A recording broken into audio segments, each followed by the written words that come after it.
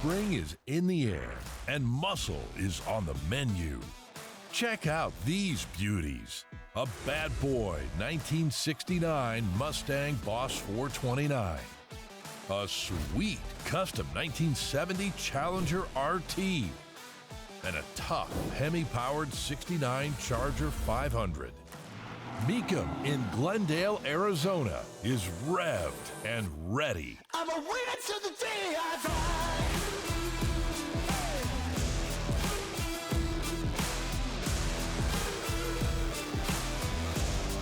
I'm a winner to the day I die. All spring is here, the birds are singing, and Mecum Muscle is ready to roar. Welcome in, everybody. I'm Danielle Trotta.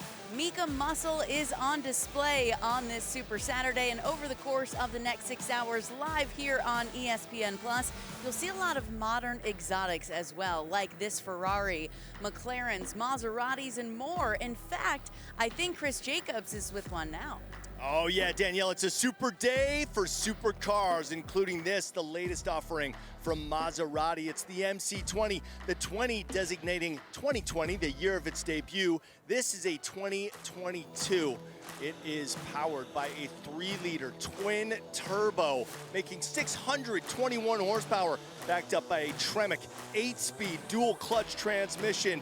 Oh man, supercar indeed. But perhaps you're interested in the Spider version. Well then, I'd likely be showing you the Cielo. This top retracts in 12 seconds, and you can let your hair blow in the sunshine. Pure carbon fiber construction. Not one, not two, but 3 MC20s going across the Mecum auction block today. Stay tuned. I like the sound of that, Chris Jacobs. Thank you. Also, 75 plus customs are going to cross the block, many of them Corvette convertibles with all the bells and whistles. I've been fawning over them for 3 days and can't wait to see them cross the block later on this afternoon. Scott Hoke, please tell me more.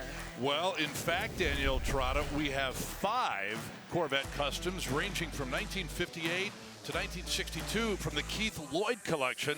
They will be crossing the block as well. But maybe the custom of all customs today, a 1967 Mustang, the Good Guys PPG 2023 Street Machine of the Year. As far as power on this thing, they plucked a Shelby GT500 engine, a 5.4-liter V8 supercharged out of that Shelby and dumped it in this car, and it is unbelievable. And Bill Stevens here with me in the booth. It's almost like we're seeing a battle of the builders from a SEMA show today. The SEMA show, Specialty Equipment Market Association, that humongous automotive trade show in Las Vegas every year. And some of the cars we're going to see today were SEMA builds. And if you build a car for SEMA, you know it's world class, and we're going to see them today. As you say often, Mondo Biondo. I know we all like Corvettes. I know many of you folks do at home, and the name Ron Fellows should ring a big bell, and I know it does with you. Sure does. I know Ron, great racer, and this car commemorates just how great a racer he was. This is a 2007 Corvette Z06 Ron Fellows edition. Only 399 were built. This is the last one. Power plant, 505 horse, 7-liter. It's got a 6-speed manual transmission, and it's got Ron Fellows references throughout the automobile, including on the exterior paint. He was a winner at Le Mans, Sebring. He's won at Daytona and 20 Trans Am victories. And this car commemorates those achievements for Chevrolet, and anybody would be proud to own this Z06. One of 60 Corvettes on our lineup today here at Mecum Glendale. Glad you're with us live on ESPN+. Let's get the program started, shall we? A 1969 GMC 1500 pickup truck. Well, isn't this a continuation of yesterday with all of the really high-end trucks that came through? Pretty much. Starting with another one here. Yeah, a 350 cube, 350 horse V8. Total frame-off restoration from top to bottom. Turbo 400 automatic transmission. That's called moss green, you see right there. Inside, deluxe interior. A center console has been fabricated for the inside of that truck. And outside, you see the stance. That is high elevation muscle with big 37 by 12.5-inch tires. And American racing wheels are what they are mounted on. This is a big time GMC. 60,000 is the high bid on that pickup truck. You know, I think about it, Bill, it might be easier to tell you about the cars that aren't customs. Yeah. You know? Today especially, and even yesterday, we had more than our share of customized automobiles rolling through. Very cool 67 Camaro SS coming up now. This is first year, obviously, we all know that, of the Camaro. And this has got the 295 horse 350. Yeah, this is anything but a custom. This has been restored back to original. It's got Power Glide in it, 12-bolt positive traction rear end, which is kind of a heavy rear end for a little 350 with 295 horse, but I'd rather have more than not enough. Power steering, front disc brakes as well, and excellent job on that restoration. Let's take a look at it right now. Inside, factory fresh, the bucket seats, the floor shift leading to that Power Glide automatic. Got a factory tack, a factory AM radio, a few extras as well, and those rally wheels that made their debut in 1967, and red line tires. And we could trust all the badging on this 67 Corvette. It is accurate. Camaro. Oh, You got Corvettes on the head now. See I what guess did I here? do, Yeah. right? Yep. And we can trust all the badging. Yes. Yeah. Yes, we can. Pretty color. That's Capri cream, they call it, with a contrasting black vinyl top. All right, let's move on. 1976 Cadillac Eldorado. Yeah, the days of the Cadillac convertible were winding down very rapidly by 1976 because they didn't make any more Cadillac convertibles after 1976 for quite a while. Odometer, not even 9,000 miles yet. That big 500 cube V8 with the automatic transmission and plenty of options. Metallic blue paint, white interior. While the interior of that Cadillac is almost as big as this stadium. Look at how spacious that Cadillac is, but that was their stock and trade. Always has been. Real leather, too. So, $40,000, Ryan Brewer. Well, 40,000 buys the big old Cadillac, and what a beauty it is. Terrific way to start things off here in our first segment. Much more to come from Mecum Glendale on ESPN+.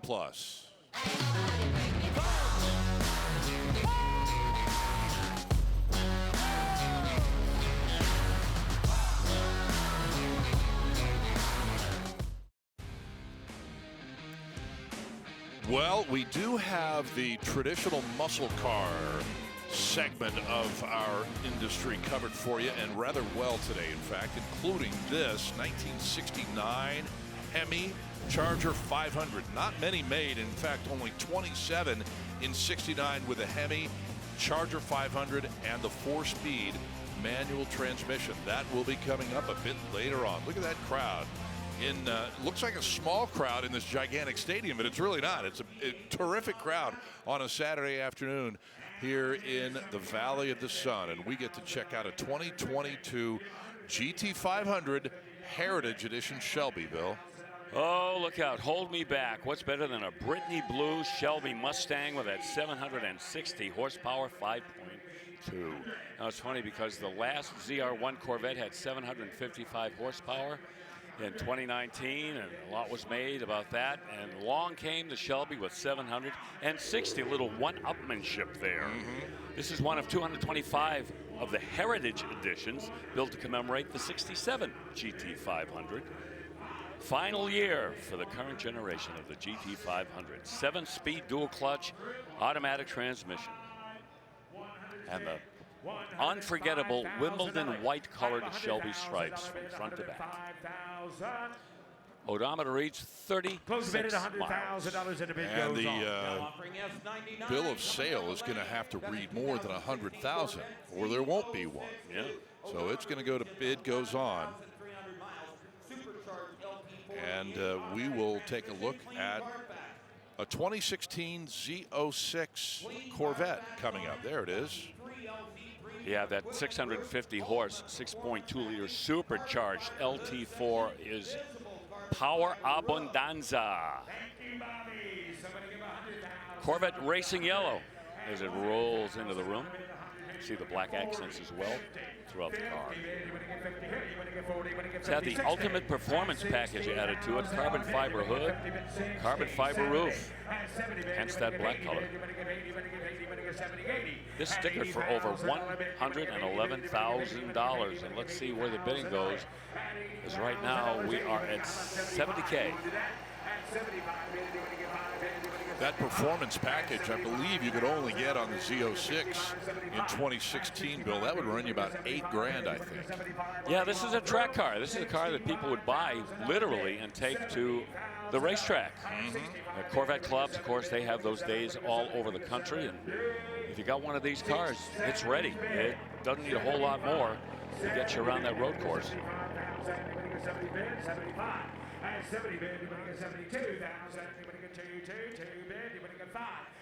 Z06. You know, you took the words right out of my mouth. I was about to say what a legendary option code that is. Yeah, says it all. Debuted back in 1963, and you know, the strategy of the Z06 has never changed. The car that you would buy from a Chevy dealer, and it's practically race ready. I have 75 bid. You winning a 70, winning a 70, winning a 77. Sold $75,000 to Okay, Megan. going Now away to the offering us internet. 100 That's Megan down there taking care of the online bidding at the moment. And that Corvette goes for $75,000. As I mentioned a few moments ago, 60 Corvettes have graced us with their presence here today. Here's a 59 Eldorado Seville hardtop. You want to talk about legends, not in the option code, but in the body style, the one-year only design. This is absolute Americana in an automobile. Probably one of the most recognizable automobiles from the 1950s, and probably not a very good track car. I should probably mention that. But if Not you race ready. No, if you wanted luxury to the nines, and you wanted something that you could cruise on the highway for hours and never get fatigued, the car really catered to the driver and the passengers. This was it. This was the genius of Harley Earl, of course, who we talk about all the time, with his styling and, of course, the aircraft influences that he was responsible for, all encapsulated in this caddy. 345 horse, 390, lots of options, and it sells. That is so cool to see those the brake lights come on and those tail lights light up in the back end of that 59 caddy. And how appropriate to lead into our next car. Well, we're going to get to Chris Jacobs for a moment. Before we get to the next vehicles, he is standing by with another terrific muscle car coming at us today, Chris. Oh yeah, Scott, appropriate that we're in a stadium because it is an all-star game today. Check out this bad boy, 1970 Chevy Chevelle. You're looking at the 454, and yes, that is the mighty LS6. Wow, rated at 450 horsepower. What a clean restoration on this bad boy. That LS6 is backed up by a Muncie M22 four-speed transmission. Of course, that is the Rock Crusher, fully rebuilt drivetrain, correct exhaust, the cowl induction hood, the smog system, the disc brakes. It's got AM 8-track radio, the tilt steering column. Oh, show quality all the way. Done as if it rolled off the assembly line back in 1970. Gorgeous, gorgeous car. Going to be coming across later this afternoon. And man, is this one going to get some eyeballs, Scott? It will, no doubt about it. And that is another legendary code, LS6, coming at us. Here's the car you were talking about a moment ago, Bill, that Continental convertible, 1967. Yeah, the arch rival to the Cadillac, and while Cadillac was giving you fins and festoons and all kinds of crazy exterior styling, this generation of the Lincoln, very conservative and yet a big success for the Lincoln Mercury division. This is a 67 Lincoln Continental, and this is a very subdued color. This is a very pleasing automobile to look now at. offering us 102. It is. You know what I mean? Yeah, and how about that price tag? That's pretty nice if you're looking for an old 67 Continental. Not going to break the bank necessarily. By the way, you may have seen the gentleman on the block from whose collection these cars come. It's Marty Nelson, the Marty Nelson collection, and he is here in Glendale. Here's an 85 Corvette on the auction block right now, also from this collection. 1985, a couple of years into the C4 generation. 5.7 V8 engine, the L98 code, that would give you the 230 horsepower V8 with tuned port injection. And the Corvette was slowly becoming a little bit more refined. It got off to a rough start in 1984, but by 85, 86, a lot of improvements were made to kind of file off the rough edges. This with the 4-speed manual transmission with overdrive, posi rear ends. It's got that Targa removable roof. 1985 again, the year for the Corvette that it really began to get back to its roots of performance, style, and reliability too. It needed that. Okay, and now, Bill, here is the show that the Corvette that you selected at the top of the show. It's that Z06 Ron Fellows edition, and another stellar car from Marty Nelson's collection. Yeah, this car could stand on its own, even if it were not the Ron Fellows edition. There you see that 505 horsepower Z06 engine matched up with the 6-speed manual transmission.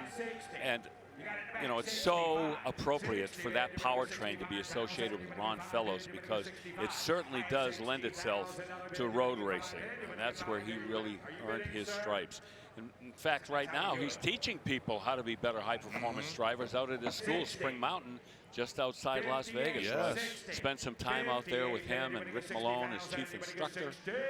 And boy, people that go there rave about it, and I don't blame them. But this car right here, you think about all the victories that Ron scored in endurance racing and how Chevrolet really wanted to acknowledge that. So this car is what they did so that we would all remember just what a great road racer he was. I don't think so. By the way, if you don't know, Marty Nelson, legendary singer, was a founding member of the original Manhattan Transfer. Back in the day, has sung on commercials and jingles and sung with Sinatra and some others. Excellent vocal group. Oh, I remember their song. I played them on the radio. Right. Yeah. What did your Ron Fellows car sell for? Did you see that? 50, like 60. 60. Got to 60. Okay. We were talking about Marty Nelson and I Mr. know. Carr. Stop Sorry. doing that, will you? Here's 58 Ford Fairlane 500 Club Victoria. Well, we can't help but make comparisons between what was happening at Ford and what was happening at General Motors. Over at General Motors, you think of all of the cars in 1958 that were longer, wider, they were heavier, they were bigger, lots of power accessories. And Ford, a little bit less so. Their cars somewhat more conservative. Of course, in 1958, the main power plants were the Y-block V8s that had come in a little earlier, and then they switched to the FE series of engines. So things were happening at Ford. Reserve is off on this Fairlane 500. You saw the 292 Cube Thunderbird Special in between the fenders, and there it is. Just sold it for $27,000. 3-speed manual on the column. That's a throwback. Hey, check this out. I am. Yeah? Oh, yeah. Tell me about it. 1963 Dodge Polara 500 hardtop. Now, this was not a car that the Mopar people raced very much, factory drag racing back in the day, but this has been built to kind of resemble some of the cars that were being raced. It's got the 426 cubic inch wedge V8, not the Hemi. This predated the Hemi by 1 year. Edelbrock 4-barrel carburetor. This was pretty much built to the taste of the builder, not really trying to replicate anything. Nut and bolt. TorqueFlite 3-speed automatic. And back in 1963, that's when the TorqueFlite was beginning to become a legend. Yeah, and just to be clear, you are correct. Preceded the race Hemi by a year, but the street Hemi not till 1966, right?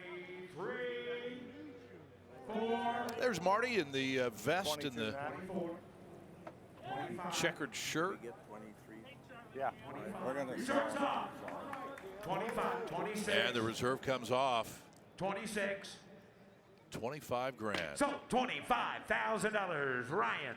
Now offering S1, 06 and 07 Corvette Z06. And so we'll move from the Polara 500 to another Ron Fellows edition Corvette Z06, this time from 2007. As the other one was. It was in 2007. Oh, I'm sorry. Yes. However, how about this? About 200 miles on the odometer on the first one we saw, 46 miles on this one. Okay. And a little earlier in production, this is number 207 of 399. And the previous one we saw was the last one in that series. But again, all the specs exactly the way we stated them earlier. 505 horse, the 06 six-speed manual. That's Arctic white on the outside. And the car's been autographed by Ron Fellows himself. And there is a replica of his signature on the left front fender of the previous Ron Fellows edition, but we do not have it on this one. Ron Fellows autograph on the fender delete. 45, 40, man. You're going to get Here, 45. take my Sharpie and go out and sign it, will you? Okay. Now 50, 45, man. You're going to get 50, man. 50 now, 5. 50, man. You're going to get 55. Well, the other one, with slightly more mileage, brought 60. Yeah, so this has a little making up to do. 50 spin, 55. Anybody else? 55. Close the bid there, $50,000. Close the bid. Okay. You got a yes. Couple more thousand maybe to get, and your signature to maybe get the reserve off. Now offering S107 and 62 Corvette. And here is the first of a number of custom Corvettes that we have in the building. We've already touched on them briefly today. And this one, a 1962 Corvette Custom. This is a CRC retro vet carbon fiber body, and look at all the work that's been done in the engine room here. We talked about CRC yesterday. These were built out in the Seattle area, and they had a fabulous team of people working on these cars in terms of fabrication, engineering, construction, assembly, and the quality stands up to anything. 5.7 liter engine, 4-speed automatic with overdrive with a limited slip differential, pretty much summarizes your drivetrain.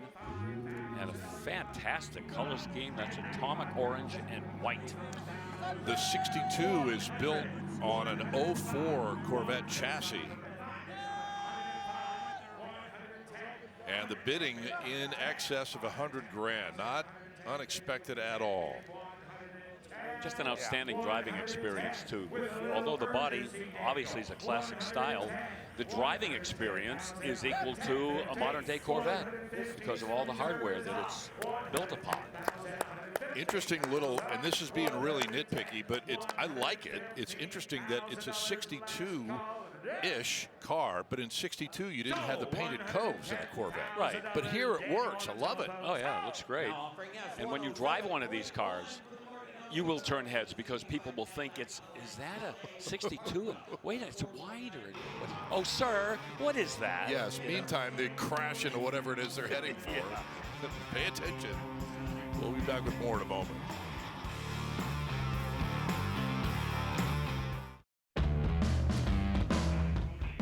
Getting set for a super Saturday here at State Farm Stadium, Glendale, Arizona. But you know what? In a couple of weeks, we're going to be in Houston at the NRG Center on ESPN Plus. Our coverage begins April 4th from the great state of Texas. Always a blast heading down to Houston. And we'll see you there, hopefully. And right now, we'll see Chris Jacobs looking at a car that's coming to the block soon.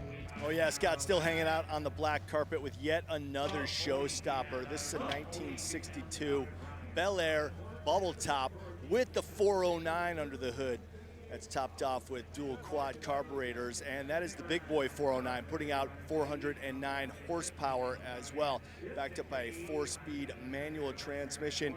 Now you might be thinking, what does bubble top mean? Where does that name come from? Well, let's just go back here to the C-pillar. That's really the easiest way to identify a bubble top. See the way this tapers down like that? If you're looking at it from the side, you can know that that's a bubble top immediately. Some Chevrolet purists would say that only the 62 Bel Air should be called the bubble top, but it's kind of strange logic because the roofline didn't change on from the 61 to the 62, so it's okay to call the 61s bubble tops also, but a beautiful, beautiful design nonetheless, and this is a flawless restoration, just one of the many, many perfect cars going across the auction block today here in Arizona. All right, thank you, CJ. He'll be stationed out there giving us a look-see at some fabulous cars and trucks. Here's another custom pickup, this one from 1974 and the GMC boys. Scott, I almost am beginning to believe somebody's out in the parking lot building custom pickups and they're rolling them in. They just never end. This is just another one. And custom it, look at the way that sits. That is hugging the ground. It's got a 5.3 in it with Sniper electronic fuel injection and lots of special detailing under the hood. The transmission's a 4L60E, jet black, vinyl wrapped wood grain there, which we see a lot of now. Boy, the way that they can do vinyl today, boy, it looks like real wood. New parts and pieces everywhere too as well. Great build on this truck. All right, let's move on to a 2016 Rolls-Royce Ghost sedan that has arrived front and center. The epitome of luxury, the Rolls-Royce. This roller is in diamond black. On the outside, black interior, twin turbo, 663 horsepower, 6.6 V12 with an 8-speed automatic. Options everywhere, but the big story with any Rolls-Royce is just the exclusivity. The fact that wherever you go, people know what it is, and it gets the kind of respect probably more than maybe 99% of the other cars in the world. 80 grand is the current bid. So quiet, so serene. They really do isolate, you know, the driver and the passengers. These automobiles, they're heavy, well into 3 tons, but the roadability, just the feel that you get behind the wheel of a car like this is pretty special.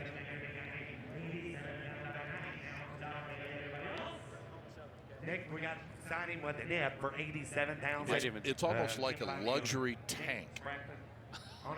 I mean, heavy enough, solid is what I'm talking about. Nothing wimpy about the car at all. It is. It's the most luxurious tank that anyone has ever driven. And you know, BMW owns them now. That has Brembo brakes on it. I saw that, yes. On a Rolls. That is unusual. Yeah. Okay, 1970 Mustang Mach 1. And a bid of $40,000 at the moment. 351 Windsor, 250 horse, and the FMX automatic transmission. That's the original color, medium gold metallic with the black stripes. And the 1970, I'll tell you, the 70 Mustang Mach 1 could come in any number of flavors in terms of the powertrains, the trim levels, the available options. Those are what I call the pastry wheels there. They just look like little cinnamon buns in the middle there. I would prefer the Magnum 500 wheels, obviously. This one with the shaker hood. I'm sorry, that is a non-functional hood scoop on this Mustang. 45 is the bid. See the wheel treatment? See what I mean?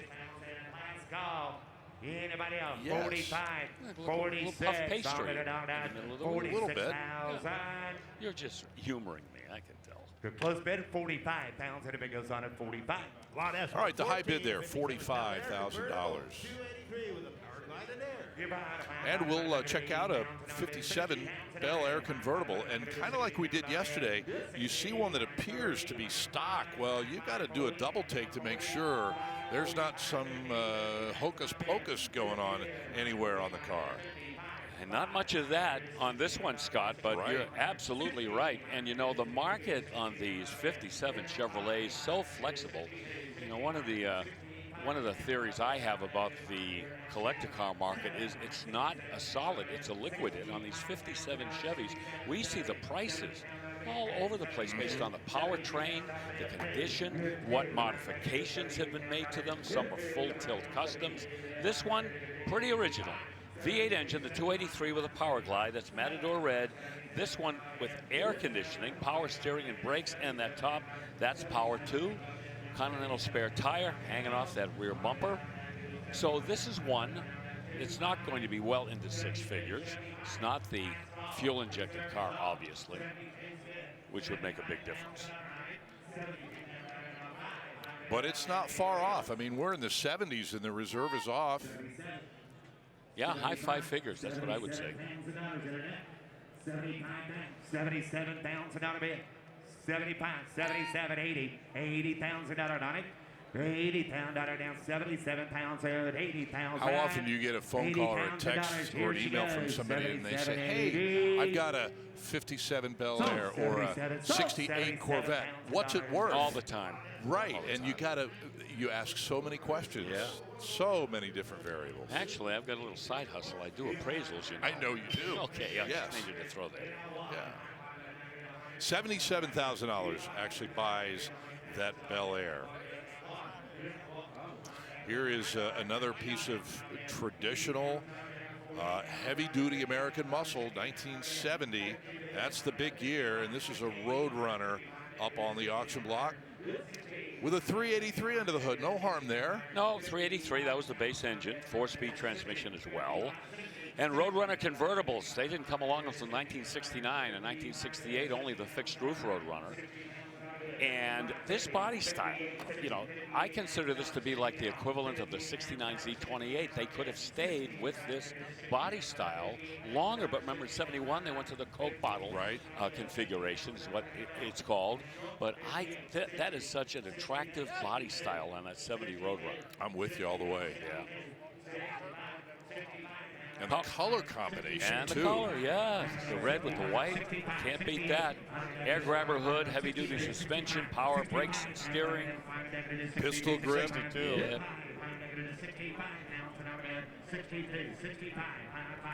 And if you wanted a Roadrunner convertible, this was the last year you could get it, unless you had your brother-in-law, you know, fashion one for you. He always says every roof is removable. 65. We got a guy there and a guy over there. I don't know. They won't fight it out. Well, they're down to the slow now. I don't know. We got 65 there if we want to lift it. I only have 65, so that's $5,000 away. So we got to be over 70. I got it at 70. You're out. Yes. Okay, we're trying to make a deal here. 65, 67 pounds. Yeah, they're saying we got to be like 72, 75 is the only way we're going to Racing be. bid. 75 would do it. You want to try a bid at 72 and see if we can get it sold? We're trying to get this reserve off. We're trying to get it done for them. They only made 40 with their grip. Right. It's the rear. No. Okay. No. What if we took a check home for Well, 62? We're going to close the bid. Is that right? Okay. Okay. All right. Yeah, he's not wanting to. Going to close the bid. The bid goes on. Ricky? Up next, Well, a lot of discussions going on. I think the consignor is going to hang on to the car at $65,000, Bill. What do you think? Don't blame him. Yeah, I agree. I would be much happier to see a little bit higher price to let that Roadrunner out of my grasp. Exactly. Okay, and so the bid goes on, $65,000. We move to a 1966 Corvette on our auction block. Yeah, special one too. Bloomington Gold Silver Certified NCRS had a score of 93.4 out of 100. This is a hydraulic lifter, L36, 390 horse, 427, 4-speed transmission. That's Nassau Blue. We'll always worship that Nassau Blue, Le Mans Blue, Marina Blue. And you know what? On this car, the paint is original. Wow, and that's something. The interior, the convertible top is original. Can you believe that? Yeah, you've probably heard me talk about it many times. One of the toughest things to do in the whole world is to keep a paint job on a Corvette looking good. And somehow they've done it with that car as well, with the knockoff wheels, goal line tires. Yeah, and it's not going to sell at 110. I wouldn't. Again, not with all the originality you're looking at. So 110, the bid goes on the 66 Corvette with a 1970 LT1 right behind it. LT1 convertible, a soft top convertible. Ooh, this is bling, bling, bling. NCRS Top Flight, only a year ago, recently judged. Paperwork is included. The LT1, we've talked about it. Factory rated 370 horsepower with a 4-speed Muncie. Originality, yep. That transmission from the factory, rear end, same deal. Power steering on this. Now, a lot of guys who ordered LT1s in 1970 did not want the power steering because that, of course, robs the engine of a little horsepower, and this one has it. Power brakes as well, and that's Mulsanne blue, which is probably a little downwind from that Nassau blue that we just saw.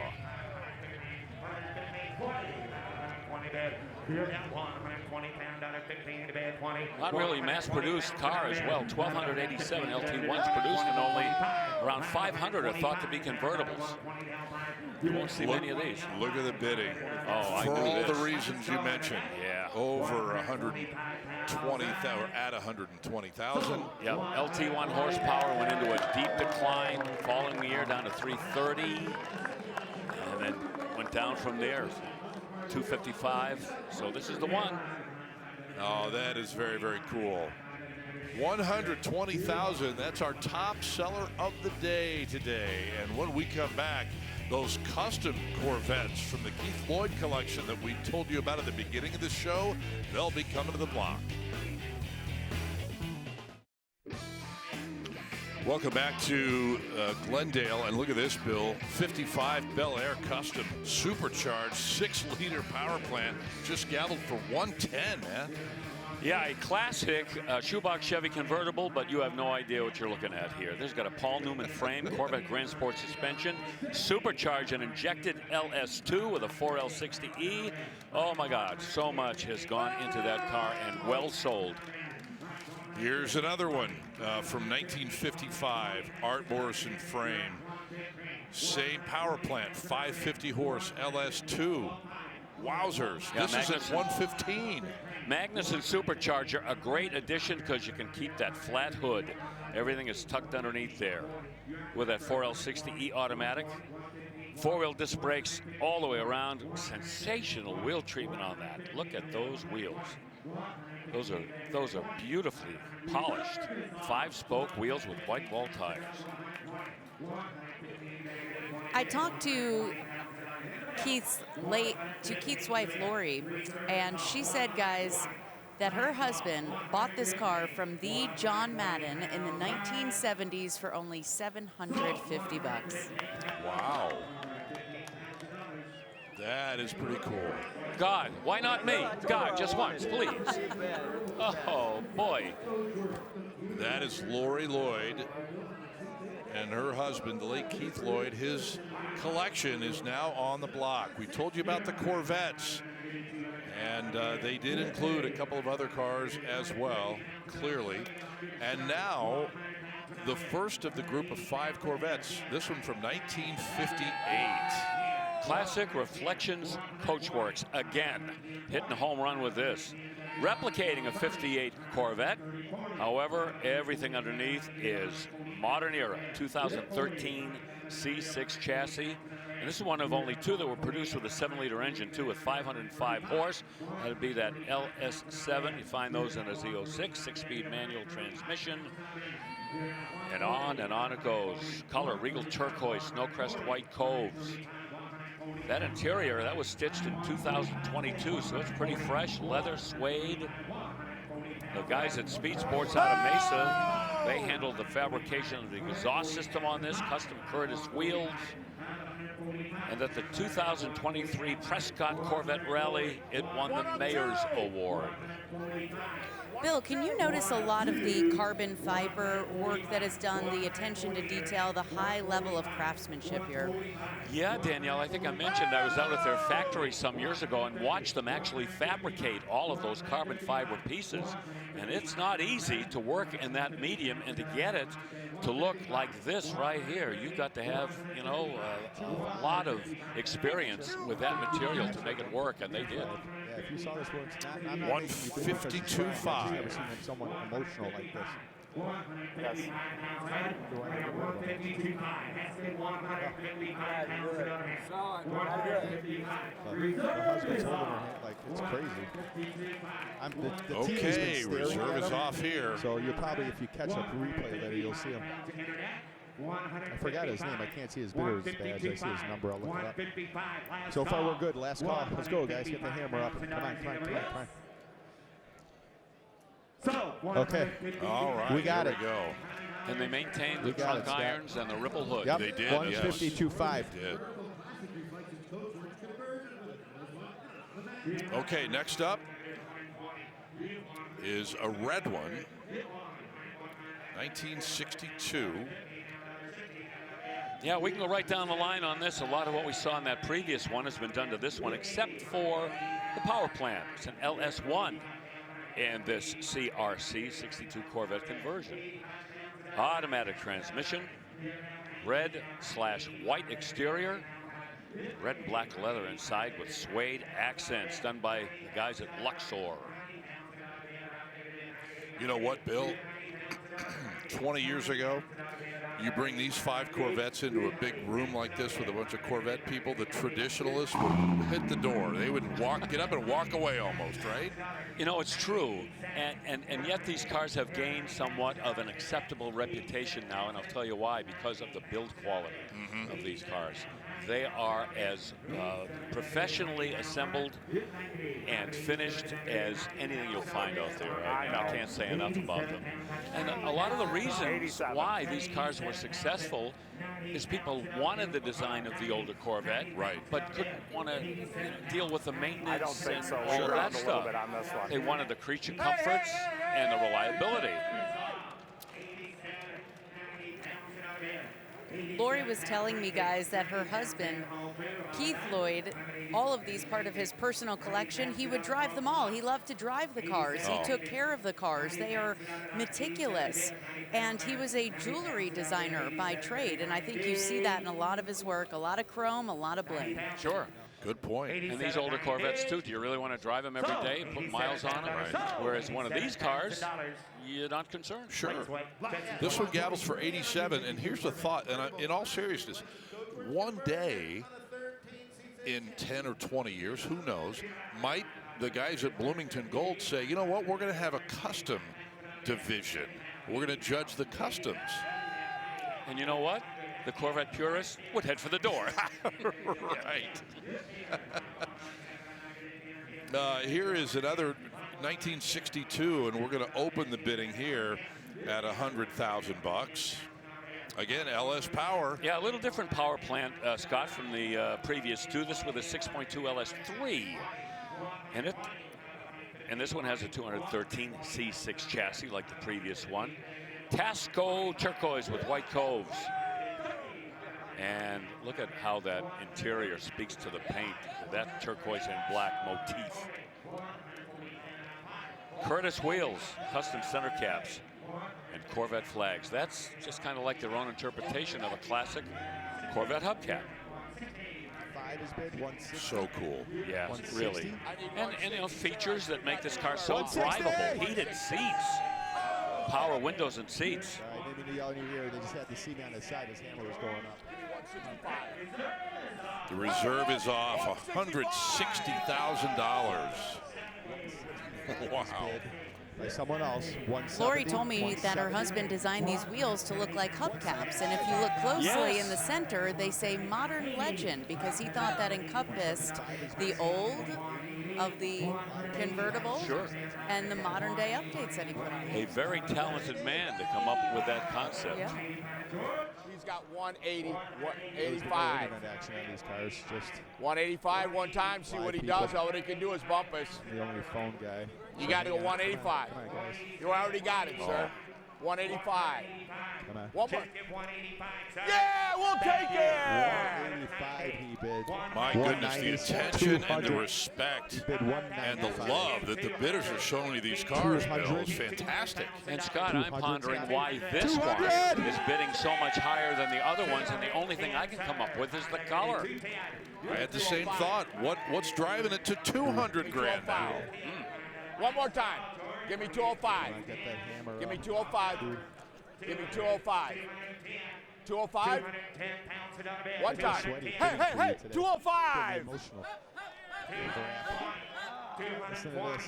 210 is Here's a bid. theory. 220. Maybe all the guys that lost on the 210 is first bid. several What do you are wanna trying do to there? get one of 210 these, is and bid. they're bidding to whatever it takes. That happens. 212.5. 215, Scott. They're all laughing at me. 215. 215. You flipped me. That's on my that one. hole, sir. I went back for you. He's done. No more. Audience guy, get that hammer up. The reserve bill came off at around 155, 160. Just hammered it for $215,000. How cool is that? Oh, there's one happy lady. Well, another one. We are not finished. This one, 1958. And as you can see, they, again on this one, have retained the washboard hood. Yeah, and the trunk irons are on there as well. And this has the LS3 V8 in it with an automatic. And this one built on a 2012 C6 chassis. Little older than the one we saw previously, that platform. A little newer, but essentially the same. Not a lot of difference there. The custom diamond stitch interior with the blue accents is such a perfect complement to that beautiful white paint job on the exterior. There are those custom Curtis wheels again that Danielle just told us about. Reserves off here at 135, or 130, excuse me. And how about this for an extra step? You see those door handles that look original, push-button Corvette door handles? They actually have electronic solenoids in there. That is an electronic door opening mechanism. Oh, that is cool. Yeah, like how they did that. And this one sells for $130,000. And we are in excess of $800,000. According to our accounting team in the truck today on these Corvettes, or the collection in general, the Keith Lloyd collection. $100,000 to open it up on another 58 custom. Yeah, CRC, again, always a bunch of people that love Corvettes and really put their heart and soul in these conversions. No longer doing them out in Seattle. Corvette parts, I guess now, is what they provide for people. But this is, again, a conversion that's built on the 2012 C6 chassis. Different color arrangement here. Silver blue with snowcrest white coves. Lori also was sharing, guys, that her husband was friends with Zora Arkus Duntov, the man responsible for the Corvette as we know it today. And actually, as their friendship grew, Zora actually took some design ideas from Keith and brought them into the modern day Corvette. Wow. Very close friends. That's very impressive. It is. 165 here.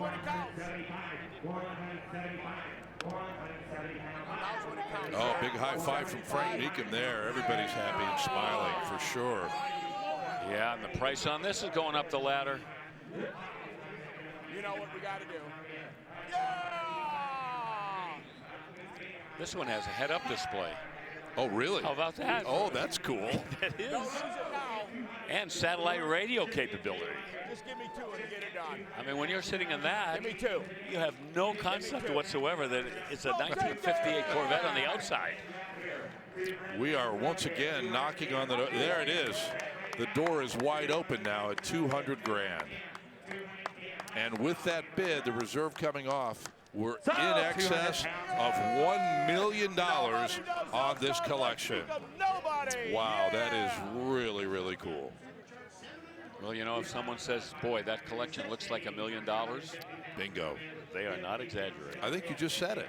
I did.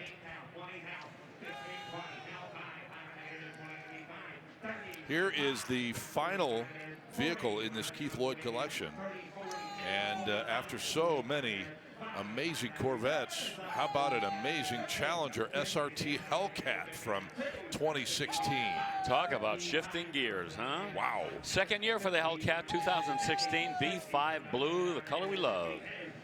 And that's got that 6.2 liter supercharged 707 horsepower engine. This one, not a manual.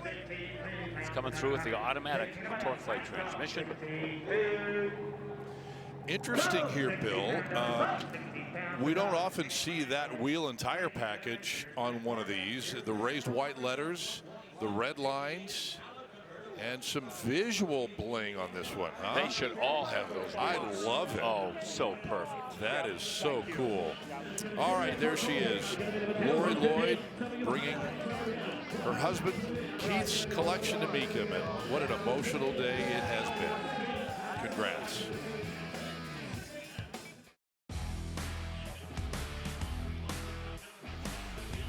Welcome back to Glendale, Arizona, here on ESPN Plus. I'm Scott Hoke, Bill Stevens here in the booth with me, Chris Jacobs, Danielle Trotta.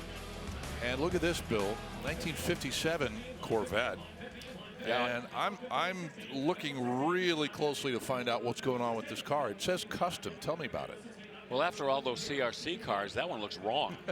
Right. But yeah, no, it's had a lot of work done to the powertrain. GM Performance LS3 crate engine, Tremec 5-speed, an aftermarket 9-inch rear end, and an aluminum third member. So, you know, underneath this Corvette, nothing comparing to what it originally was rolling on. Beautiful workmanship, too. It looks like a 100-point restoration. Yeah, the high bid at $150,000. Well, as you've heard us say for a number of years, very happy to be partnering with National Parts Depot again in 2025. They've been around for nearly 50 years. And right now, Brother Bill, how about let's take care of our NPD preview for today. Yeah, this is a car that is perfectly in the wheelhouse of what NPD does. A 1970 Camaro RS SS in Mulsanne blue. Not a big powerhouse, 350 cube, 300 horse V8 with turbo 350 automatic. Take a close look at the interior and the body work. There you see the wheel treatment on this. 12-bolt rear end underneath there with positive traction. And not a 100% original car, and a lot of people who are doing the restorations now on this generation of Camaro, they take some liberties, and you can do that with the NPD catalog to find all the stuff you need for an original restoration. But if you want to go a little far afield, you can do that too with that book. Well, and that is just one of their many model-specific parts catalogs. So check out npdlink.com or nationalpartsdepot.com there on the lower left, and find out more as you get set to restore your car. Thank you, Bill.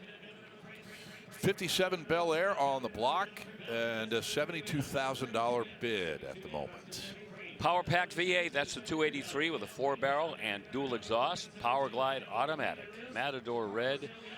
Power operated convertible top. Tell you, not every convertible during the 1950s would give you the power top. This one has it. Power steering windows and seats.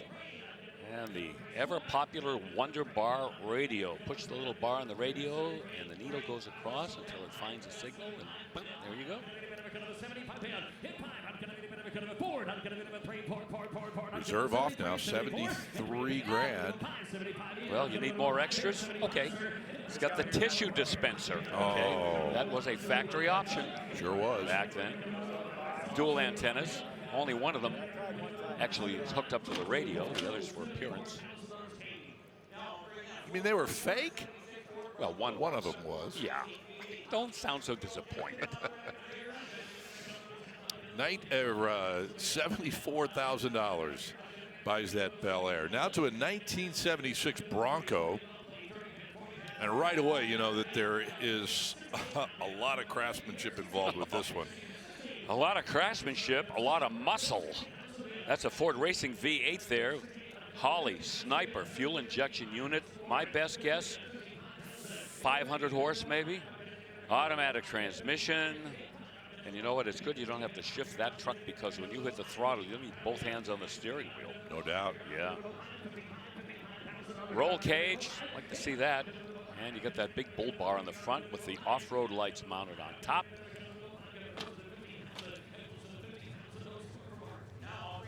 $50 grand going to be the high bid for the 76 Bronco. Yeah, we're quite a ways from the goal line on that one, I can tell you. Another 57 Bel Air now. Very kind of almost a standard if you're going to do a resto mod. 350 small block V8 here, Bill. Yeah, falls into our conversation, Scott, about where the market on these 57 Chevys is based on what you got in them. Like this one, far from original, 350 in it, crate motor, aluminum heads, updated pulley system, and an automatic transmission, and another power-operated convertible top. Leather interior, vintage air, and they beefed up the sound system in this as well. Look at that. Looks like an NFL football. Yes. I'll tell you something else you're going to find as a surprise, which you do not see in builds like this very often. How about an independent Jaguar rear suspension? Wow. Nothing, you know, that would tip you off as you look at the exterior of this, but if you crawl underneath, you'll see it. Boy, that's, I mean, it's not unprecedented, but it's certainly rarely seen in a car like this. Right.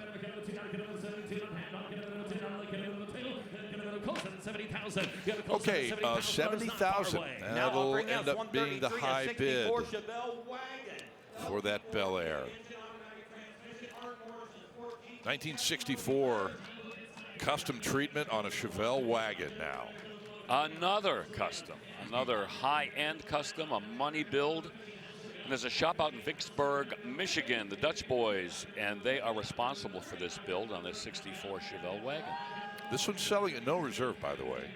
Yep, crate motor, 650 horse LT4. 10-speed automatic, modern era 10L90. K-Tech Performance out in Detroit, they handled all of the running gear, setting it up and getting it installed. Art Morrison chassis, Willwood discs, and Strange Engineering coil over shocks. Ever tell you about Ken Stang, the owner of Strange Engineering? And people say, why did you call it Stang Engineering? And he said people would always read it as Strange Engineering, so I decided to make that the name. Oh, really? Huh. Can you Interesting. imagine that? Hey, whatever works. I know, more people were calling it strange. He said, I surrender. Exactly. By the way, you got to look at the interior. Those are BMW bucket seats that they've dropped into this Chevelle. Yeah, I restitched them in new leather, tan color. Those are Budnick wheels, by the way. Michelin Pilot Sport tires. Those are pretty fa-fa tires, too, to have on a street rod. Michelin Pilot Sports. Fa-fa? Fa-fa-fa, I think is what I was trying to say.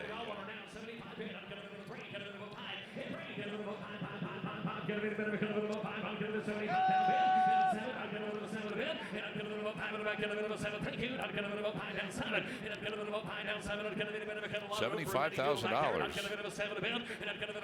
is the bid. Sold 75, sold 75,000. And there it is, selling at no reserve. Well, we had one of these yesterday, and another one coming to the block in a little bit, and I'm talking about a 1969 Boss 429. This one in black jade, one of 239 wearing that paint scheme, and we'll see it on the block in a moment.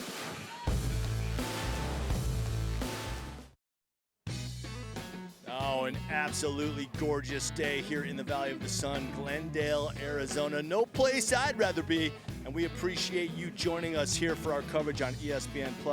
Now, two of my favorite words in automotive are Porsche and turbo. And when they're back-to-back, that's my ultimate favorite, Porsche Turbo. This is a 2019, the last year of the 991 iteration, powered by a 3.8-liter flat six, backed up by the seven-speed PDK. That's Porsche Doppelkupplung dual clutch transmission. Now, one of the hottest aftermarkets in automotive is the Porsche. So we'll see what this one gets. Even though it's got over 20,000 miles on the odometer, these are still very, very valuable. So I'm looking forward to seeing what this is going to go for when it crosses the block, especially because highly desirable black exterior over this beautiful Bordeaux red interior. What a striking combination. Very, very cool car, excellent shape, and once again, Porsche Turbo, Scott. I have to ask you, CJ, will you have your bidder's badge handy with that one? I think I used my budget yesterday, so I don't know. Okay. Maybe I'll call my banker. I just had to ask. You never Thank know. you. All right, man.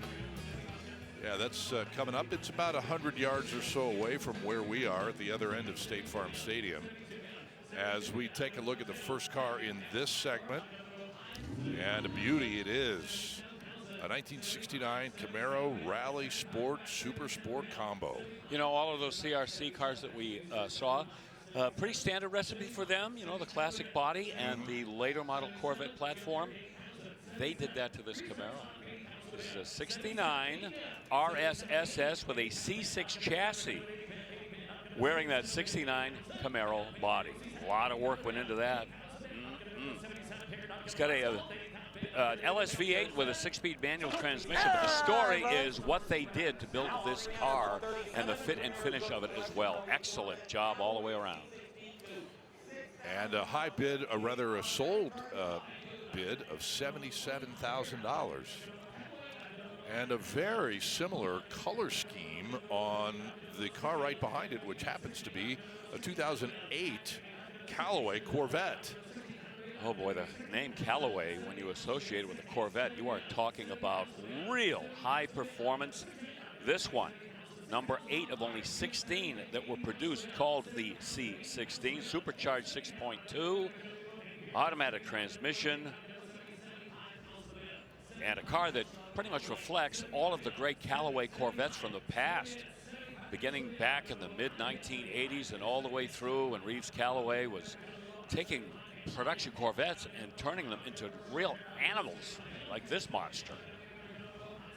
And it's got extras too. I mean, believe me, it's not a race car on wheels. It's very comfortable, and you see some of the subtle styling changes as well that characterize Callaway cars. Very cool. And it will not sell here with a bid of $70,000. It's going to take a bit more than that. All right, here is a really little cool throwback, if you will.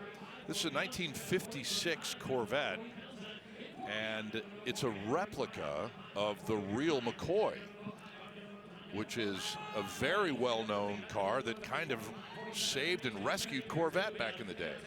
And we sold it in Kissimmee a number of years ago, the original real McCoy. Right. Yeah. This one, they've taken some liberties, some variations on this. It does have the 265 cubic inch V8, not race prep at all, with the 2 4-barrel carburetors. Corvette manual transmission as well, and it's got the correct polo white exterior, and I'm just looking at those wheels, and boy, those are beautiful. Those are Hallebrand kidney bean wheels with knockoff hubs. Boy, are they exact replicas of the original car. Very nice, and it brought $50,000. All right, we mentioned that Boss 429. It's coming up here in a moment with a very special car after it. However, before we get to those, it's a 59 Impala bubble top on the block now.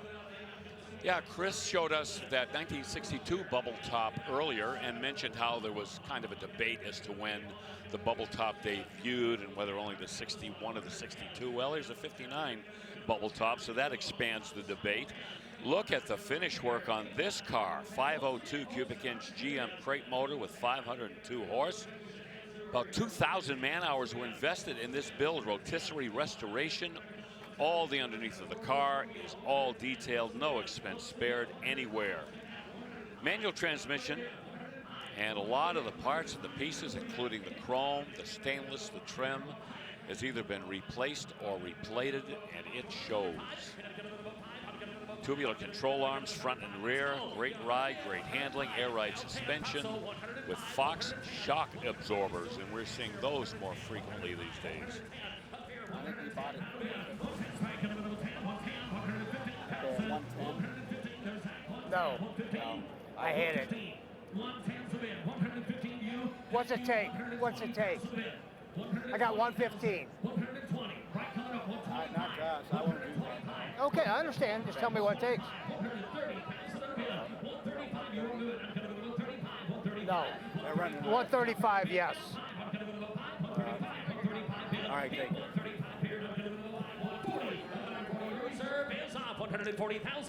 Reserve is off. This fabulous Chevy Impala bubble top. I told you that car's going to be sold. 140 bid, 135, 40 bid. No 5-speed or 6-speed Tremec. Nope, going old school with a 4-speed transmission. Okay, there you have it. $135,000 for that bubble top. That is pretty cool. Now to the Boss 429, always a head turner, a very important car, 2 years only.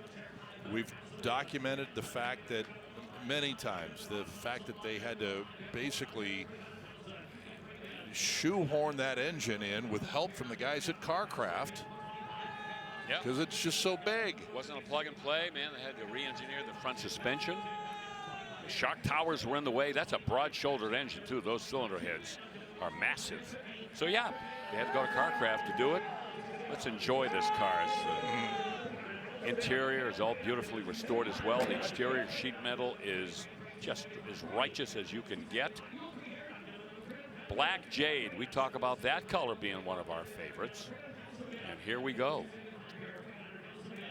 They all came through with traction lock rear ends. This one with 391s, and they all had 4 speeds. And of course, we've told the story many times why that engine wound up in the Mustang just to homologate it for NASCAR. Ford had no intention of putting the Mustang on NASCAR super speedways, but they didn't have to. You just build enough of these engines and enough production cars, and you were on your way. 285 is bid. We get 300, make something happen. Where's that got to be? This is one of those cars, Scott, where the mileage on the odometer is going to have a big reflection on where the bidding is going to go. This car has had some miles on it. Very true.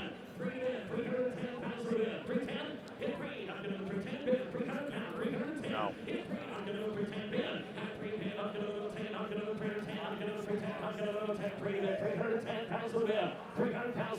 Gonna get another bid.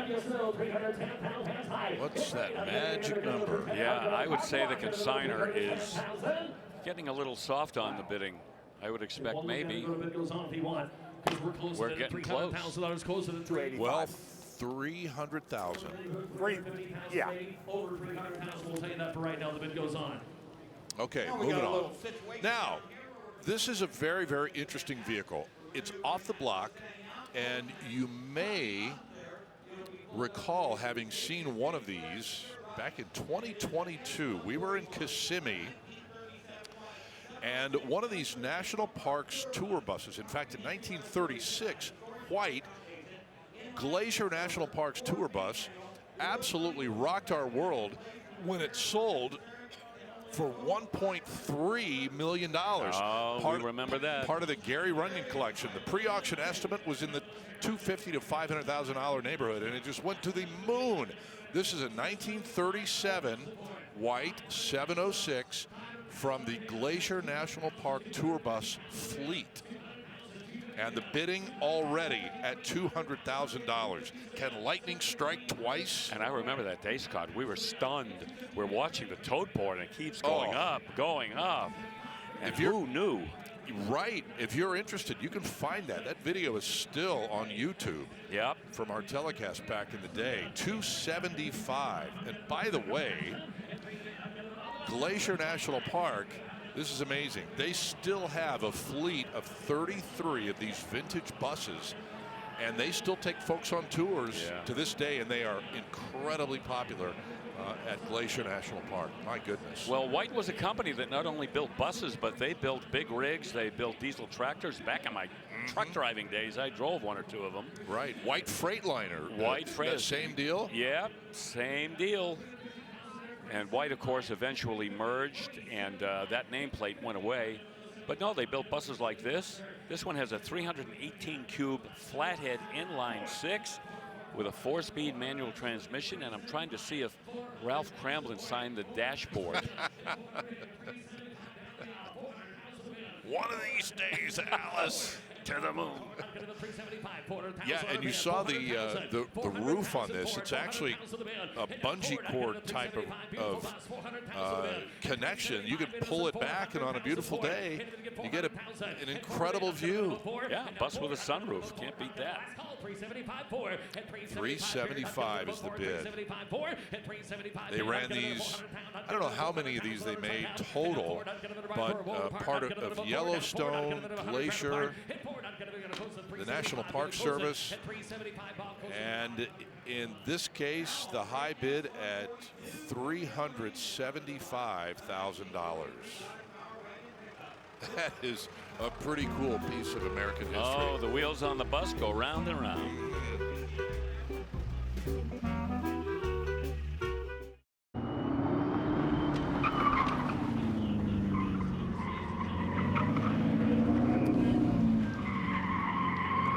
Welcome back to the desert.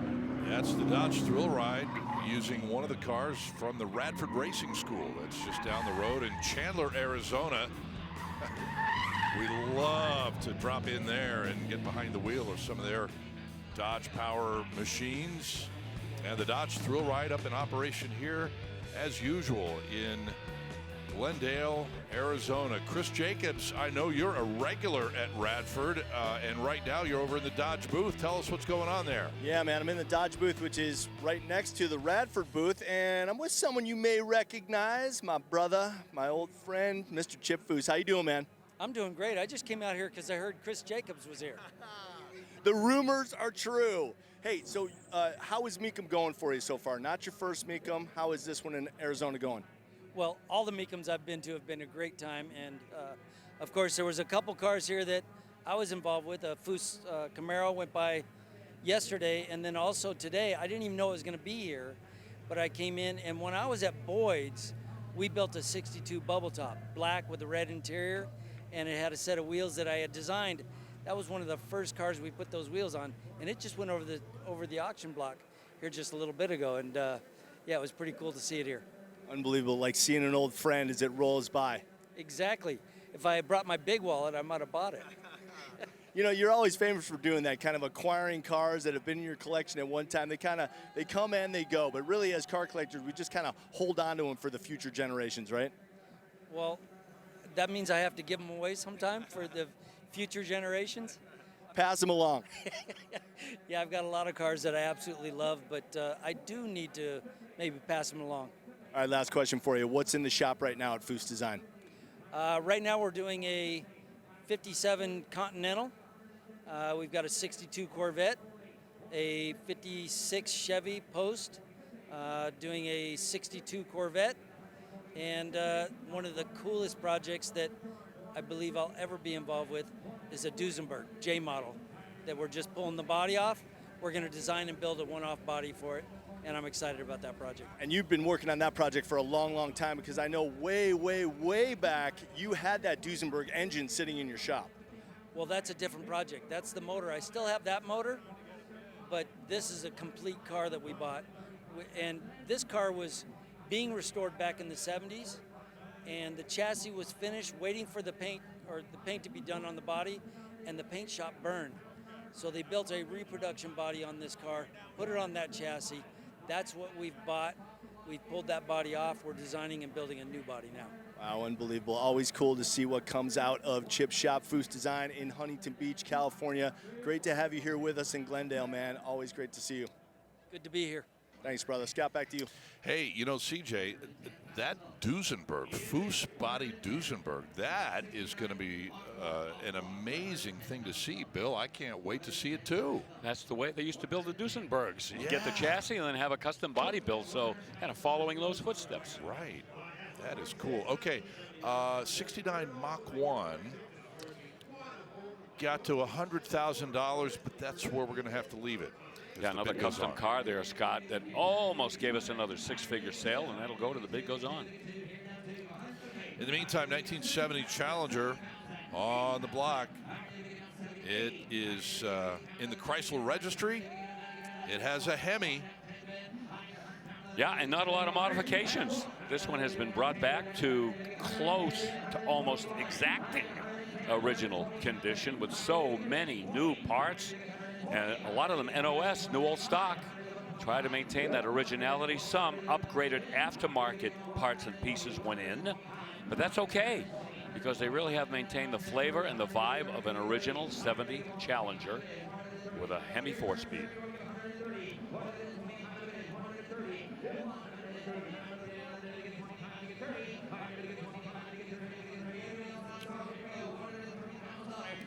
Not a numbers matching Hemi, which is why you're seeing the bidding, the low six figures. But it is a genuine, original 1970 red convertible. Yeah, if it were a real Hemi from 1970, boy, the money would be outrageous. Way up. Being thrown at that. Okay, 66 GT350. Oh, if Chip Foose wants to buy this, he better have his big wallet with him because this 1966 GT350 is a real Shelby. 1966 second year, and there you see the power plant, the 289 cubic inch small block with 306 Shelby tweaked horsepower. The engine that also powered the small block Cobras, and of course the competition Cobras and GT350s really relied on those 289s. This one has been restored all the way back. Original numbers matching drivetrain along with all of the things you love to see on these 66s, including those 10-spoke mag wheels. This is an unrestored car. I think I should definitely throw that in. Original tack.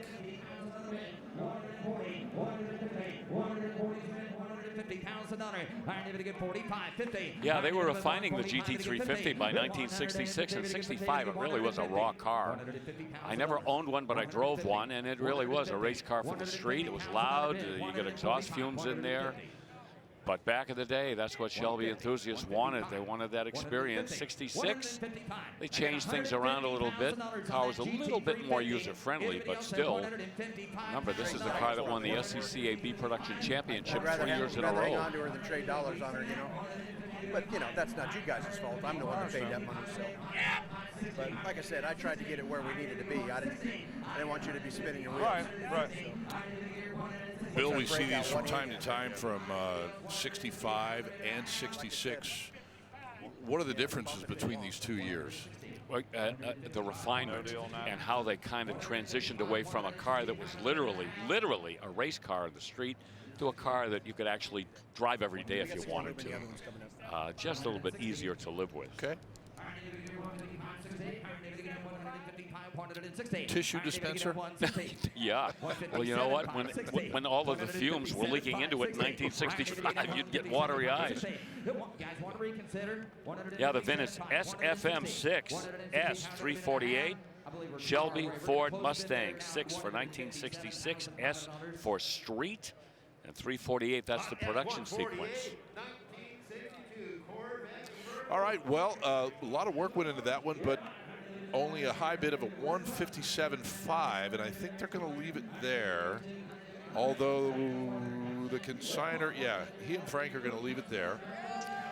As we take a look at another 1962 custom Corvette here, Bill. Boy, this is a great example of how simplicity sometimes can really be superior to going too crazy on a car. I'm going to tell you that the paint and the wheels probably tell most of the story on this. 327, as they all had in 1962 with a 4-speed. But that burgundy metallic paint is sensational. Some dress-up items on the 327, such as the air cleaner and the valve covers. Those beautiful wheels, Riddler wheels, all chromed out. You're down 700, now 70, and now 70, and now 70,000. I tell you what, you ladies look good in that car. You want to give 70,000? Give 70,000. Can't think of a thing I would change on that Corvette. Does have a soft top.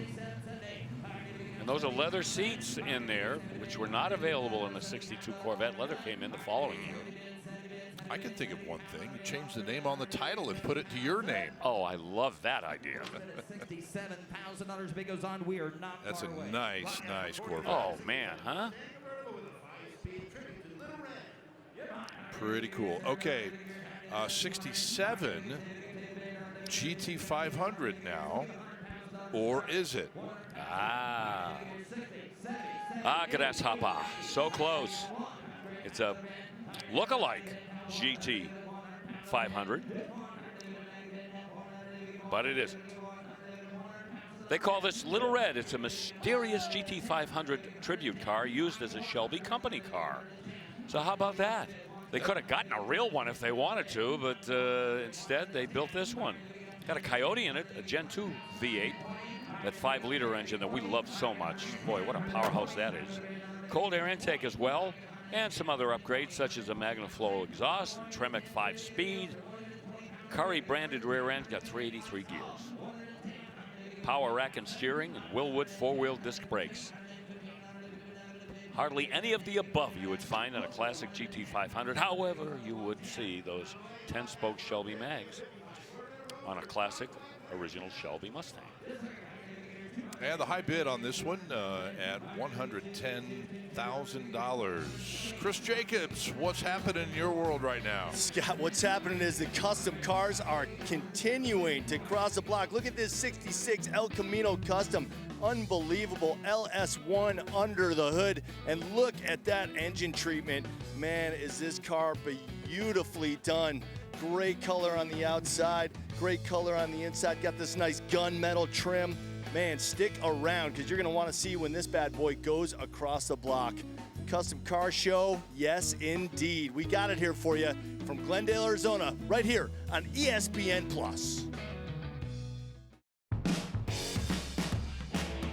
Well, once again, you know what you're going to get here in the Arizona desert. Sunshine and plenty of it here at State Farm Stadium. We bring you back live here on ESPN+, $160,000 on this 1959 triple black with gray cove Corvette, Bill. Yep, it's a Fuelie. Only 745 Fuelies produced in 1959, hence the rarity. 290 horse, 283 with a 4-speed, and a car that has gotten NCRS Top Flight awards. How much do we love these E-Type Jags? This is from 1967.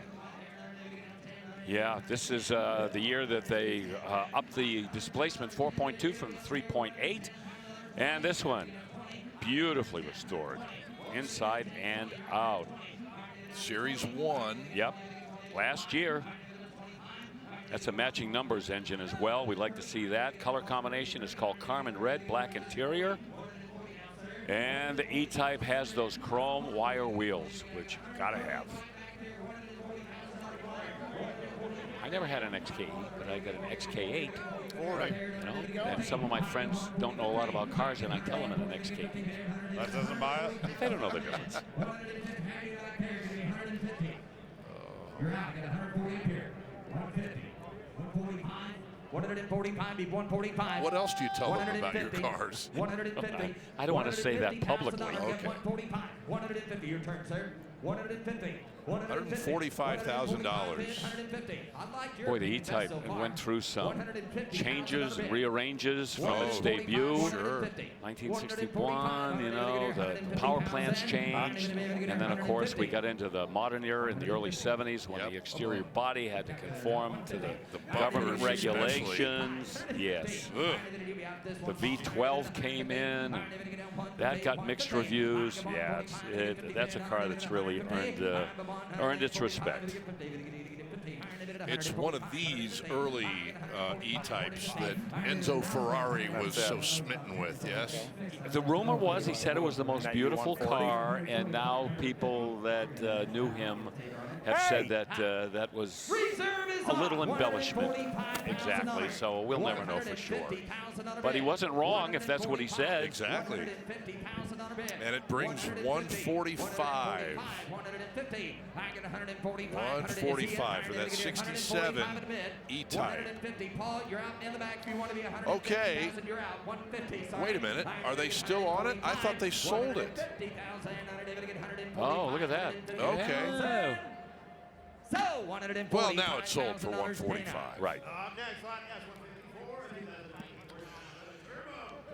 Next on the block is 2019 Porsche 911 Turbo. We heard Chris preview this. I wish he were on the block with us, but I understand he's going to be bidding, so he won't be able to offer any commentary. Oh, what a shame.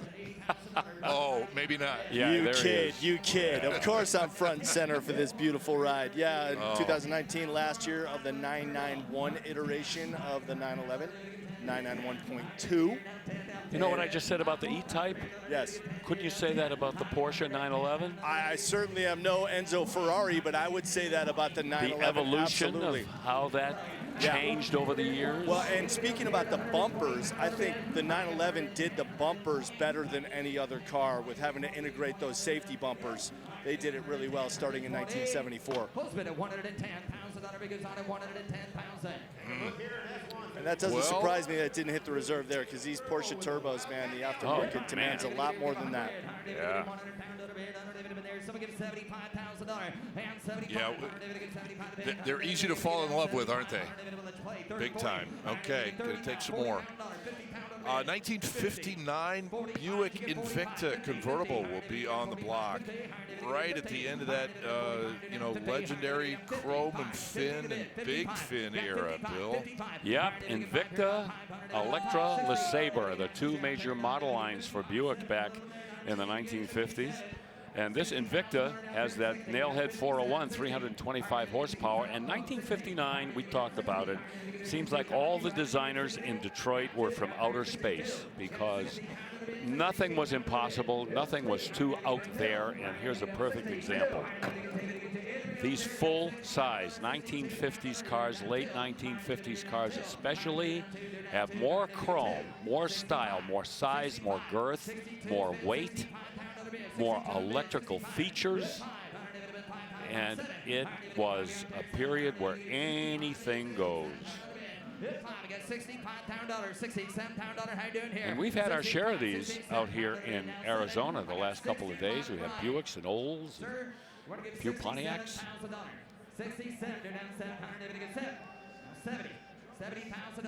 This does have a tissue dispenser, by the way. Oh, good. You're wondering. Thank you.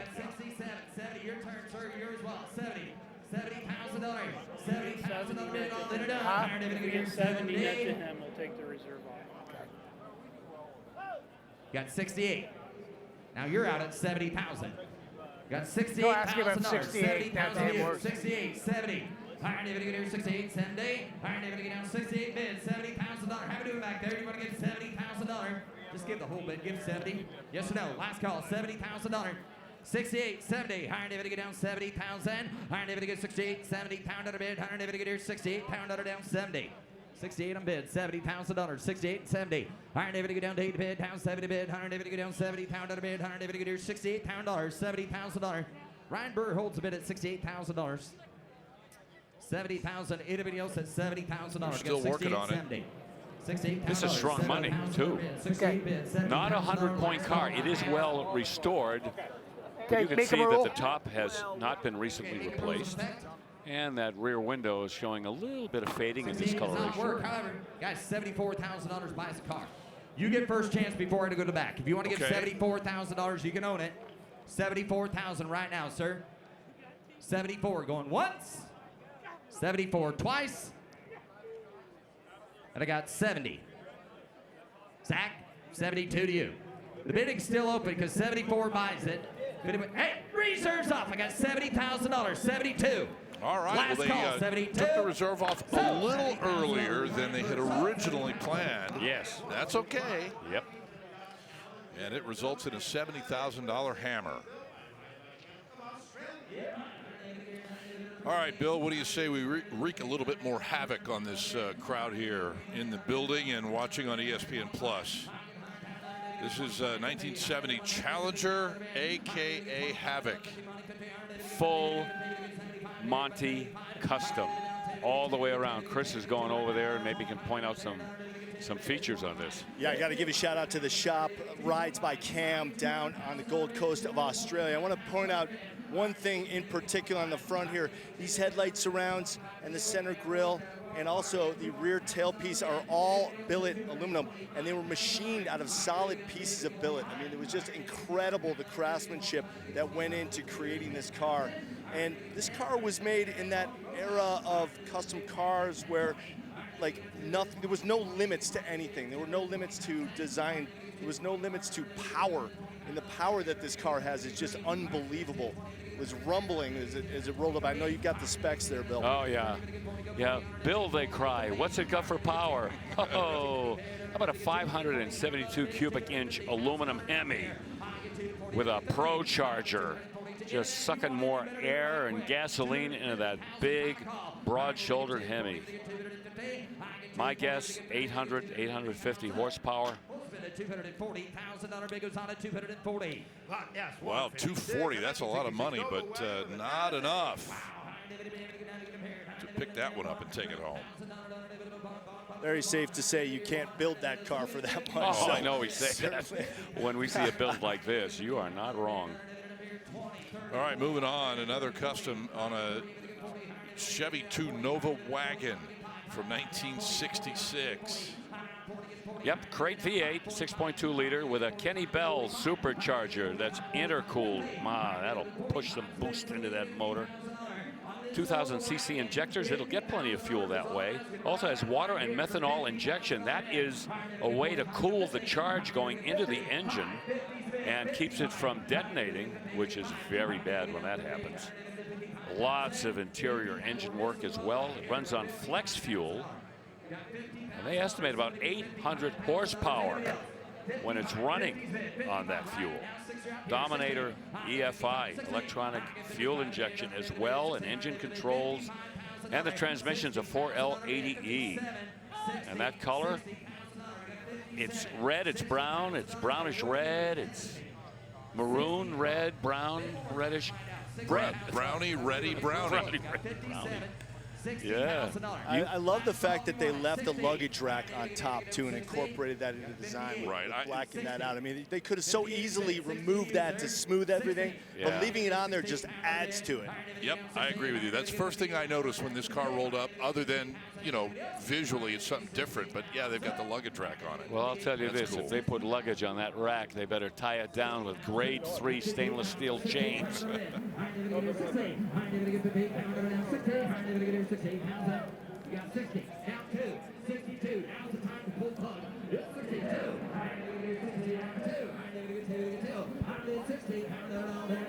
you do 58?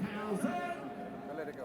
Let it go. Sal? Yep. Yeah. Reserve is off. I got $60,000 with Ryan. 62 on that Nova wagon. $62,000 final call. Iron David here, 62,000. So $60,000. Man, I didn't even mention the ton of money they spent on the underpinnings on this. Got 4-link, Willwood brakes, coilovers, and at that price point, someone came out way ahead. All right, 60 grand, as you can see, 1966 El Camino. These two could be kind of stablemates here. It's another custom treatment, guys. Yeah, Chris gave us a look at this not long ago. Yeah, and you know, Bill, just continuing your theme of mentioning yesterday that this is the greatest custom car show in the world. This one fits the bill. I mean, getting a look under the hood there. I love what they've done with that engine compartment, covering up that LS1 power plant. Fantastic interior, great wood in the bed. I mean, every inch of this El Camino has been covered. And I want to say that when you see a custom like this, some people might have the mistaken impression that you just get a bunch of parts and you build a car and you assemble it, put it together. So much fabrication and engineering and forethought has to go into a custom like this. That you're talking about man hours to get a car to look like this when it's all finished. So hat off from me to anybody involved with this project. That green metallic, it contrasts with that interior, which is in mocha brown, and just 100 points all the way through. Well, the high bid here, $80,000. We need to take a timeout here, and when we come back, potential big money waiting in the wings for us. Yes, indeed. A 2023 Ferrari 812 Competizione coming up.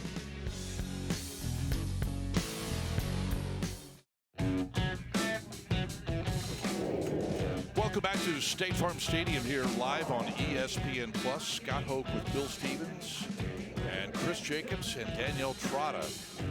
And this 1973 Chevy K5 Blazer, and bidding at $75,000 right now. $350 under the hood, but the real story is the fit and finish on this 1973 Blazer. Catalina blue and linen white, that's the color combination.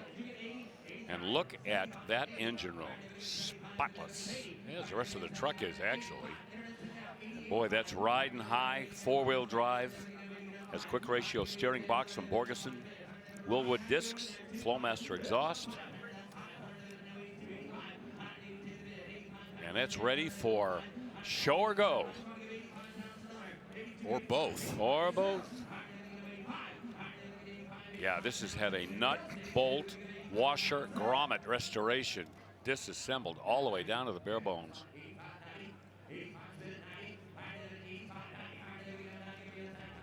$85,000 will tell you that massively valuable, potentially massively valuable Ferrari is up next. So this one, the high bid at $87,000. So what will go to the bid goes on. And we look at this 2023 812 Competizione with only 86 miles on the odometer. They made 999 of these, Bill, and this is one of them. Yeah, that's a V12 and a 6.5 liter, rated at 819 naturally aspirated horsepower. This is not a hybrid or no power adders. That's strict horsepower from that V12, 7-speed dual clutch gearbox. Has stability and traction control. Yeah, there is a lot of technology in this Ferrari, as we have seen in the last 10, 15 years or so, maybe even going back a little further. The electronics technology, some of it derived from Formula One, all finding their way into street legal Ferraris. Oh, look at that, $1 million bid on this Ferrari. Yep. And a lot of that expense is due to all of the carbon fiber you'll find in these cars, and the super lightweight materials. Find, of course, aluminum, titanium, things like that. Carbon fiber front air intake, side sills, rear diffuser, instrument panel cover, rear bench, dashboard insert, and that's not the whole list. Carbon ceramic brakes. I'm not sure if I heard you mention those carbon fiber wheels, and they're absolutely spectacular to look at. It's just unbelievable. You get up close to those, they're gorgeous pieces of art. Not your father's Ferrari, folks. Internet has the high bid at $1.3 million. You want to get $1,350,000 out there? $1,350,000. $1,350,000. $1,350,000. $1,350,000. $1,350,000's bid. $1,350,000. Anybody else? $1,350,000 bid. $1,350,000 $1,350,000. I get $1,350,000. I get $1,350,000. $1,350,000. $1,350,000. Are we all done? $1,350,000. I get $1,350,000. Those yellow line Pirellis just look so cool wrapped around those carbon fiber wheels too. Oh man, you are so correct. Gonna close the bid at $1,300,000. Here's Jimmy. Well, that Ferrari is still available.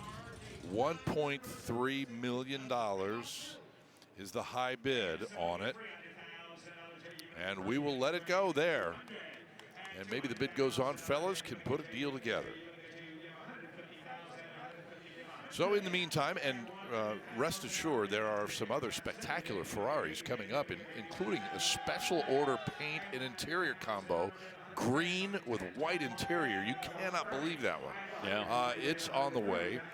This 1970 Challenger RT has cracked 6 figures. As expected. This is that Kindig build car. And you know what? If you were going to make a list of all the parts and pieces that went into this build and add up how much money it would cost, wow, you would be so far into 6 figures. You've got a supercharged 572 crate Hemi built by Lindsay Strasberg, one of the best known Hemi builders, a world record holder out of Strasberg Machine.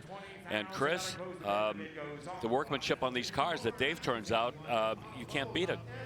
Well, yeah, you mentioned the value of just the parts alone, but then you add on Kindig Shop and his team and what they're worth. I mean, boom, that value skyrockets. Well, here is a 61 bubble top. And Chris, this was not the one you previewed. Okay. It was a 62 that I had previewed, yeah. And you know, I heard you mention, Bill, talking about the Impala bubble tops. I think the argument that I had heard about was just in the Bel Air community alone. You know, the Bel Air and the Impala guys like to differentiate we'll themselves always argue as well. over something. Exactly. Right. Yeah, no, this 61, this is sweet. Black on the outside, red on the inside, classic color scheme, power from a classic 348. That's the engine that introduced Chevrolet into the big block era back in 1958. 5-year rotisserie restoration. Woo. Yeah. Edelbrock intake, Tremec 5-speed, all the best stuff. They got to work on that frame. The undercarriage has all been sandblasted and powder coated. Super custom. They did not skimp on the upholstery and the comfort on this bubble top. No, just keep writing the checks. 1961 Gaddles for 80 grand.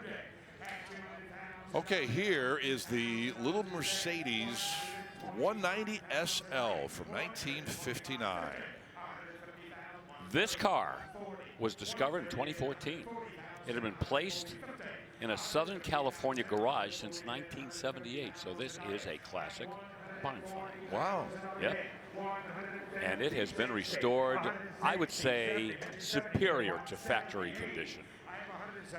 1.8 liter inline 4-cylinder engine and 4-speed manual transmission. They've only driven this thing 450 miles since the restoration was finished. So there's plenty of gas left in the tank.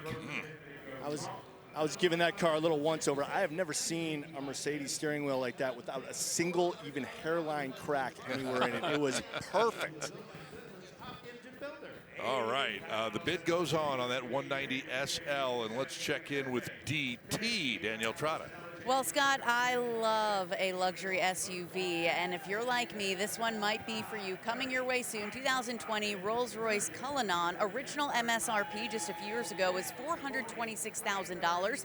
Now it's about half that. So if you have a cool $250,000 to spend on luxury, let me show you what Rolls-Royce will bring you for that price point.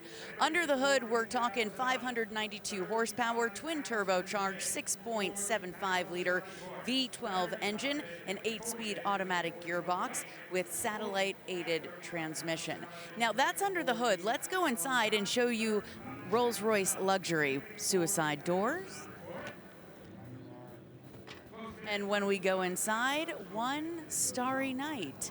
Yes, a $7,500 Shooting Star headliner package. It also comes with a $5,000 picnic table and $1,500 lamb's wool floor mats.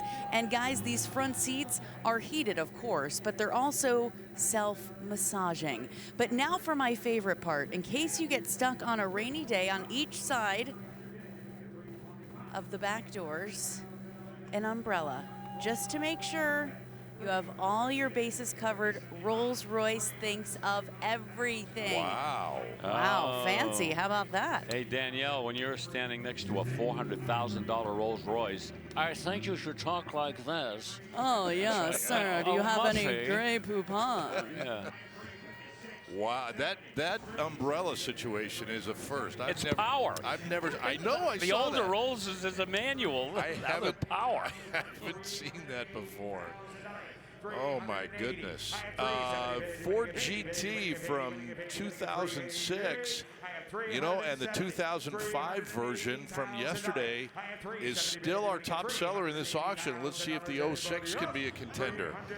Well, we've all heard the specs on these Ford GTs. This is a 2005, I believe. Yesterday's was an 05. This is an 06, right? Yesterday's was an 05. Yeah, and this is an the 06. Yep. Yeah. But the specs, I'm confusing myself now. Specs are the same. 5.4 double overhead cam, V8, 550 horse with that supercharger. Ricardo 6-speed manual transmission and the forged BBS lightweight wheels. All 4 options. Yeah, the other one yesterday was 2 options. 2 options. And it wasn't. The engine was 380. Keep going. She's gonna go. $400,000 to you. $400,000. 385. $400,000. You're gonna get 400. Hey.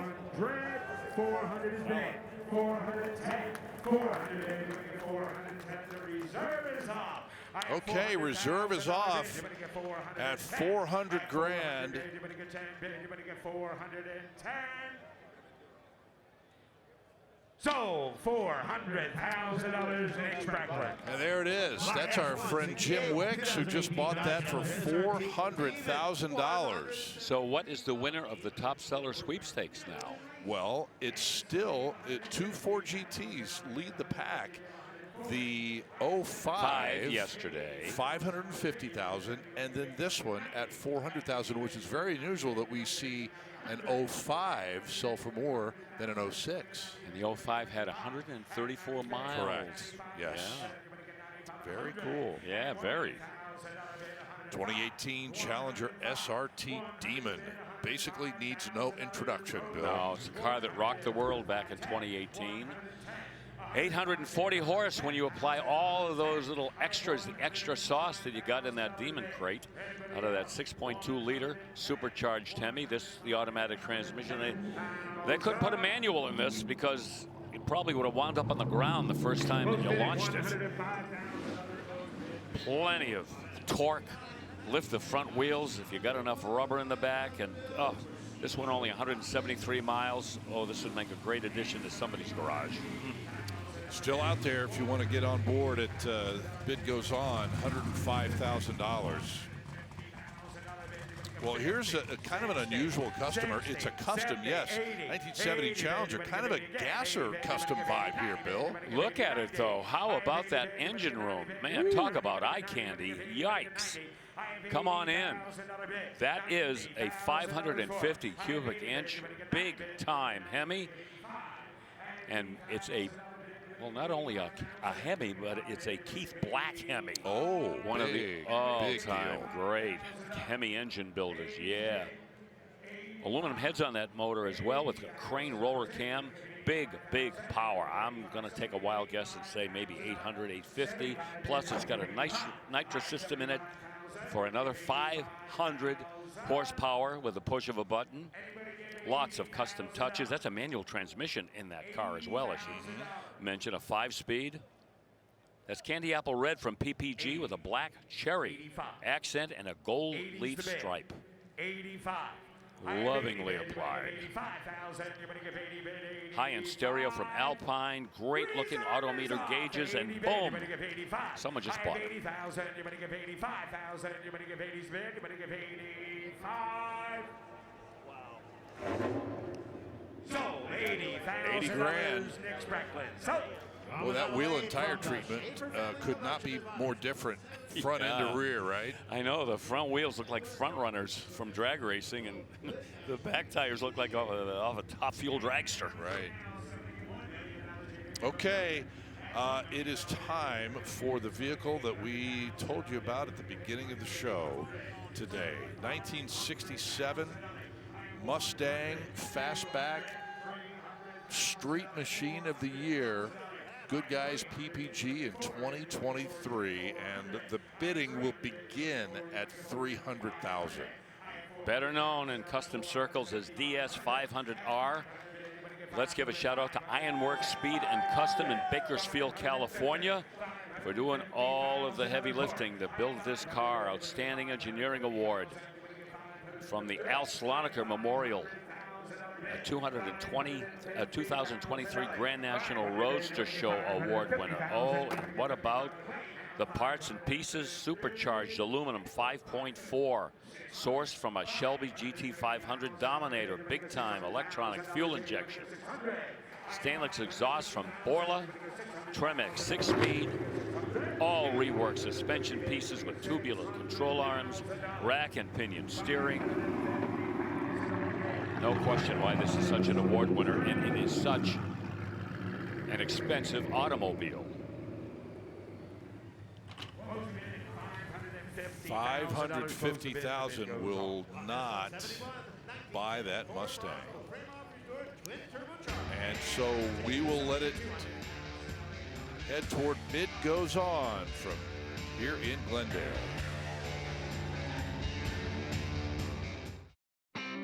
Welcome back to Glendale, Arizona, in the State Farm Stadium. And here's our next car on the block, a 63 Plymouth Sport Fury convertible with a 426 cubic inch max performance wedge engine.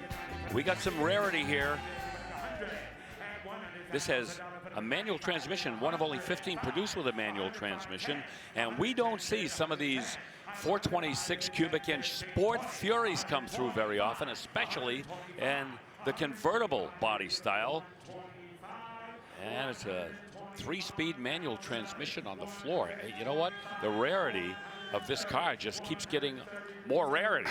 I was going to say, you are absolutely right with that power and this body style. Yeah. Reserves off at $125 though. Somebody's recognizing the rarity. Yes, sir. Yeah, way outside the box. And there he is. Just bought it for $125. Okay, 2024 Porsche 911 GT3 RS. You think that's got enough wing on the back, Bill? That's got enough downforce. You could drive that on the ceiling, as the saying goes. Pretty much. You know? 4-liter, 518 horsepower flat 6, 7-speed PDK transmission. And if that car doesn't make a racetrack, that's a tragedy. I mean, if someone's going to street drive that, that's fine. But at some point, man, you got to take it out there. Work it out. Find a road course and let it loose. Plenty of extra cost options on the Porsche. $350 is the current bid. Only 1,245 miles. Okay. Yeah. Well, you know, a year old or less than that. That's not too bad. Somebody's taken it out and driven it a little bit. How can you blame them? GT3, boy, that phraseology is magic with Porsche collectors. Sure is. Well, it's going to be $350, and the bid goes on that Porsche. 1970 Hemi Cuda. Again, another car that needs very little in addition to that. Oh, the legend lives on. It's documented. It's a real Hemi Cuda. Original dealer window sticker and sales invoice goes along with it. Check the fender tag, you'll see it's according to Hoyle. Complete restoration only 4 years ago by the Northwest House of Hardtops. Engine's been rebuilt, has the correct dual 4-barrel carburetor setup, pistol grip shifter. Dana 410 Positraction. Well, they don't call it Positraction in the Mopars. That would be the Shore Grip 410. And the shaker hood.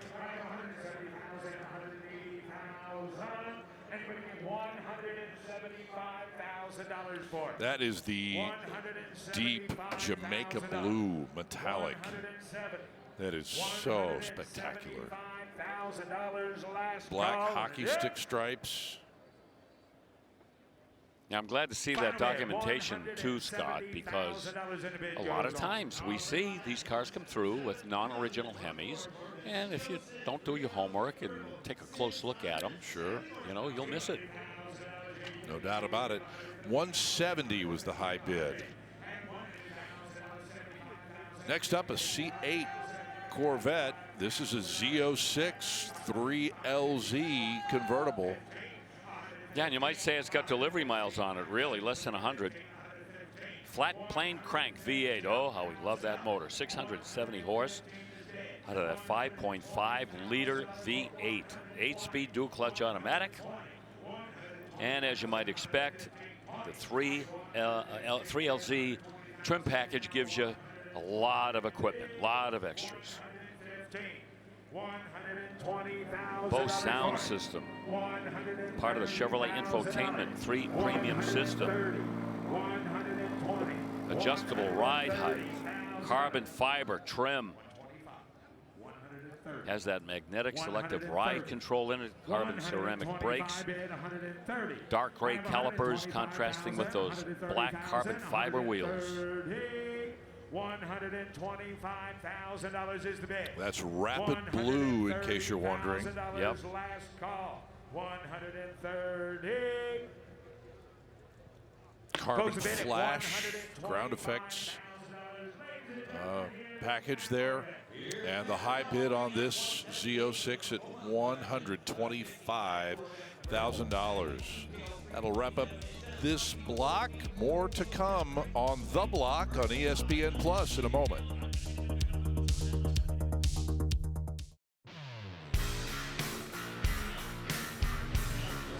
State Farm Stadium, our home this weekend here in Glendale, Arizona. And when we finish up and pack the things up and get ready to go, we'll be in Houston next.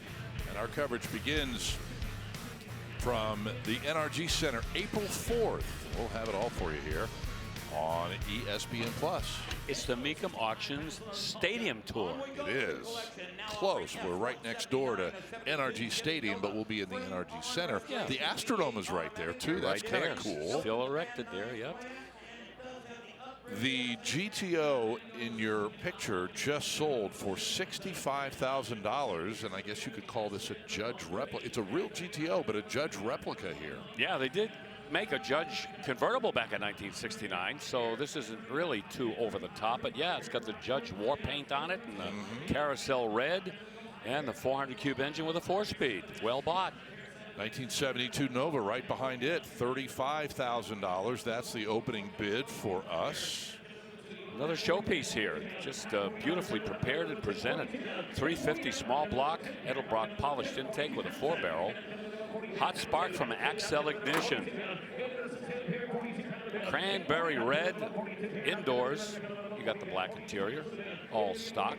Accessory gauges under the dashboard there. Rally wheels, raised white letter tires. Nothing complicated here, just a very well done classic mini muscle car. $40,000 bid. Yeah, if they work a little more, you know, we may sell this. We're somewhere in the neighborhood. Mid-40s, maybe? Right. Didn't make it. Yeah, the bid goes now on. offering F-180, a 71 Dodge Charger R. Okay, I have taken out my Sharpie highlighter here, Bill, because it's the same color as this 1971 Charger RT. That's Citronella. And why don't you go over and see if there are any chips you can touch up? Gee. Hey, Aaron, here. Yeah, 71 RT, 370 horse, 440. That workhouse wedge, 440. So important, a Mopar for so many years. Down a little bit from the 375 horsepower rating from previous years, and this one with a 4-speed. 833 track pack also, 354. Dana rear end with shore grip, and that's a fabulous restoration. Wow, the closer you look, the better it looks. Rally dash with tachometer and gauges outside as we get an overhead look of it. You can see how the vinyl top plays with that citron yellow paint. I was going to have Aaron take my highlighter over there and hold it up next to the car and show you guys I'm not messing around. No, you're dead on. Yeah, it's okay. 60 grand is the bid.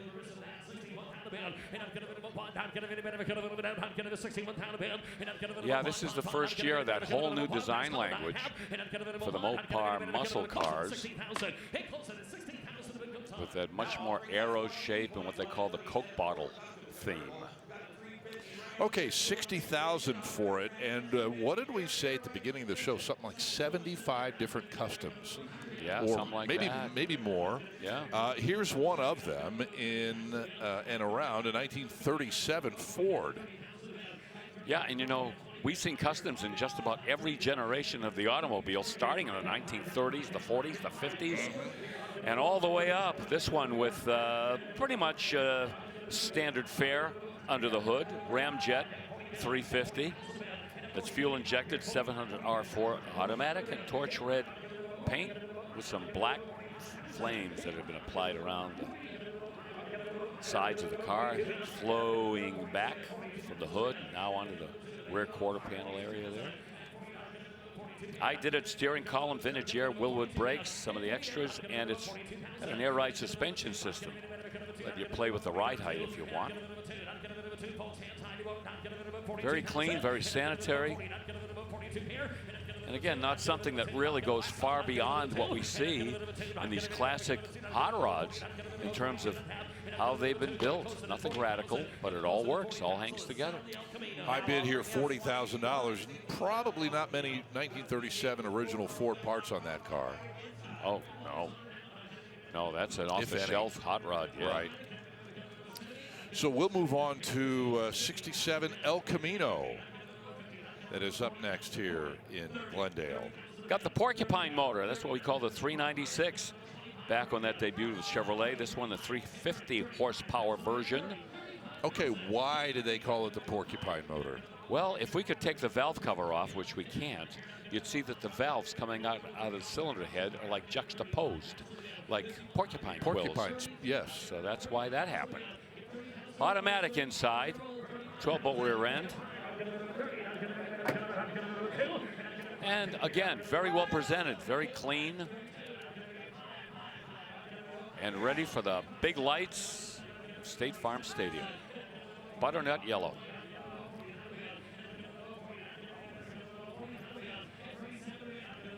Rally wheels, red line tires. Good choice.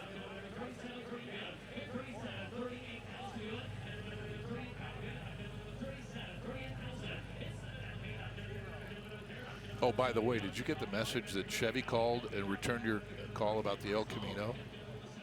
Oh, don't scare me like that. It's going to happen, and then I'll tell you, the joke will be on you.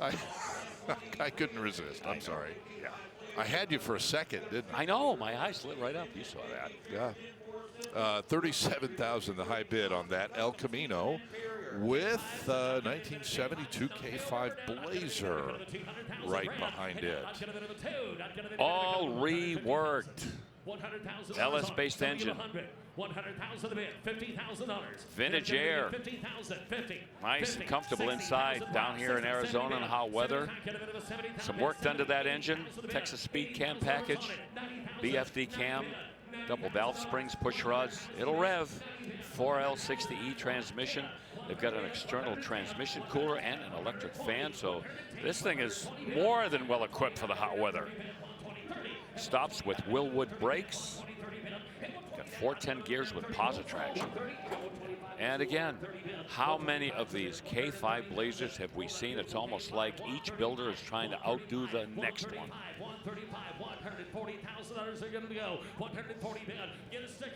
Stainless exhaust, Magnaflow mufflers, long list of changes here. Stainless steel fuel tank, an extra step there, Holley electric fuel pump.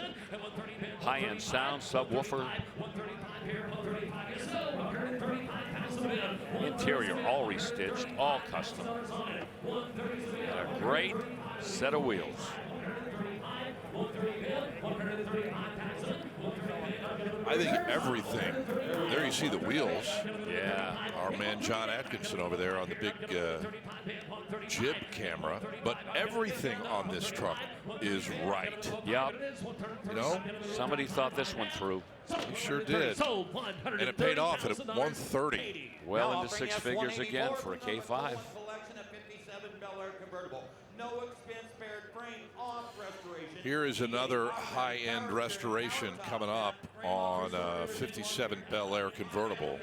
Yeah, the third one we've seen, Scott, all Matador red. And all with a 283 small block. And all with a power glide. This one with power steering. And again, this falls into that whole discussion we were having about the values on 57 Chevys that have been restored or have been modified. Very hard to peg that market right now. Another convertible top. It's power operated. And the Continental spare tire sitting on the back. Your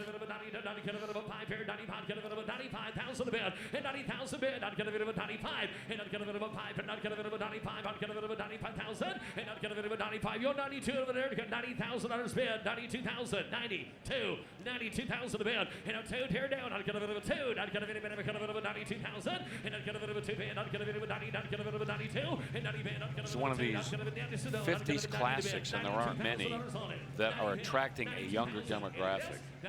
The classic reputation of the 57 Chevy and what it meant to the automotive world and to even consumers has such a strong presence with people even in a younger demographic now that seem to really gravitate toward them. I think that's a really good observation, and that's needed. Oh, is it ever? In the car world these days. Okay, 90,000 bucks, and the bid goes on the Bel Air with 1970 Camaro up next. RSSS trim here. Yeah, that means you get the little extras here on the RS package. 1970, that's the new body style. And they upped the displacement. You get that 350 in the 70 Camaro.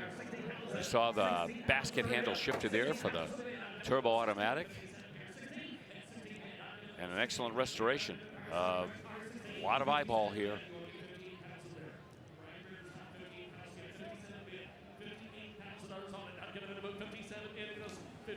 Beautiful blue paint, cool wheels. Yeah, I believe they stayed with this generation, Scott, if I'm not mistaken, until like 1981 with this body style, and then they changed in 82 to 92. Yeah, I think you're right. Yeah.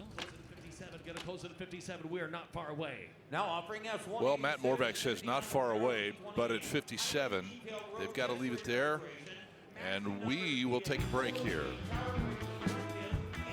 We are not quite halfway through our day today here from Glendale. More coming up on ESPN+.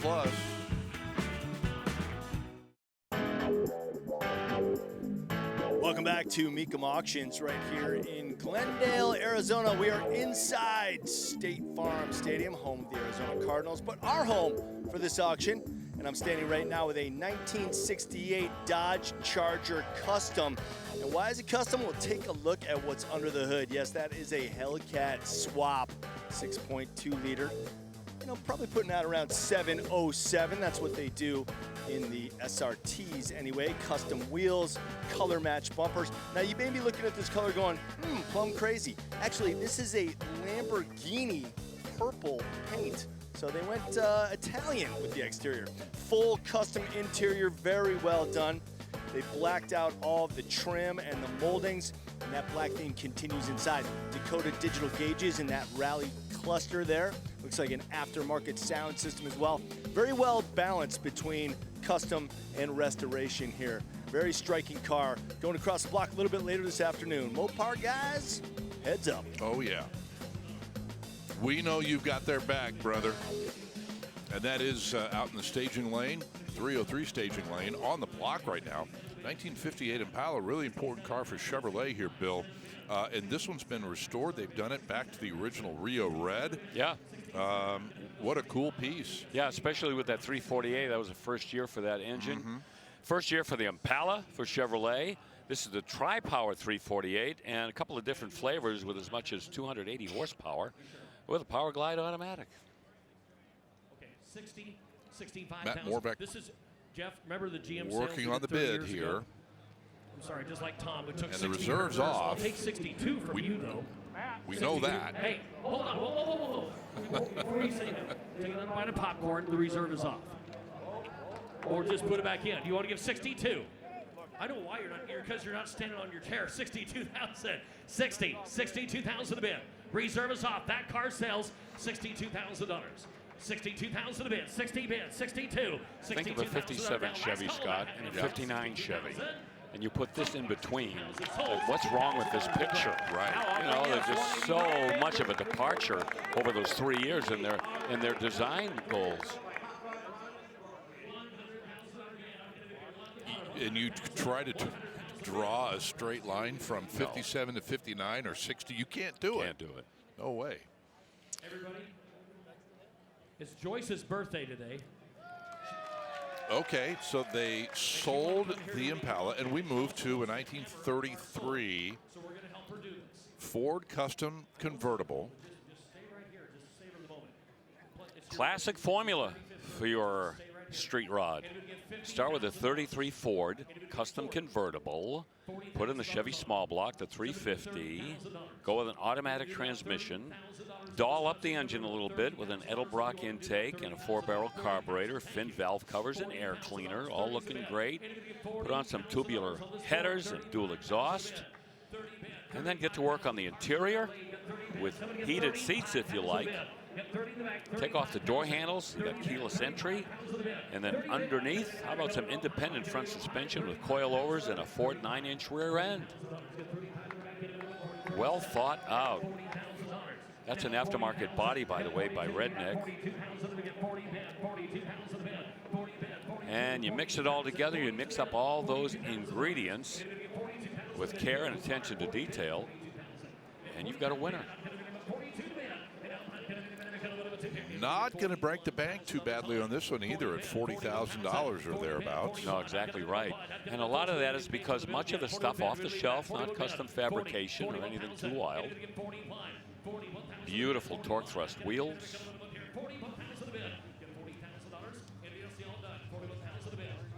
Yeah, no, that's a 100-pointer right there. Nope. I didn't tell you to hit it yet. Now it's your birthday. She's got a hair trigger, Matt, a hair trigger. Yeah. Absolutely. There's a guest gavel dropper up in the auctioneer stand, and a last-minute bid came in. I'm just making sure, honey. And so we're at $41,000 now. Ladies and gentlemen, Joyce gets her birthday wish. That car Reserve is off. Matt said. 41's the bid. And we're going to sell it for sure.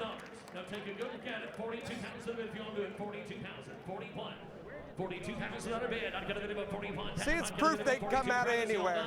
$42,000. Tell them thank you. 41, 42. They thought theirs Sold. wasn't going to go in 41,000. Hit it again. All right, there it is. $41,000. They come out of nowhere for the road. Oh, that's a good time. $41,000. By the way, as we get ready for a break here, I want to take a moment and wish a happy birthday to one of our wireless engineers on our crew, Steve Landers. His birthday was Thursday, but he didn't tell anybody, so we didn't know. Oh, happy birthday, Flando. Pal. Yeah.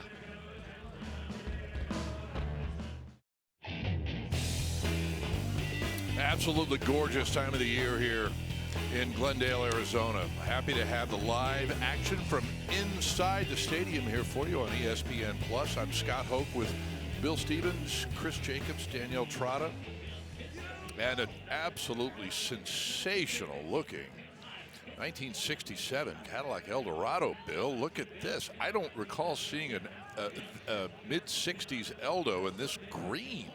Are you ready for a paint name? Biscay Aqua Fire Mist. Huh? Love it. Why can't we have colors like that today? Fire Mist, by the way, that refers to the metallic in that paint. That Fire Mist, you know, a lot of hot rod builders want the Fire Mist paints because of that heavy metallic, almost like a metal flake. But yeah, it has a 1 year only 429 in it, 340 horse. Excellent restoration. Nice piece. Wow. $22,000, Katie. How about that? $22,000 is all for that Eldorado. Oh, someone scored. Big time. Okay. That one has found a new home. And let's see what happens to a 67 Mustang Custom. Yeah, kind of a different take on the Eleanor. You know, we see them in obviously that metallic silver all the time. This one blue. But it's got the big block. This one a 427 Ford FE. Dual quads, 5-speed manual. And they tell us 4,000 hours invested in this build. Oh. So a 40-hour week would be 100 weeks. No, that can't be right. Don't let me do mathematics. You know, wait, how many hours did you say? 4,000. 4,000? So a 40-hour week. Yeah. Would be 10 weeks or 100 weeks. Or... Yes. You're as lost as I am. Oh, my God. Anyway, well done. Restoration and build here, as you can see. I mean, you don't need me to describe what you're looking at right now. Excellent. Construction and finish. 100 weeks. 100 weeks. So how many months? No, never mind. What we do know is that the bid is at $210,000. Yes, as expected. The quality of the build certainly is justifying $200,000 plus. And it's even short of the mark. You know what? You mentioned it, that the Eleanor replica, the generally accepted formula, this is off that path, but I love the choice on the color here. Yeah, me too. That's very cool. Kind of a classic Shelby color, actually. Mm-hmm. Right. Yeah. Right. Okay, Hemi Charger 500 on the Mecum auction block here in Arizona in the desert. $125,000 to open it up. Well, gather around, children. Let me tell you a little story, and I think Chris touched upon this when he previewed this car. This was Mopar's attempt to have a competitive car on the super speedways. That's why you see the different styling in the front and the flush rear window, and it was, as I hate to say, a dismal failure. It did not deliver. Chrysler pulled in some engineers from their aerospace division and said, we need to fix this. And the following year in 1970, we saw that Hemi Daytona with the big wing in the back and the front nose cone. Mm-hmm. And of course the Superbird as well borrowed from that style, and they went out and ran roughshod on the super speedways. But this was Chrysler's first attempt to try to compete on the super speedways with a car that could go 200 miles an hour in a stable manner, and it just couldn't do it. 185 here, not gonna bid 185, not gonna bid 180 bid, 185,000, 185, 185, not gonna bid 185, not gonna bid 185,000 bid, 185, not gonna bid 5 here, 185, you're not gonna bid that sound, 190 bid.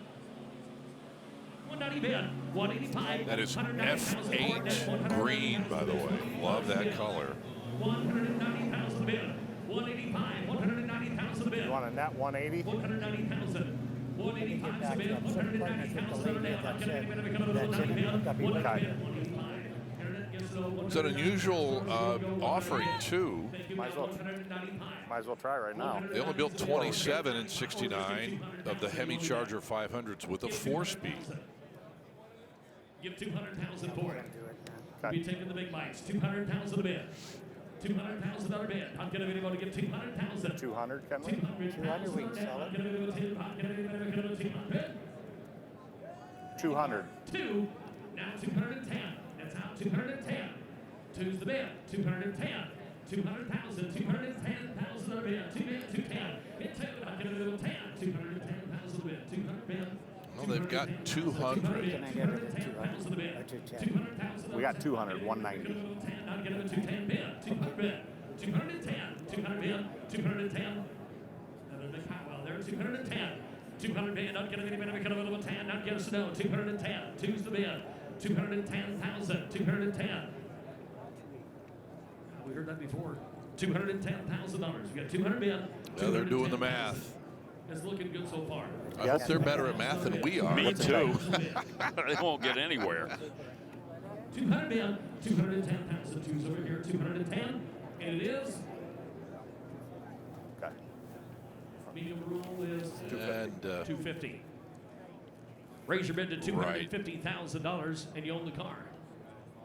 But wait, there's more.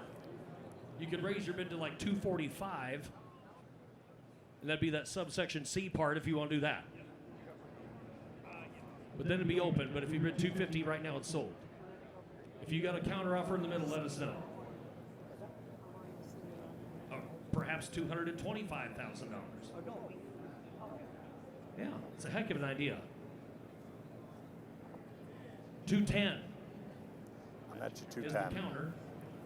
And that'd be 210. That's what he just offered. 210 is the counter offer, ladies and gentlemen, for those of you following along. At 250 and at 225. Play at $220,000, we can still offer it. 210 is the counter right now. $220,000. They're all thinking it over. 210, $220,000, and anyone else can play at this point. A lot on the line here, and we don't know the story, but they've for decided reserves that There we go. 210 is enough to lift the reserve and see what happens. It could stay there, it could go. Yeah, we've seen that happen. When people know the vehicle is for sale, they'll jump in. 210, 220,000 net. Yes or no? 220. Sold 210. Sold 210,000. There we go. $210,000. One of only 67 of those were built in 1969. And let's check in with Danielle Trotta. Maybe she's found another car with umbrella holders in the doors. Actually, I was just looking at a Scout from 1972. I doubt it comes with that type of luxury, Scott. But just a reminder, folks, Mecum's coming back in just a few weeks. Right now, about halfway down, 3 p.m. local time, so another 3 hours left here in our final day in Glendale. But then just in 2 weeks, Mecum is back in Houston. We'll see you guys live coverage beginning on ESPN Plus Friday, April 4th. Right now, more from Glendale. Let's send it over to my buddy, Chris Jacobs. Thanks, DT. You know, there's so many modern Ferraris here in Glendale. I want to throw you back to a vintage Ferrari. It's a 1972 Ferrari 365 GTC4, built on the same chassis as the 365 GTC4 Daytona, but with a slightly longer wheelbase to accommodate more comfortable rear seats. Also has a similar engine to the Daytona, but just slightly detuned for a more GT experience. This color right here is known as Marrone Colorado. All right, that's my best Italian accent. Sorry about that. But of course, you know, the body was designed by Pininfarina. You see the badging right here on the front fender. Now, guys, in light of the Ferrari Chinese Grand Prix happening in about 12 hours, do you know the connection between Pininfarina and F1? Huh. Well, here it is. Pininfarina's nephew, Nino Farina, won the very first F1 championship in 1950. How about that? Wow. And he was heavily recruited by Enzo Ferrari to be a driver for him. That's some good Ferrari F1 trivia. Hey, how about that Lewis Hamilton winning the sprint race in a Ferrari? Did you not see that? Yeah, and he got the pole for the sprint Chinese race GP. Too. He won that. I didn't see that. Yeah. Okay. Good for him. Second race for Lewis with Ferrari. And the first win for him with Ferrari. Here's a 64 Fairlane 500 hardtop bill. $175,000 bid. Let's dig in the engine room for a minute. Oh, magnificent. Chris gave us a preview of this car. This is mouth-watering. 600 horsepower, 5-liter Ford Performance Coyote, Roush Stage 2 Supercharger, Tremec 6-speed manual.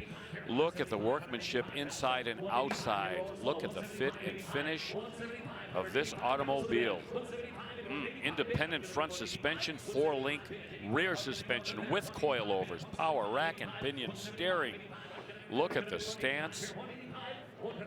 Oh, there's just so much to love on this 64 Fairlane 500. Moss green is the color. And all of the original trim, stainless, and emblems have been retained on the car. Okay, $175,000. The bid goes on. And a 2021 Ferrari has rolled into place. This is an F8 Tributo.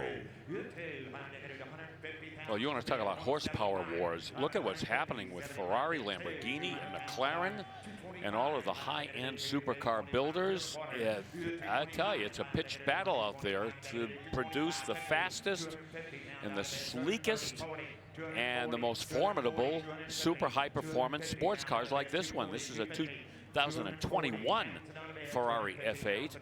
But it's packing plenty of power, 710 horsepower. And how about the torque, which sometimes is overlooked, 560 pound-feet. That is a workhorse, 7-speed dual clutch, automatic gearbox. Grigio Silverstone on the outside, Nero and Rosso, or red leather interior. All of the electronic driving aids you'd expect from a modern-day Ferrari, limited slip differential, magneto theological suspension, optional titanium exhaust, a lot of lightweight pieces, carbon ceramic brace, carbon fiber interior trim. Where do you stop? You just don't. So much car. Last call on negative 265, 270. You're out here. 270, sir. 265, 270. It wasn't that long ago that you measured the performance of an exotic car as to whether it could do 200 miles an hour. I mean, that's the price of admission. Now it's got to go at least 200 to be in the conversation. Exactly.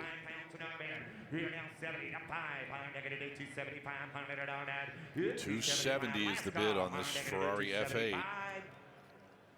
Good close bid, 270,000. The bid goes on at 270. Well, 270 is where is going to end up. And we have a contender now on the auction block for the top seller of this auction, another one. It's the 1973 911 Carrera RS 2.7 lightweight. Chris has previewed this car. It is an absolute showstopper. It is a legend in the Porsche community for a number of different reasons. And the bidding, $750,000 and now $800,000. Well, if you want to make a list of the most collectible Porsches, when you're talking about classic Porsches, this has got to be on it. Maybe a 1955 Pre-A Speedster's got to be on it. Maybe a twin grill 356 has got to be on it. But definitely this car right here is the one that collectors lust after. One of only 200 produced in that lightweight configuration. 2.6 liter, 210 horsepower, flat six, air cooled, 5-speed manual gearbox. And that ducktail spoiler right there.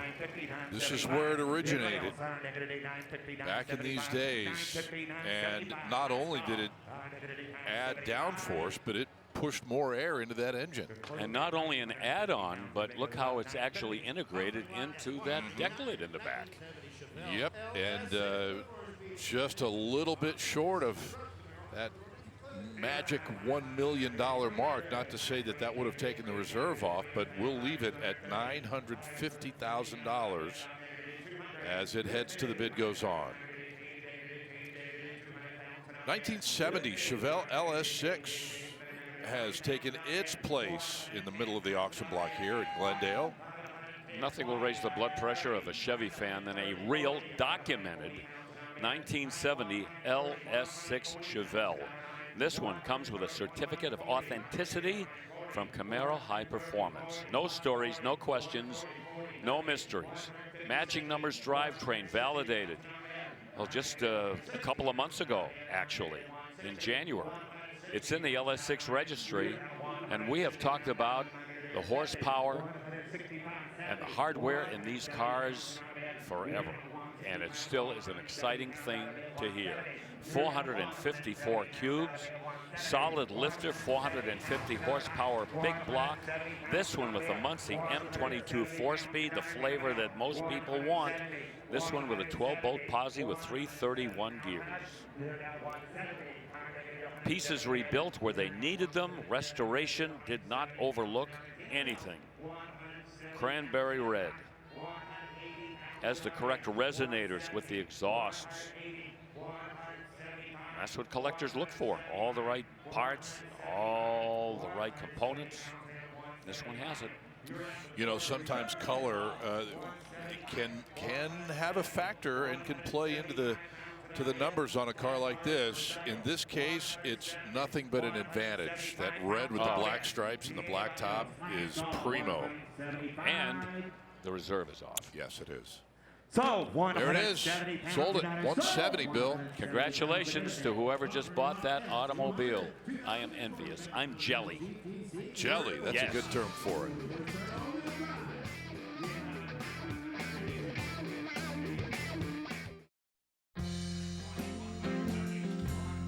There's a look at the big screen, the LED board, and the other end of the State Farm Stadium, our home, all week long here in Glendale on ESPN+.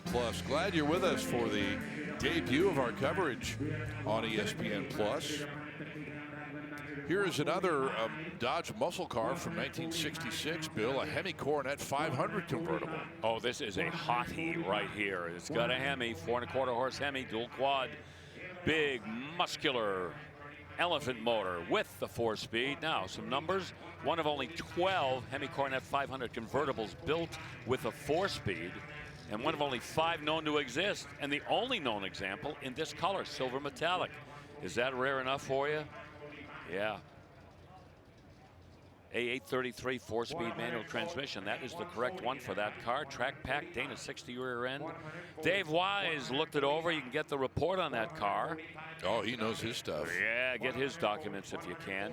Chrysler Registry report as well. And remember, as we mentioned earlier, 1966, the first year for the street Hemi. And this one's got it. $140,000, sir. Go to get 135. I'll be there. 135. Bid at 130. So yes or no at this point? Sell it? Sell it. Reserve is off. Yeah, there it is. Kirk Delzell tells us that the reserve is off, and we can celebrate that. Man, if you want a rare Hemi Dodge convertible, this is the one. Man, looking at the numbers on this, one of only 12 convertibles with a 4-speed. That is crazy. We're talking about like 1971 Hemi Cuda convertible numbers here. Right.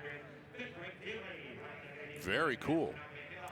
130 for it. Now, look at this. No reserve on this Corvette, an important one. Also, 1962 big brake Fuelie. Yeah, this is a car that takes us back to that era when Zora Arkus Duntov really wanted the Corvette to become a formidable racetrack automobile. And rather than expect people who bought them to make the necessary changes, you could get them from the factory. You had the big brakes, you had the big fuel tank, and of course that was that 360 horse fuel injected 327. All these cars had the 4-speed manual transmission. This one has had NCRS judging, so it's righteous all the way. And only 246 of these 62 Vettes came with that heavy-duty brake option. Those were metallic linings, and they were not very good for street use because they only were effective when they heated up, when they were hot, as some owners found out the hard way after they bought one of these. Now they got 75. Yeah. Sure you don't want to try one time 80? It's at the end of the block. Okay. Sold 75 pounds. Sold 75 pounds of dollars. Interesting little tidbit on this car. The guy that was kind of in charge of watching over every aspect of the restoration is a C1 master judge. So he knows what to do. He'd be the guy. Yeah. Right. He could take you through that journey. Okay, so we will move on to 2023 Challenger Black Ghost. Yeah, one of those final edition cars. Oh boy, do we have fun with those when they were coming through the auction block a couple of years ago. And of course, maybe this is the most notorious of them all, the Black Ghost, paying homage to that 1970 Hemi Challenger we talked about, raced by Jeffrey Qualls. Son Godfrey also played into the story. Supercharged 6.2, 807 horsepower, Hemi, torque flight, 8-speed. This is a Hellcat wide body. And that Black Ghost Special Edition package, that was almost a $6,000 option when this one only 171 miles on it. Gator grain top, as you could see. And one of the rare last call models, only 300 produced of these Black Ghosts. Yeah, none of those Black Ghost cars that were being snapped up by people will ever be accused of being mass produced, that's for sure. All right, so we go from the modern muscle car to a 1968 Dodge Super Bee now. Oh, this has had some vitamin therapy, hasn't it? 572 cube Hemi, pushing out about 700 horsepower. 5-speed manual, headers, ignition, pistons, rods, cam, cylinder heads. Underneath, Bill Stein shocks, Hotchkiss performance adjustable suspension, and on we go. This was the opposite number to the Roadrunner in 1968 from Dodge. They did a really nice job, Bill, too, of converting this over to a 4-speed. There's evidence that this car started out as a column shift automatic, but I don't see any chopping being done under there. It's a very clean switch over to that 4-speed. Column shift automatic would have been heresy.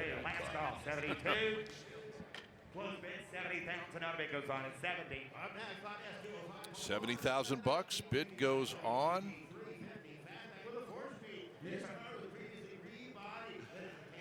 And we will move to a 1965 GT350 next. Yeah, we had a 66 a little earlier, but here we go with the first year for the GT350. No stripes, no Le Mans stripes. Those were dealer applied, and some of them came through without them. Here you go, 289, small block, 306 horsepower, as they all had. And the serial number, we'll trace that. SFM, Selby Ford Mustang, 5 for 1965, S for Street. And the production sequence, 433. Shipped new to my buddies in East Providence, Rhode Island, Tascaford. You know, I had a chance to look at this GT350 the other day, and it looks really, really solid, up close even. And the things that you would expect to find on a GT350 from 1965. It's not perfect. That's okay. Yep. No, understood. Shelby over wheels. 200 though.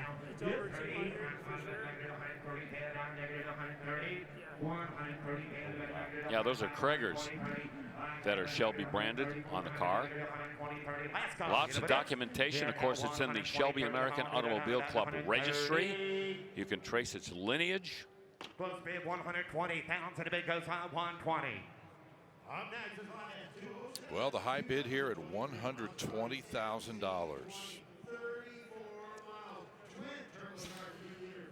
All right, let's bring out a 2023 Maserati MC20. And it is at the other end. It's on the far sideline here at State Farm Stadium. Maybe it's waiting to sub into the game. Building the drama. Well, Scott, you know, I mentioned earlier how there's global warfare going on now with all the high-end automobile makers. Right. Those European exotics, everybody knows what everybody else is doing. Of course, Ford get into the fray with the Ford GT. And now we got Lamborghini and Ferrari, and now Maserati in the game as well with a car like this. 621 horse, 3-liter V6. This is capable of speeds well in excess of 200 miles an hour and all modern accoutrement and accessories. At this point, it's going 0 miles an hour. I think they take 2 miles an hour right now. Well, right, and I think some of these cars, quite honestly, you kind of have to have a PhD to get them going sometimes. Yeah. They can be complicated. Sure, and they're all different. You know, they shift differently. You know, are they paddle shifted, floor shifted, push button shifted? And when you think about it, I got to give a shout out to the drivers, not just here in Glendale, but throughout the course of the year. Mecum does 20,000 plus cars a year, and very rarely do we have any issue with a car that gets stuck. I mean, these drivers are fantastic. Yeah, if there's a problem, it's the car, not the driver. Exactly. Yeah. And beyond that, keeping them all straight and knowing where they are, and they're all coming up in order and on time. Yeah, huge shout out to the Mecum crew who take care of the cars. Well, I don't even know if they've started the bidding. I don't believe they have. No. Okay. There we go. There we go. Hey, did Ricky do a great job? Good job, buddy. There you go. Well, let's hope it's worth the wait, guys. What do you think? Hey, Chris, you got to look at this up close. Is that a wrap? I don't believe so. It didn't indicate there was a wrap. Okay. It actually has a name for that color. Yeah, Bianco Audace. Yes. Okay. I wasn't going to attempt it. No, Certainly not. Oh, from leave it memory. to me. Thanks. But yeah, this is this yellow, which is the Spider edition. So that top, which is glass and actually is a two-way glass. You can darken it too, but it'll retract in 12 seconds. Wow. Very cool. Yeah. Plush interior, leather, Alcantara, laser effects all throughout with blue accents. Those front seats are heated. Carbon fiber everywhere. Dual zone climate control. You'll be comfy in there. 95 one time. Yeah, and don't plan on bringing your golf clubs with you. There is 0 cargo space on this. Oh, well, that rules Scott out for a potential buy. Yeah, do you want to try one? You too, Chris. Too.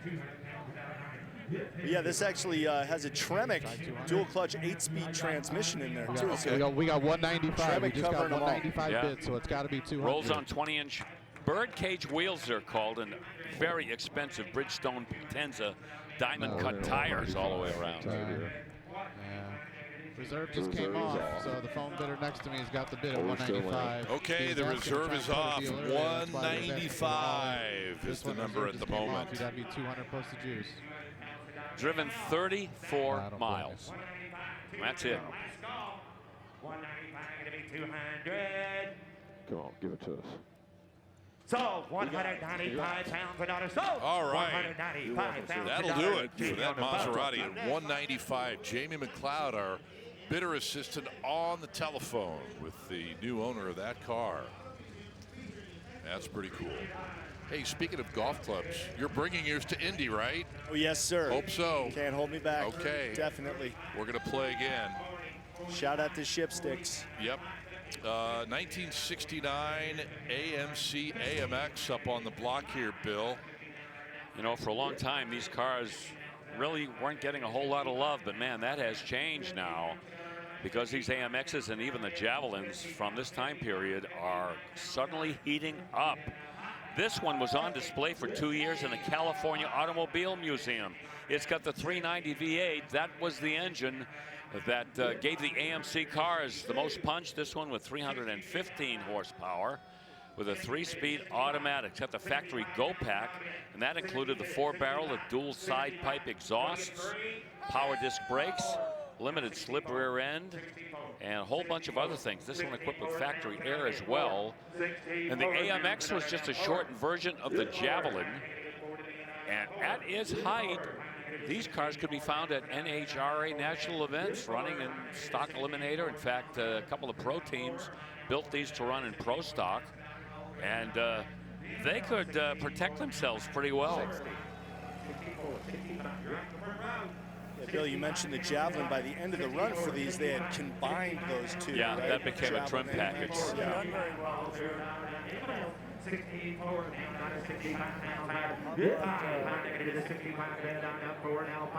How about 62? 65, 64 reserve is all. 65, Strong money.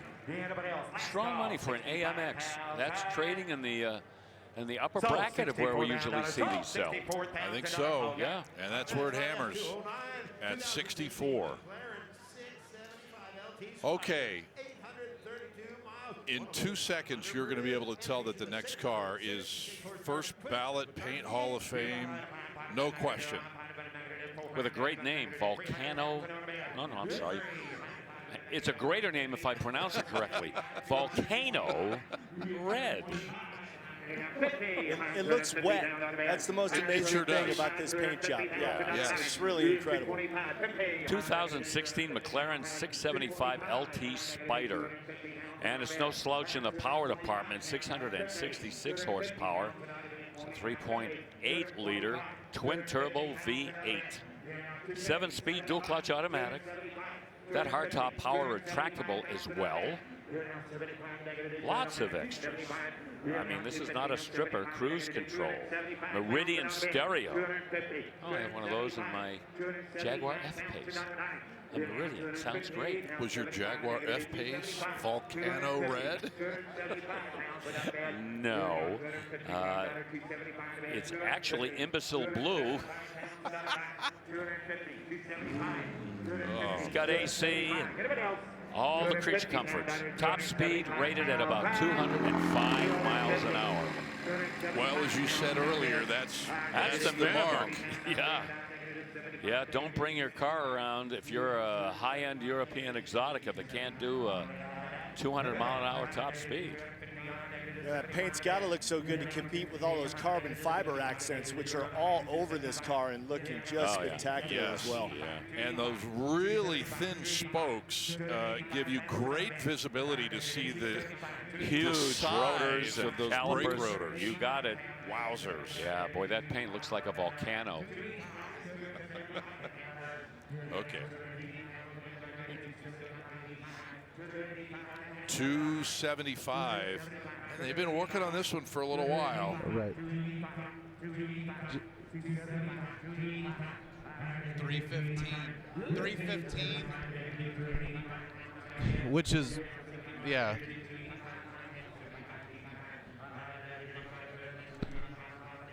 Dana is working on the phone bidder now too. Auction tries an S210.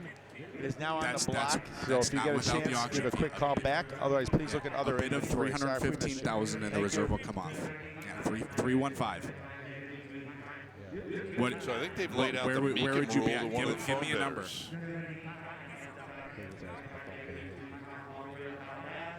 And I think they're too far apart.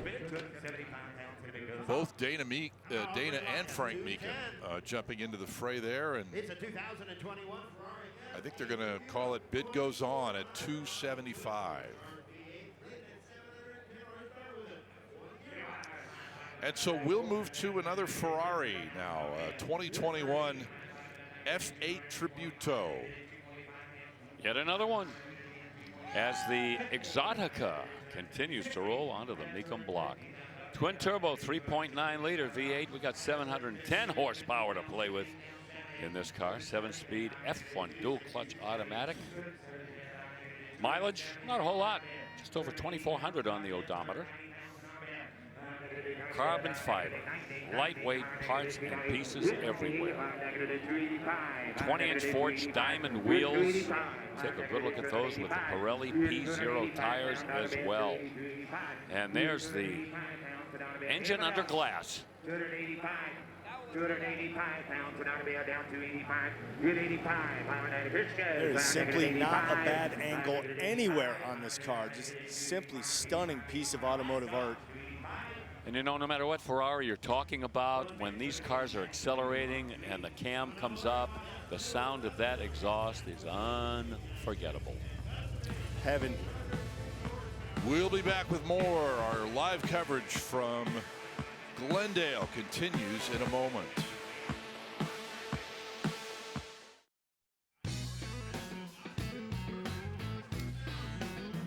Still 2.5 hours left with you from Arizona here, Glendale, Arizona at State Farm Stadium.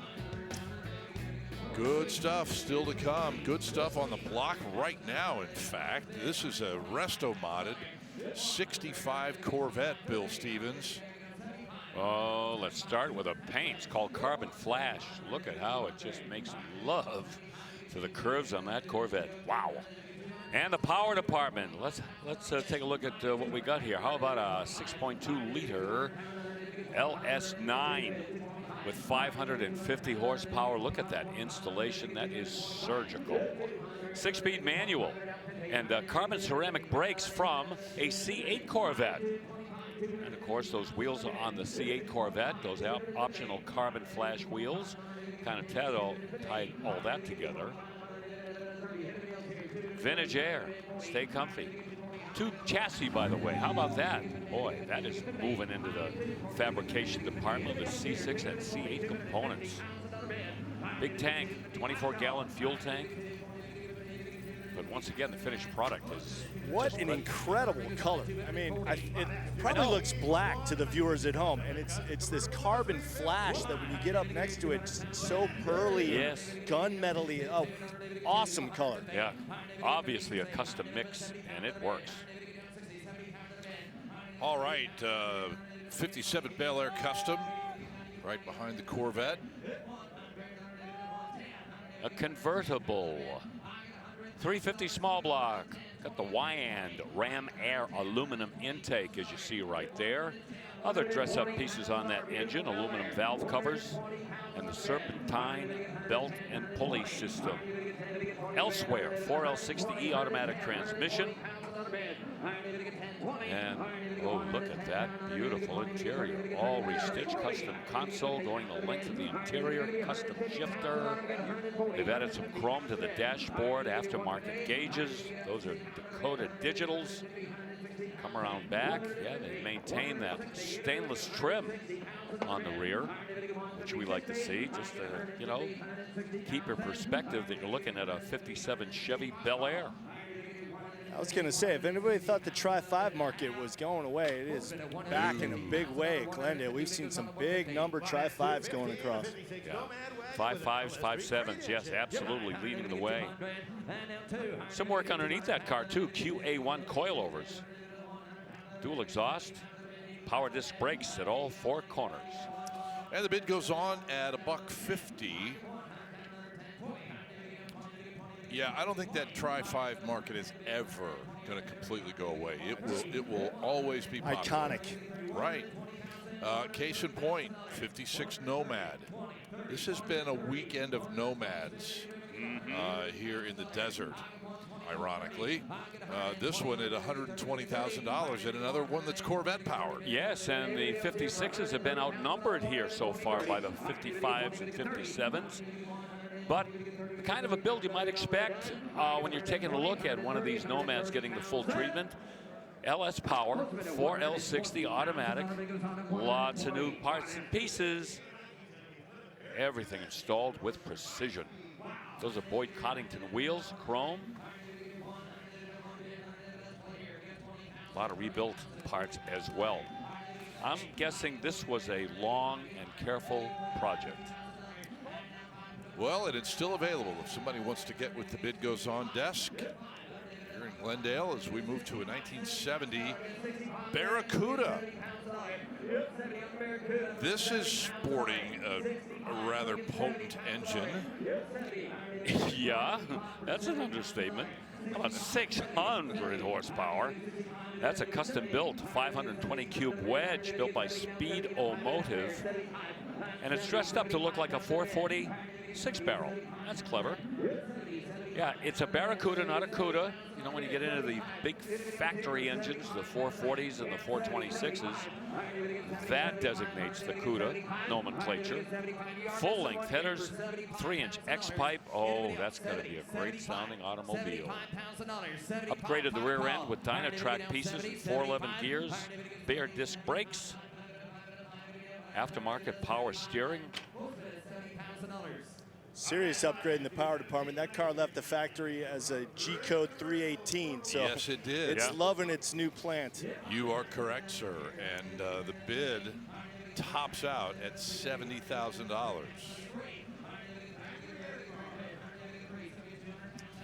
1959 Eldorado Barrettes. Now, we've had more than a few of these here in Glendale.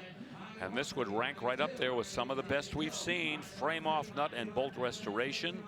It's got that first year 390 cubic inch V8 and one of 99 Barrettes convertibles made with bucket seats. We'll see those in just a second here. Hydromatic transmission and power, and I mean power from stem to stern. Power windows with power vent windows.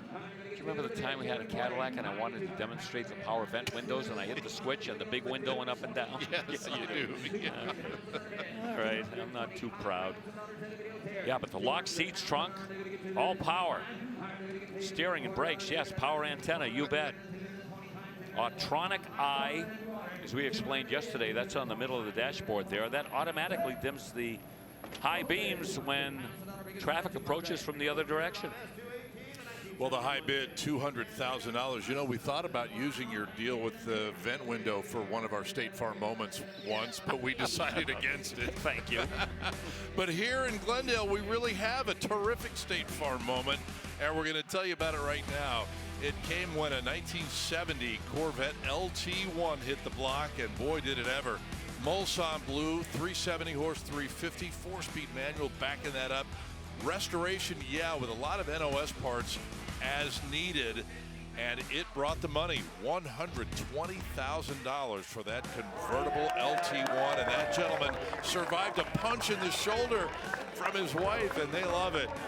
And that is our State Farm moment of the day. State Farm has coverage that meets your needs for a price that will fit your budget. Here is a custom pickup truck. Gee, what a surprise. Yeah. Out here this week. But we predicted it. We did. And a 71 K10 is what we're looking at now. Yep, 4-wheel drive K10. And stop me if you've heard this before. Frame off build, 350 small block, Edelbrock go fast pieces, and a 4-speed manual transmission. And that is going to come a little short of the goal line. Yeah, at $45,000. We have seen some spectacular Ferraris here in Glendale, and we see them often. Here is one that is kind of at the, maybe leaning toward more the affordable end of the Ferrari spectrum. Yes, you called it, if pal. you will. Yeah, it's got over 40,000 miles on the odometer, but it's still got plenty of power. Hard to believe that this is an 11-year-old Ferrari, and we talked about that before. The styling of these cars are ageless. 4.3-liter V8, 7-speed dual-clutch automatic, power top, and a lot of extras. Navigation, leather, heated seats, dual-zone climate control. Got those Scuderia shields. 20-inch alloys it rides on. Rosso Corsa red, beige interior. All classic Ferrari for sure.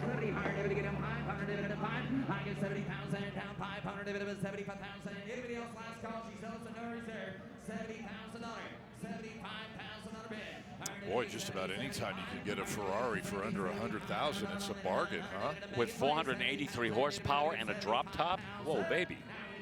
Yep. No reserve, by the way. Yeah, that's right. got 75.1. The other man's going to be $80,000. Higher dividend of 75.80. Higher dividend of 75 to bid. Higher dividend of 80,000. Last call 77,000. I got 75 to bid. 77,000. Sold $75,000, Megan. Drive that to the country club. The valet will say, how much did you pay for your Ferrari? 200,000. Oh, nice, cool. Nice. Yeah. In actuality, less than half that. Right.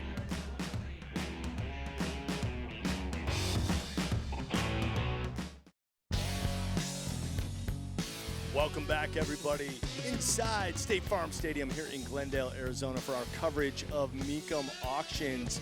I'm out here in the staging lanes, and no, you're not watching a sci-fi movie, but that is Godzilla in there. Can you believe it? Under the hood of this F-250 crew cab, 1974. That is the 7.3-liter Ford Godzilla V8. Wow, I mean, this truck is just done to perfection. You got to take a look at this interior. Look at this tartan, beautiful black and red and gray tartan, just so perfectly done. I was sitting in there a little bit before. It is very, very comfortable, and it's a crew cab, so yeah, 4 doors, 4 maybe more can fit comfortably in there. Got the door panels that match. Really cool, gorgeous paint job, just perfection all the way around on these crew cabs, and the market for these just going up and up. And Scott, I was attracted to this one because the hood was up and I could see the Godzilla engine, but right in front of it is another Ford crew cab that you were telling me about earlier this morning during our meeting. This is a 72 Ford F-250, and I know this one caught your eye. Absolutely right, and this is a special one too. Literally, it's a crew cab special from 1972. It is a one-of-one Marty report as it was built from the factory. That's the correct color combination, wind blue and Bahama blue. It's got that Godzilla power plant, but it's got digital gauges. It's got all kinds of other NOS pieces and trim parts around it. The guy drove, it's a, like I said, one-of-one from a Kevin Marty report. The guy, the owner, Mark from out in Pennsylvania, trailered it here by himself, the only truck on the trailer, all the way from Pennsylvania out here to Arizona last weekend. I hope it sells for $1 billion. Well, it's there's a lot of money in that truck and a lot of man hours as well. 1,700 hours on the build. A lot of effort from the consignor to get here. Exactly. Well, they're going to go back-to-back, 296 and 297, so they'll duke it out up on the Mecum block auction. They will indeed, and that's coming up a bit later on in the day. Chris, thanks for picking up on that red one as well, man. That's going to be a good back-to-back for us. All right, on the block, we've got another Eldorado from Cadillac, 1976, at no reserve. Yeah, this Eldo has hardly been driven. It's not even ready for its first oil change. Just over 1,900 miles. Can that be? 500 cube engine with 190 horse. Of course, the automatic transmission. The color is fire thorn red with a white convertible top. Oh, that's tasty. White leather interior, too. How about that? Last year for the Cadillac convertibles, we'd see them again down the road, but for a lot of people, they thought this was going to be the end of the road. And I remember the controversy from some of the people that scooped up these Cadillac convertibles thinking that was the end of the road, and then Cadillac reversed course and brought it back, and a lot of people felt maybe they were misled. But be that as it may be, these cars here are gaining value in the marketplace, especially the low mileage examples like this one. 65,000 is their bid at the moment. The reserve, well, there is no reserve. No reserve. So that's easy. Yeah, and that's big paper too. Now 70. Iron David goes 67 to bid 70. Internet has been last call to anybody else. Iron David goes 67 to bid 70,000. Iron David at a last call 70,000 to bid tonight. Sold $67,000 to the net. Offering lot S224. This is the Saturday catalog cover car. Well, the hammer falls at $67,000. Here's another Maserati in MC20 once again. This from 2022. I love how we're sort of getting a little jaded. Nah, here's another Maserati. Oh, yeah, but we never get tired of these super high-end exotics. Yeah, the 2022 MC20 with 621 horsepower. How can you get tired of that? 694 miles. That's it. Twin turbo, 3-liter, V6, 8-speed dual clutch automatic, electronic limited slip differential. Yeah, as I've been saying all along, these high-end exotics now really rely on electronics and some of this technology to give you all of the features that they have. Stainless steel exhaust, disc brakes, premium Nero leather, Alcantara as well, mixing it up inside, heated front seats, dual zone automatic climate control. Hard to believe you're talking about an exotic sports car with some of these features. You feel like you're talking about some kind of a premium sedan of some kind. Right. But now they're integrating all of these creature comforts into these 200-mile-an-hour cars. And they're finding a way to make it all fit in Make that it all smaller work. package. Okay, the International Scout from 1972 is coming up to the block next. A Scout 2, in fact. And this market is warming up as well. People are discovering the International Scout. And this was once again in that small SUV category, like the early Broncos. Hot pepper red is this color, and this is totally reworked. This is nowhere near original, except for that matching numbers engine, but they put Phytec fuel injection into it. Automatic 3-speed transmission that's been reworked, 4-wheel drive, custom suspension lift, vintage air, got a roll bar in there. They've added power steering, 16-inch called Gray Vision wheels, and the hot pepper red, that is accompanied by that kind of a medium brown or tan top. Goes the length of the truck. And the high bid for the Hot Pepper International Scout, $72,000. $72,000 for it. And I think, have they reopened it, perhaps? That's a Galaxy Starliner coming up from Ford, but I think they've reopened the bidding on the International Scout. Did they do it? $1,000 will buy that Scout. $95,000 once. Okay, they're at twice, third and final call. It is. Goes to the big goes on. Okay, 95 it would take to buy that one. Right. Flurry of bids at the end there, I guess, but I think so. Still didn't make it. Okay.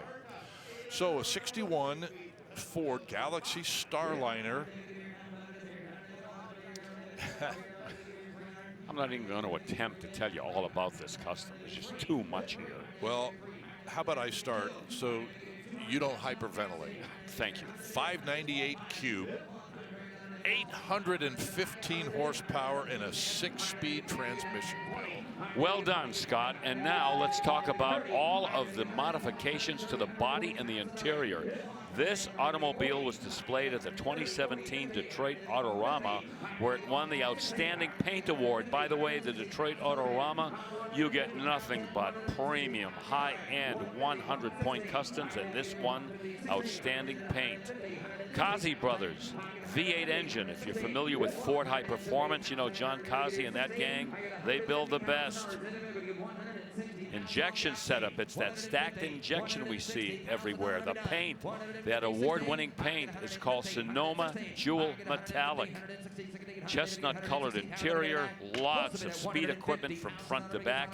And you know, these Starliners, just that car alone, if it were completely stock, would get people going crazy. There is a cult following for these 1961 Galaxy Starliners, but very, very few have been given the makeover like this one. Wow, what a car. Wow. Okay, it's going to head to the bid goes on desk while we focus our attention for a few moments on a 2004 Ferrari 360 Challenge Stradale. Not exactly affordable, as we're already well into 6 figures, but this is a 21-year-old Ferrari. But it is the Challenge Stradale, so that gives it some uniqueness and some distinctiveness. A little over 10,000 miles on the odometer, 425 horsepower, alloy V8, 3.6-liter displacement, automated manual gearbox from Formula One, limited slip differential, and I'm going to say condition 1. 240 is the bid. They're asking for 250. And they've got that on the internet, actually.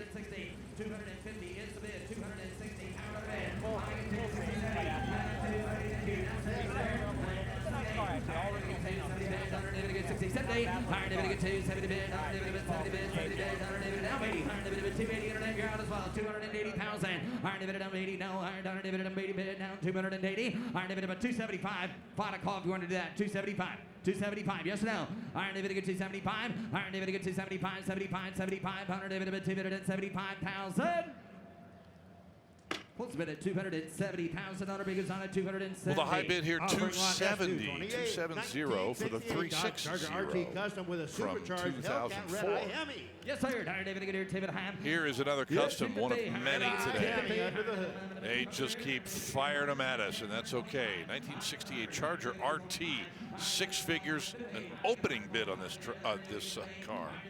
Once again, Scott, the quality and the construction of these custom cars, this is better than the Detroit Autorama this weekend. Wow. And as soon as you open the hood, you're looking at that supercharger, so familiar now, on that 6.2 liter Hemi. It's a red-eye Hemi, a GM automatic transmission. How about that for an unlikely marriage? The 4L80E. The color's a Lamborghini purple, black leather and suede interior. Look at the way this car sits. Look at the ride height. Oh, that car spells danger, the way you look at it. Yeah, I was going to say, before you mentioned it even, that Lamborghini purple takes plumb crazy into the next century, right? Yeah. Wow. It really is. And so beautifully applied and finished as well. And a high bid of $190,000. So we will leave it there as it makes its way to the bid goes on. We'll make our way to a break as we are coming up on 4 o'clock here in the Valley.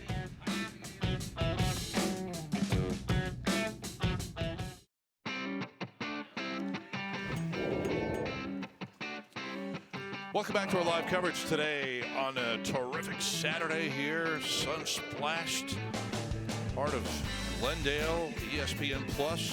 The live coverage here from Mecum Glendale 2025. And here is this is the Rolls-Royce Cullinan from 2020 that Danielle gave us a tour through a little while back. This is the one with the umbrella holders, yeah, right? The power umbrella. Yeah, how could I miss that? Yeah.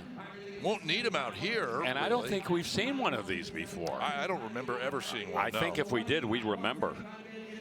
Yeah, original MSRP was over $426,000. I know that makes you giggle, doesn't it? V12 under the hood, a twin turbo, 6.75 liter. I wonder if they had an umbrella delete option. We'll look into that. Hey guys, I looked up.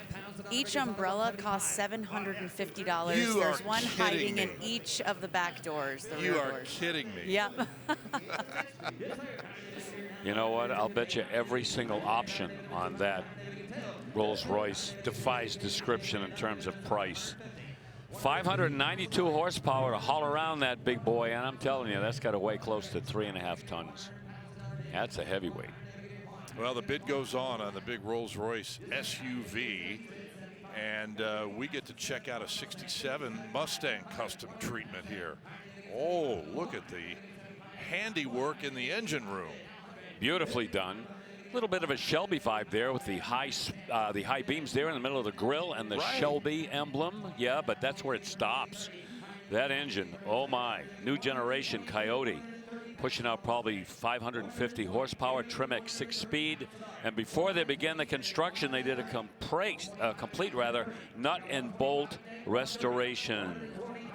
Whipple supercharger, big CFM throttle body on there with headers. Many specially fabricated pieces as well. You just saw the interior, custom leather by Custom Classics, with Carroll Shelby signature leather seats. So no attempt to replicate a Shelby Mustang exactly, but they couldn't. They couldn't resist the temptation to give it a Shelby flavor. Just a little hint here and there, huh? Yeah, And that the is stripes. okay. That's okay. Sure it is. Stripes, scoops, and some of the emblems and signage, the filler cap and the taillights. All works. Now 60, and you're out there at 160. 160. Hey, reserve is off.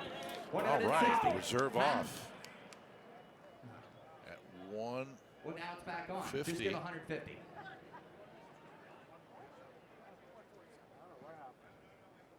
Give 150, like I was asking. Just give 150. That guy's probably back. Gonna give 160 back there, but Well, we went from reserve off 150, to sir. back Reserve's on. back on. You turned it back on. 150. In about a half a second. 150. Yeah, I guess the consignor has the option, but now I think it's off again, right? I got 147.5. 150. Hey, that's what. Yes. Yeah, to kind of make We chopped sure. it down now. We're going to be $150,000. Maybe. I got 147.5 of the car off the block. 150,000 if you want it. 150. 150. If I turn it back Oh, on. we did. 150. Reserves off. Cars are sale. Last 155. I know. There it goes. 150. 155.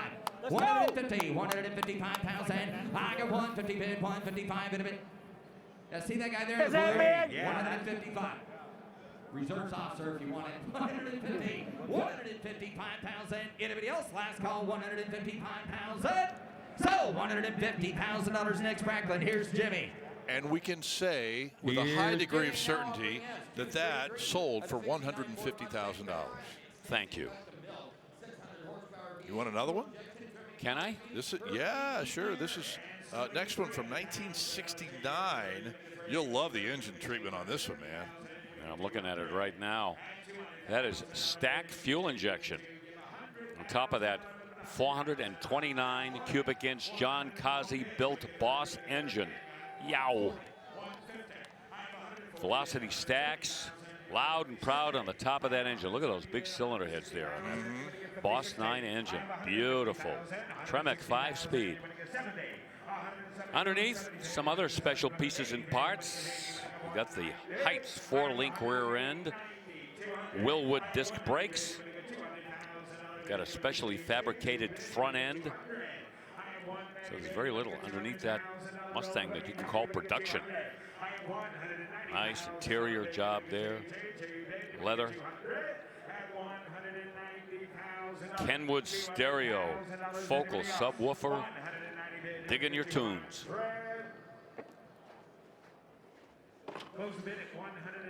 Well, they flirted with that $200,000 mark, but not to be. Corvette convertible electric motor, previously owned by actor Robert Downing Jr. And so that one will head to the bid goes on. And we will take a look at a 65 Corvette convertible that is unlike anything we have ever seen before at a Mecum auction, Bill. In a class of its own. Yes, indeed. Has a 750 cubic inch, 3,000. Oh no, I'm reading the wrong sheet. This is electric. Look, all electric. Mid-year Corvette convertible. That is a first. Previously owned by Robert Downey Jr. Isn't he Iron Man? Yes, yeah. among other things. Among other things, yep. Original frame, but boy, they had to do some real creative engineering to get this powertrain in there. And the tachometer, that shows the power output to the electric motors. So they didn't throw that away. That satin blue, that's one of those satin low gloss paints that we see every now and then. Color match to the wheels with 3-eared knockoff hubs in the middle. Think Daytona blue in a 63 and 64, but in a dull finish, yeah. Dull finish for sure. Even carried over to the bumpers. They're covered with some kind of a dull silver finish. By the way, for those of you, who are kind of into the EVs and kind of geeking out on these things, how about a 2X net gain hyperdrive X1 controller that's hooked up with a 2X net gain Hyper 9 AC motor? Got that all? Okay. 65. Some of those components in the drivetrain actually coming from a Tesla Model S. That sounded a little bit like Patrick 70. Mahomes calling I'll a sell play it. in the huddle. Let's just sell it. Oh, I don't know what I said. 70,000. I got 70. I don't have 75. Sell it? There's your consignor right there on the left. Yes. Reserve is up. Okay, there it is. $75,000. Has 70 bid. Anybody get 75,000? Anybody get 5 bid? How do you peg the value of something like that? Nothing to compare it to. Well, so I'd say it's worth $70,000 right now. It is to the person that just bought it, yeah. Yeah, definitely interesting. Never before seen. And it has found a new home. I didn't think anybody could top that Rolls-Royce SUV for uniqueness. And look what happened. Boom.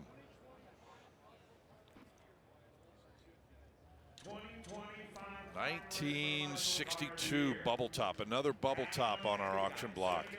You know, I know you get this question. I get it a lot. Don't you guys just sometimes get tired of seeing all these cars? Absolutely not. Oh, sometimes they run together, but we've got the best seat in the house, man. And we never know what's going to come around the corner. Exactly right. Yeah. Here is that 62 bubble top, Bill. $80,000 bid right now. Yep, this was the standard bearer for Chevrolet in the early days of factory drag racing. The 409 with a 409 horsepower rating on it. And 1963, of course, General Motors pulled their factory-backed racing program, so this was kind of like the last hurrah.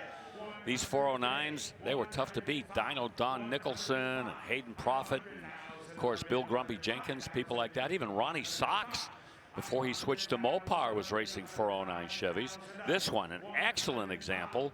2025 Good Guys Muscle Car of the Year finalist. The Antique Automobile Club of America Senior National and Senior Grand National winner. And there are more awards as well, but that's a rebuilt 409. All correct. All the casting numbers add up.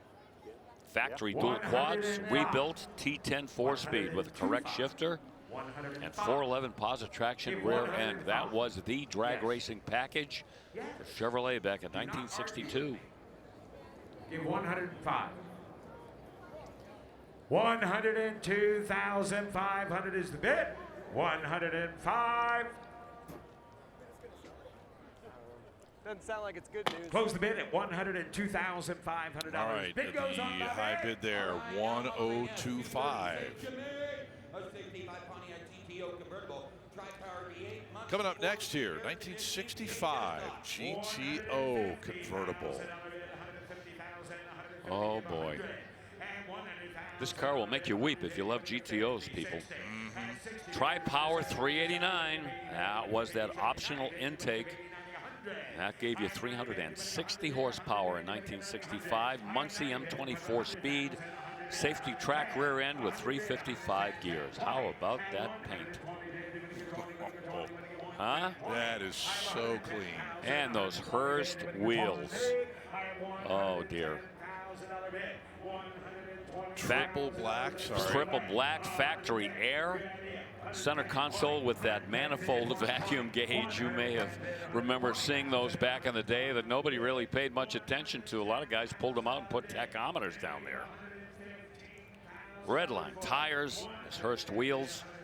Bucket seats are power, rare option.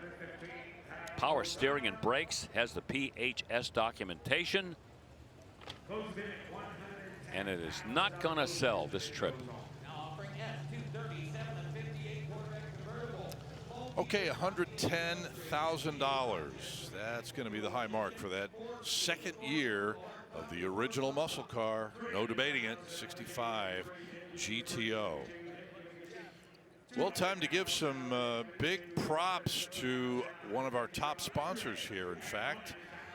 And that is 303 and their terrific lineup of cleaners and protectants. And in fact, the protectant and the interior cleaner together are a fantastic 1-2 punch to keep your car looking its absolute best. Residue-free cleaner, the protectant will keep that plastic, rubber, vinyl looking fantastic and prevent fading and cracking. And all you need to do to find out a lot more and get what you need is go to 303mecum.com. 303 is proven to protect. And on to 1958 Corvette here, Bill, and I get a little bit of hint by that plate that we're looking at a Fuelie. Nothing gets past you, buddy boy. Yeah, it is fuel injected indeed. The 290 horse 283 with the 4-speed transmission and just an award-winning restoration job that you will not find fault with at all. Even the headlights are T3s. Now those Westinghouse headlights, if you go to Bloomington Gold and you've got those headlights in there, you get points. Points, right on. Google that, T3 headlights. Yep. That's cool. Great car, 200 grand. Yeah, and worth every cent. All right, let's check out this big boy 1984 K30 pickup truck. And on they go with these beautifully presented pickup trucks. This with a 6.6 Duramax diesel. And it goes without saying, this restoration is comprehensive all the way through. Allison automatic, custom interior and gauges, vintage air. That's got a 6-inch lift in it with Fox components and the paint. Oh, how long did it take to get that paint to look like that?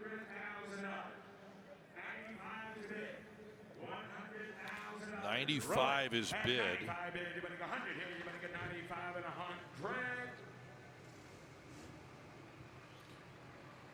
Close the bid at $95,000. Close the bid. Bid goes on. Now offering rated about 360 horsepower too.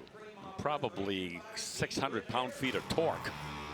Maybe you're right. Oh, that's a big mule in there.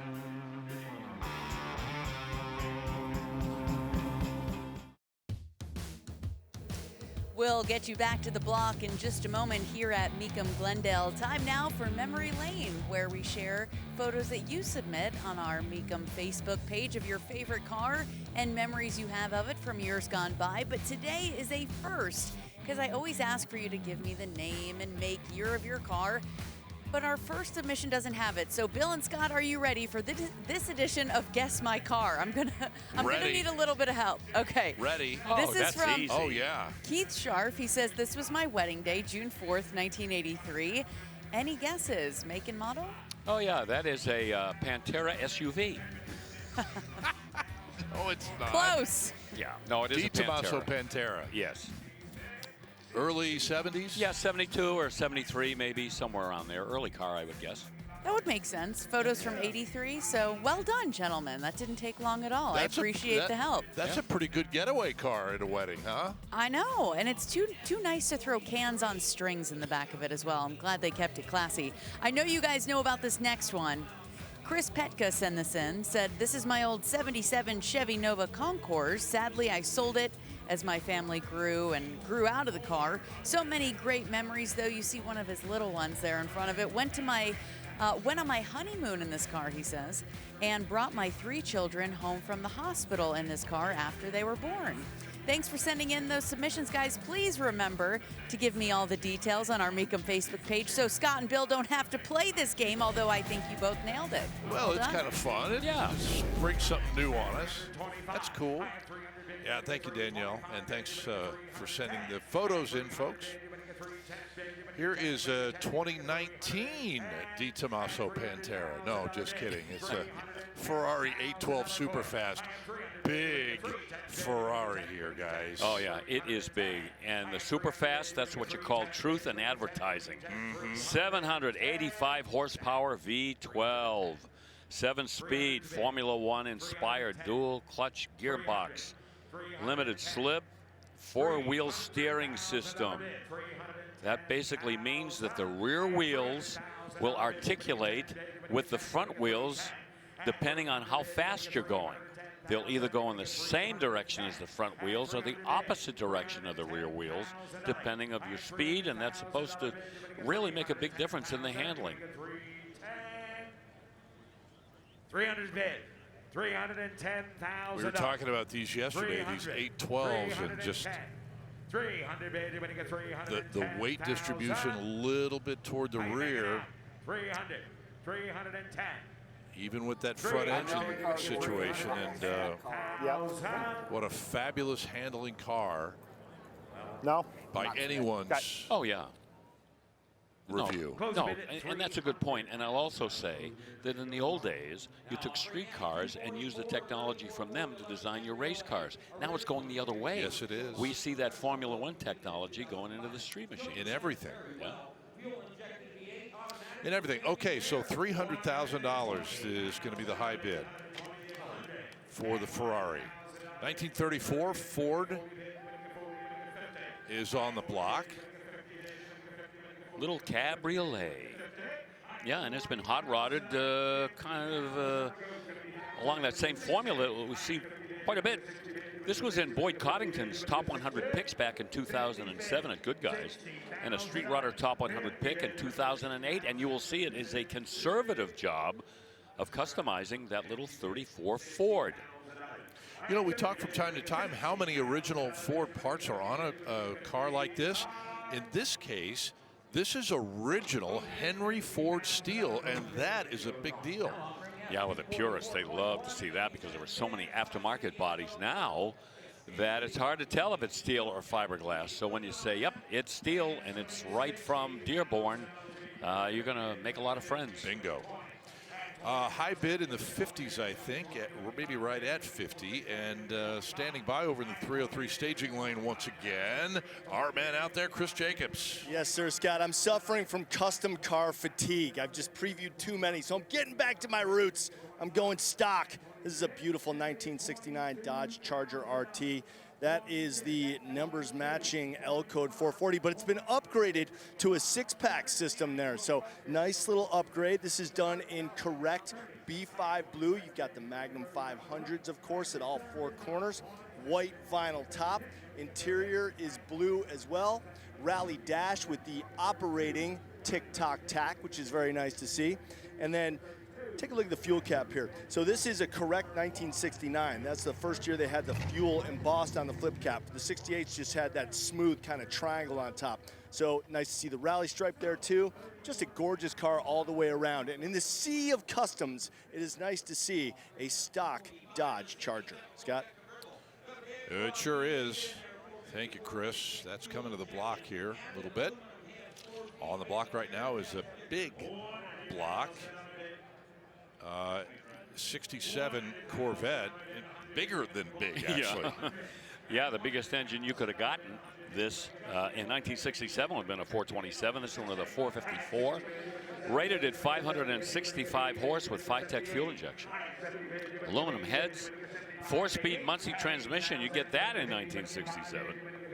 Silver Pearl, Black Stinger, vintage air. You could not get air conditioning in a 427 Corvette in 1967 if it was the 435 horse version, or the L88, of course, but that goes without saying. See the 427 call out on the hood? I do. That's kind of deceptive, isn't it? Yes, they're lying. Yes. Yeah. We know better. Yeah, that's a cool car. 85 grand is going to be the high bid. All right, look at this. Up next, another Ferrari for us. 2012 Ferrari FF, an all-wheel drive offering from Maranello. Yeah, you'll notice the body style on this here. It kind of, sort of, almost resembles like a station wagon, but it's not. But it is unique looking, and it's got the power, 651 horses. 48 valve V12 engine, naturally aspirated, 504 pound-feet of torque. Yeah, that'll get that Ferrari up and running. Grigio Ferro exterior, that's what that color's called, with a Quo leather interior. It's a 4-seat Ferrari. Yep. And it was their top of the line in that category when it came out in 2011. Yep. That body style sometimes is referred to as shooting brake, but that's not really what it is. But you see some of these exotics with a station wagon style rear bustle, and they're considered shooting brake. All right. And so with that, we need to hit the pause button for a minute. When we come back, we'll have about 90 minutes or so left from Glendale, Arizona. Hope you can stick with us on ESPN+.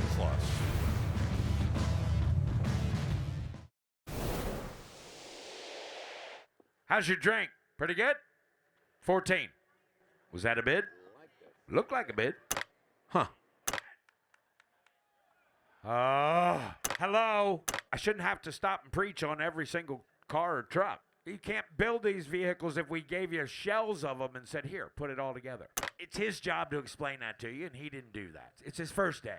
He's not from around here. Is that not right? I mean, thought it was right. I've been wrong before. Just ask my wife. Now you gotta scream and holler like you mean it.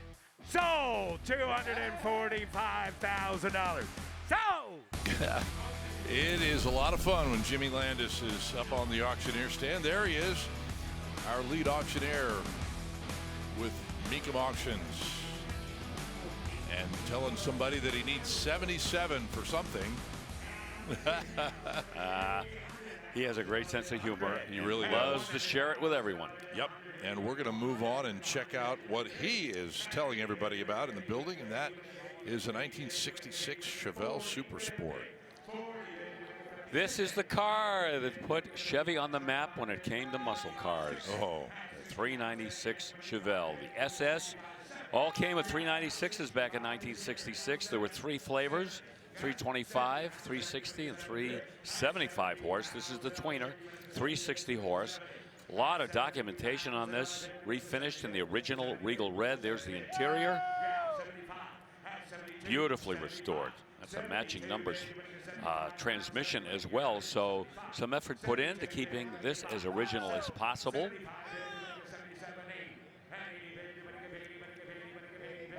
Those are the mag style spoked wheels that you see on a lot of these.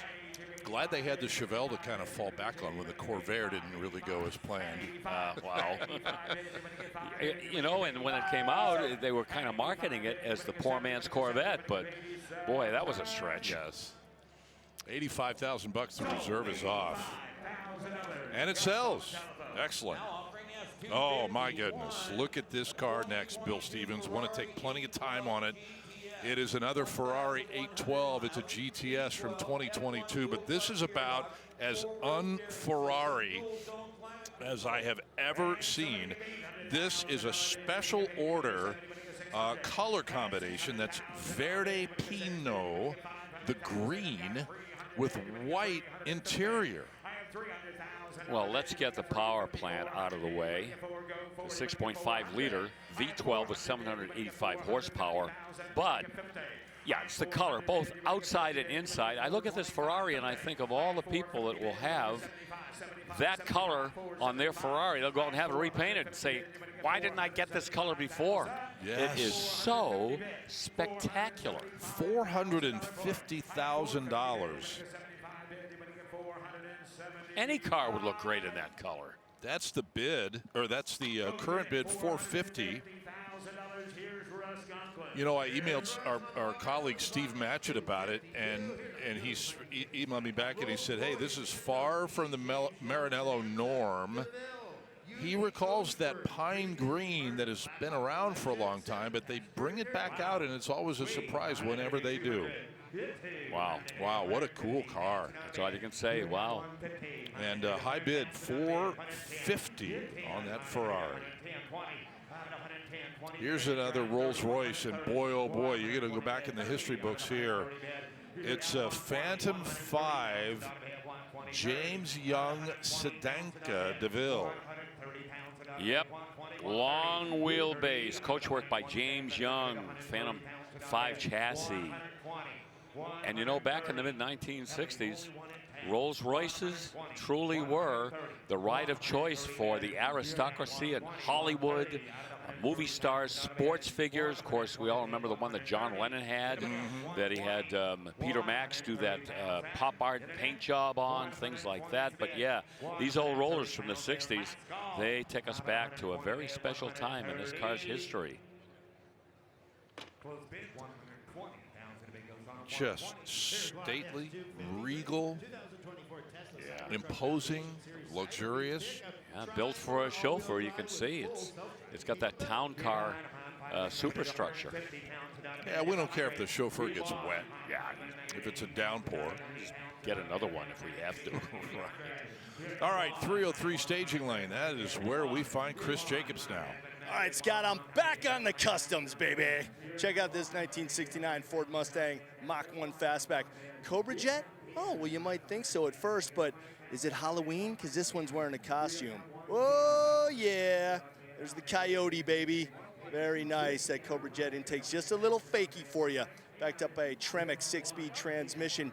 Billet specialty wheels in front of bare brakes all the way around. You can see those 6 piston calipers in the front.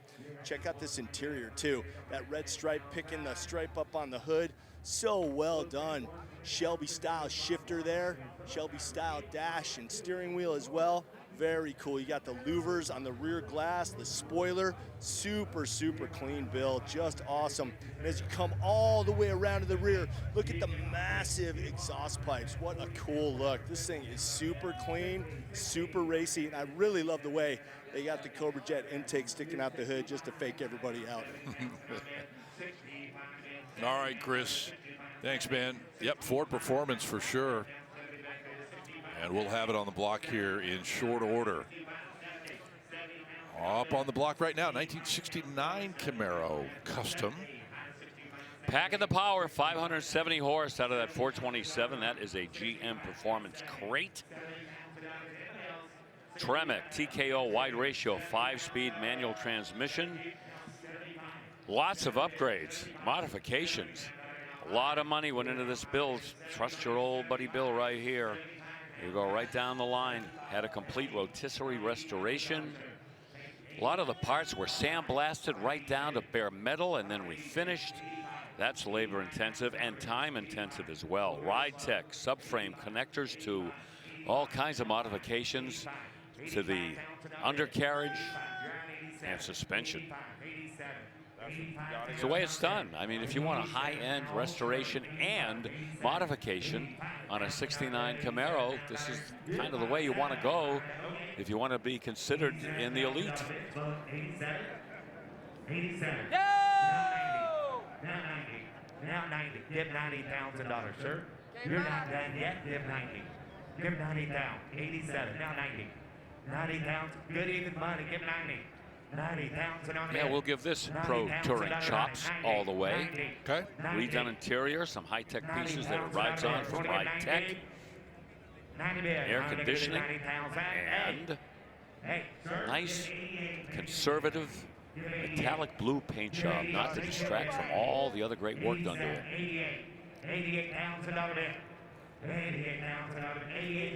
Still working on it. 87,000 bucks. A lot of interest. Make him give 90. You give 88. 88,000 on a bid. Anybody else? You buy it. I'm finally going to make it at 88,000 on a bid. Down, map. 88,000. Last call.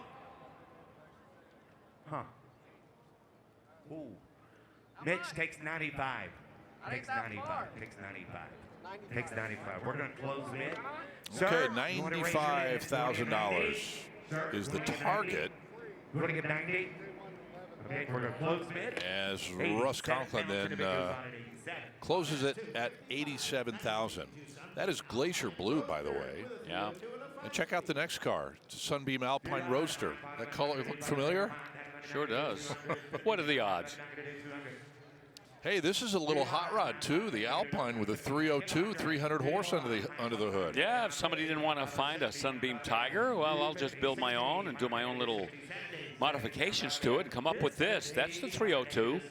Now the Sunbeam Tiger had a 260 or a 289, so this 302 is not correct for a Tiger, but who cares, because very little else on this little Alpine mimics the Tiger. 300 horse. Fuel injected Tremec 5-speed. You see the custom bodywork done on this. QA1 coilover shocks. Good handler. 60,000, 70,000 bid. Custom vented alloy wheels. Close bid is 60 pounds, and a big goes fine at 60. That looks like a car with no top. I mean, would they have done that and potentially just left it without a top? Quite possibly, because I don't see the buttons on there to secure a top. Right. Out here, that's fine. Yep. Okay, let's move to 67 Mustang Custom. 100, 110, 110, 105. With that Eleanor flavor. And you get that from the front fascia there with the fog lights mounted down and the apron, things like that. That's your tip-off. Plus, to get around to the back of the car, you'll see more. Anyway, plenty of power. 460 Ford Racing. Big block V8. And we'll sneak up over the front grille and get a look at that. Well detailed. Big 4-barrel carburetor underneath there. MSD ignition with Hedman headers. And inside, you might see a few little cues for an Eleanor, but I don't see that. It looks like it's just a nice, clean, custom job with bucket seats, Eleanor style side exhaust, and let's see if we've got the sequential Thunderbird taillights. We got a quick look there. So you might say that's topless Eleanor. Am I allowed to say that? You just did. Too late. $115,000, and the bid goes on. Back in a moment.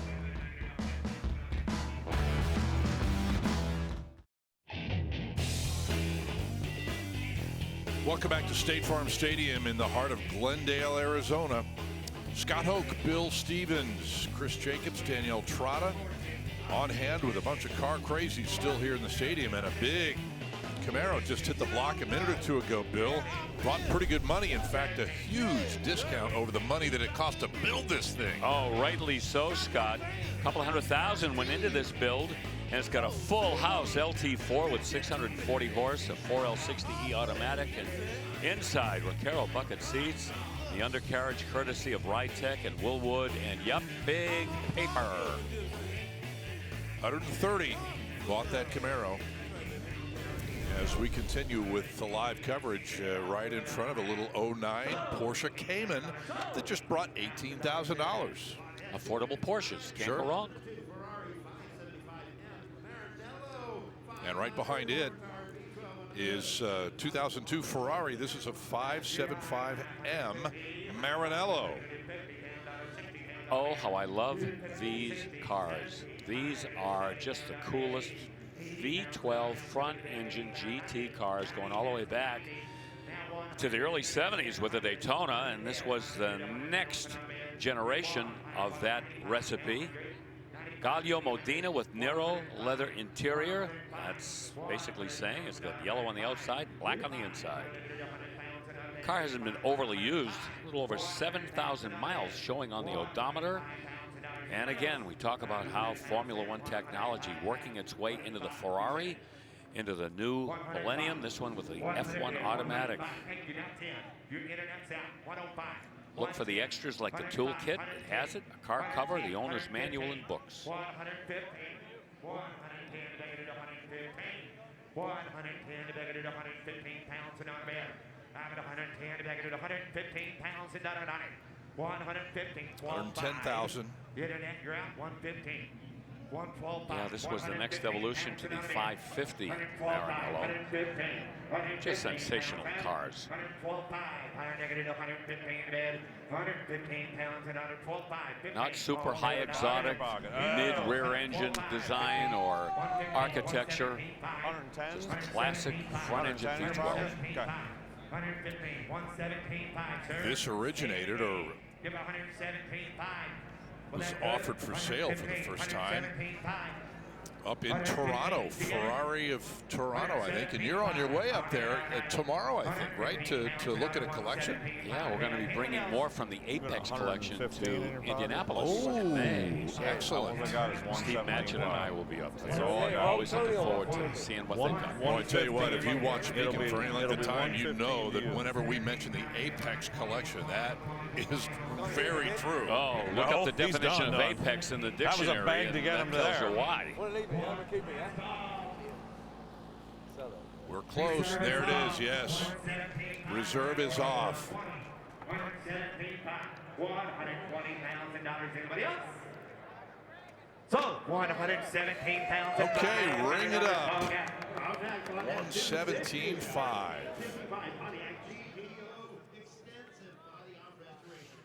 And so we go from the Ferrari now to the Pontiac from 1965 that kind of borrowed that GTO designation, if you will. They were related a little bit. Well, yes, because John DeLorean was the head of Pontiac when they conjured up this car, and he was a big fan of Ferrari, and kind of wanted some of that glow to trickle down. And you know, whether it did or not, it doesn't make any difference because the GTO was a home run at the first time it went to the plate. This one has the base engine, the 335 horse 389, the 4-barrel. And it also has that Muncie 4-speed transmission. This combination, most people prefer. PHS documents, extensive body-off restoration. Built out at that plant in Fremont, California during the 4th week of March of 1965. 323 rear ends with a safety track, limited slip diff, Flowmaster exhaust with those rear splitters. We used to call them walrus tusk exhausts. Everything been finished and detailed. Yeah. All the way around, inside and out. 70 grand.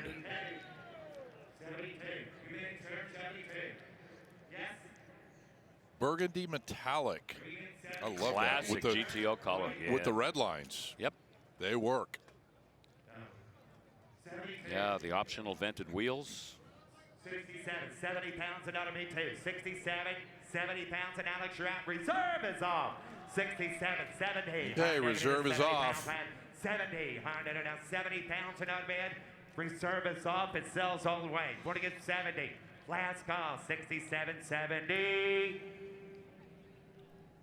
Sold 67 pounds a dollar. Sold 67 pounds a dollars. Internet. Lot S2. All right, 67K. Chevy K5 Blazer, 525 And horsepower another under the hood. No in expense spared, custom a built. very formidable group of Blazers that we've had here in the Valley this weekend. Can't believe how many we've had, Scott. We've got to have some kind of a record going here.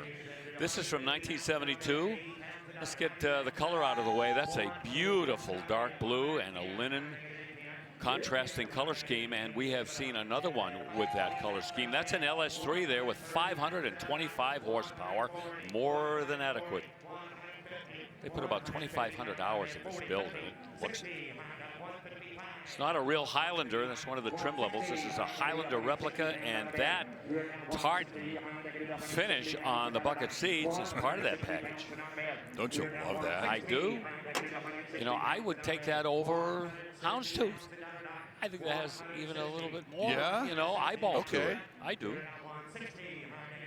So much more to tell you about suspension, brakes, just all of the really neat things they did on this build. And that's why it took 2,500 hours. Great ride height there. Yes, sir. Super sound system. You're at 160. 150, no shocking, 155 if you want to be at 155. $150 is the bid. 155. 155. And there have been high-end Bronco Blazers here. Yes. Big bucks.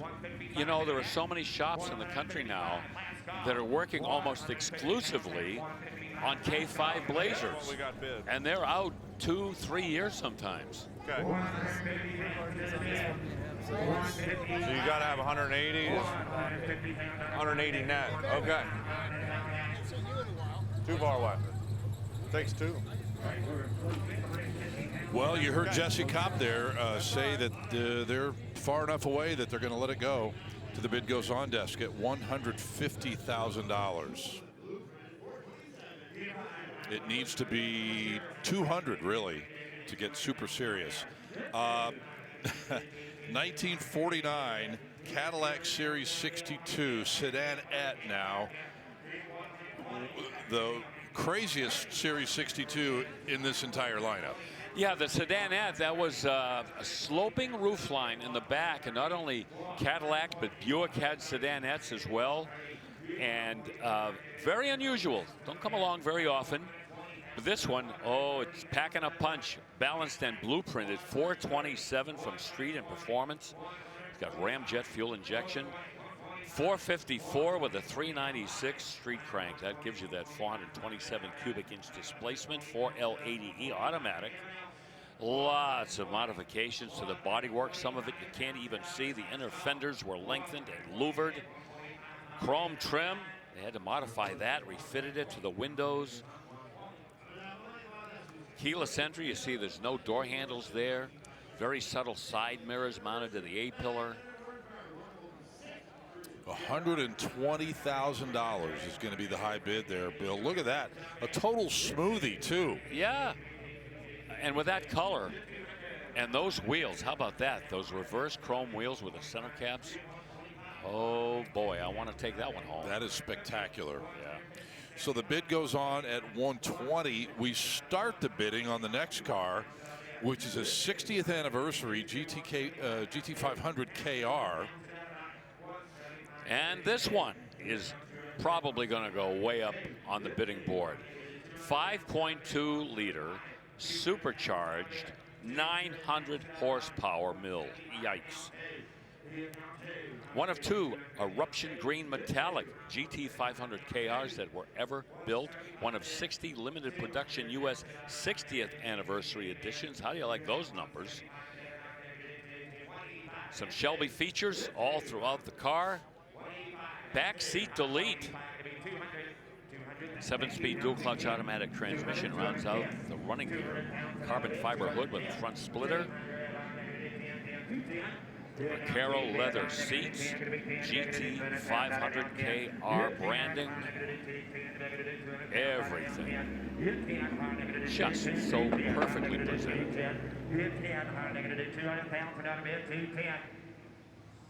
Boy, does that stick to the ground. Look at the ride height on that.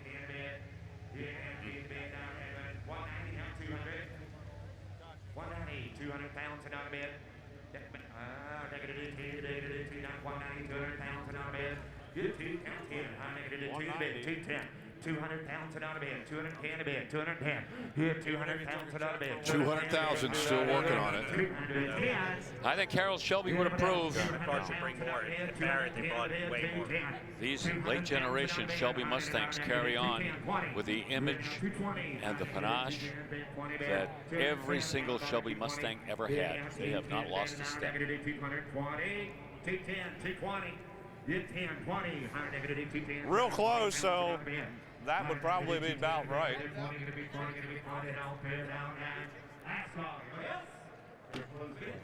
Sorry, guys. Thank you for bringing it. Okay, 210. That's the number to shoot for, I guess, when you go to bid goes on. 68 custom Corvette now, Bill. Yeah, I call that a somewhat conservative custom. That's not an original paint job on there at all. It's called Shark no. Skin. 6-liter LS2, Muncie 4-speed. That's metallic paint too. From some angles, it kind of looks like a solid color, but no, there's metallic in there too. Power steering and brakes. Keeping cool with vintage air. Add some custom wheels and good set of radials, performance radials, and you're ready to go. That looks like a cooler of some kind on the passenger seat, right? I think so. Yeah. You see what they did to where the bright work would have been, the front and rear bumpers. That's black now. Yeah. Yes, monochrome, right.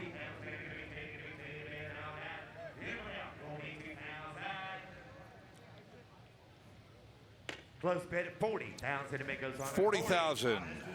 The high bid for that 68 custom Corvette. And look what's rolling into place now. 1971 CUDA convertible. Yeah, and Scott, you know, we've had all manner of Mopars here in Glendale, but you know what we haven't had? An AAR CUDA. Oh, that's right. Or a Challenger TA. Right. So we haven't had one of these either, if memory serves. This is a date-coded, which is a replacement 340 cube small block 275 horse V8 in this 71 CUDA convertible, painted in curious yellow with a 4-speed and a pistol grip shifter. It's had a repaint. It's been restored, obviously. And it's got the shaker hood. 323 rear end, Magnum 500 wheels, rolling on BF Goodrich radial TAs. One of 30 with this engine, transmission, pistol grip shifter, and shaker hood combination. Listen to this. Only one of one known with this vehicle's exact original production options. Rarity. Rarity is scarcity. Look at the bidding. Oh, people know what they're going after, don't they? Yes, sir. I was going to say that that is begging for a Hemi transplant, but not when you realize this is original as ordered. You got that right. That's the H code, man. That would be like getting an original 71 Hemi Cuda convertible and putting a 340 in it. Right. That would, you know, that would exactly upside down sense. You know who would love this car? Tim Wellborn. Tim Wellborn. Exactly. He loves these rare ones. Mm-hmm. You want to sell it? We got 147.5, and he's done out there. If I help you at all, can you do it? Well, we're just putting it in my pocket. I understand. I do 140 in your pocket. I got more than that in it, so. What if we did 145 in your pocket? I still can't do it. It's like well, we're about running out of options. He's dug his heels in pretty firmly here, and you can't blame him when you got a car like this. 148.5. We're netting you 145. I mean, it's only $3,000. Yeah, but I came out 175. I understand. To get to the 160. 150. This is what it is, you know. So if we got 160, you would sell it? 147.5. 165. Okay. 165. You can work on that deal, Paul. We're going to close the bid, and the bid goes on. Okay, so there you go. They laid it out. 165 is what the consignor needs to make that all work out. The numbers are very complicated sometimes when you factor in commission, what have you. Oh, yeah. And that all comes into play.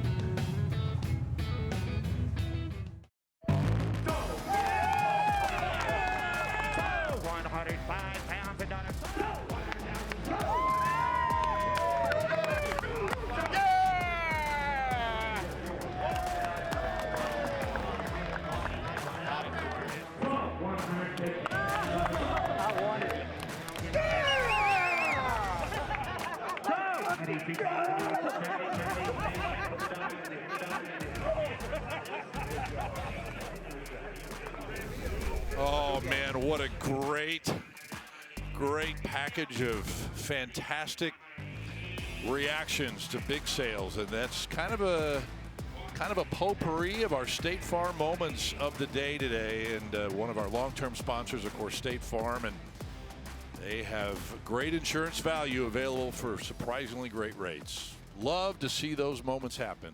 Yeah, fun. We had a couple of people get punched in the shoulder. We had somebody get tackled there. Yeah, you know, the UFC is kind of jealous of what we got going on here. Oh, wow. All right, $200,000.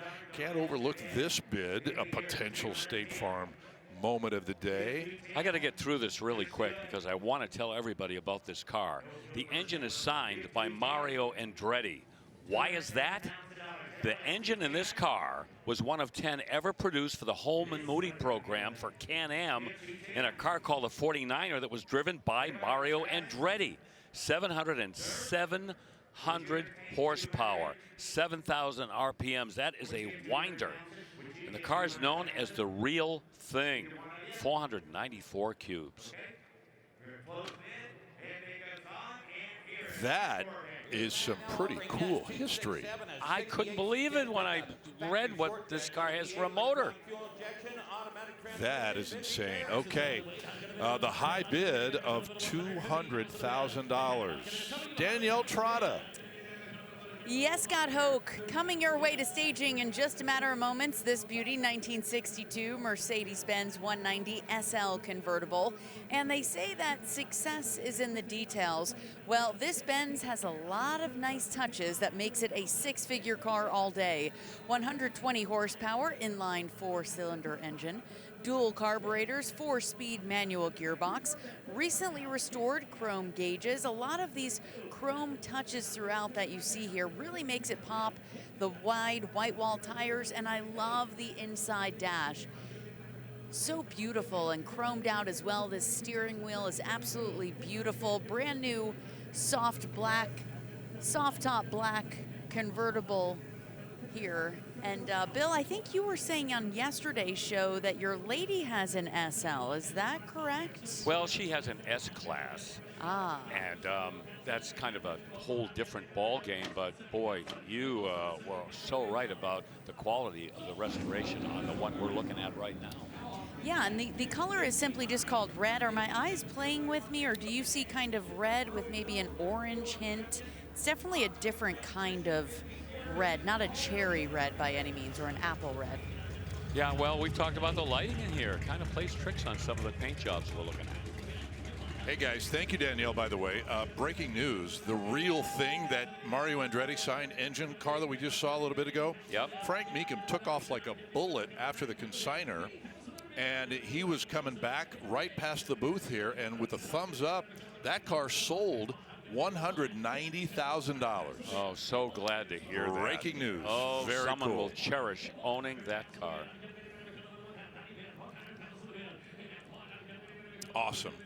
$90,000 for, and I'm sorry, I said that word. You don't like that. No, that's all right. I'll let you go with that. I'm always on my guard around you. 90 grand is the bid for a 57 Chevy 150. This is a first for the entry trim level in 1957. Hey, do you remember the old race car that Buck Baker drove, the Black Widow? Oh, yeah, sure. That's the paint job. Yep. Very similar to it, but nothing in common underneath this paint job with Buck Baker's Black Widow. Art Morrison chassis, a pro-built engine. It's a 632 cube V8 with 830 horsepower. Almost uncontrollable, my favorite word to describe a car. Fast electronics provided the fuel injection, turbo 400 automatic. And yeah, I mentioned the paint scheme. The quality of that paint bears mentioning. Just to get it done, job. we got to be how much today? What? How much would it take to get it done today? We're gonna come up a lot. Okay. Yeah. Yeah. Yeah. Yeah, the real Black Widow, its only mission in life was to go fast. Yeah, so it was stripped down and everything, right? And it was a winner.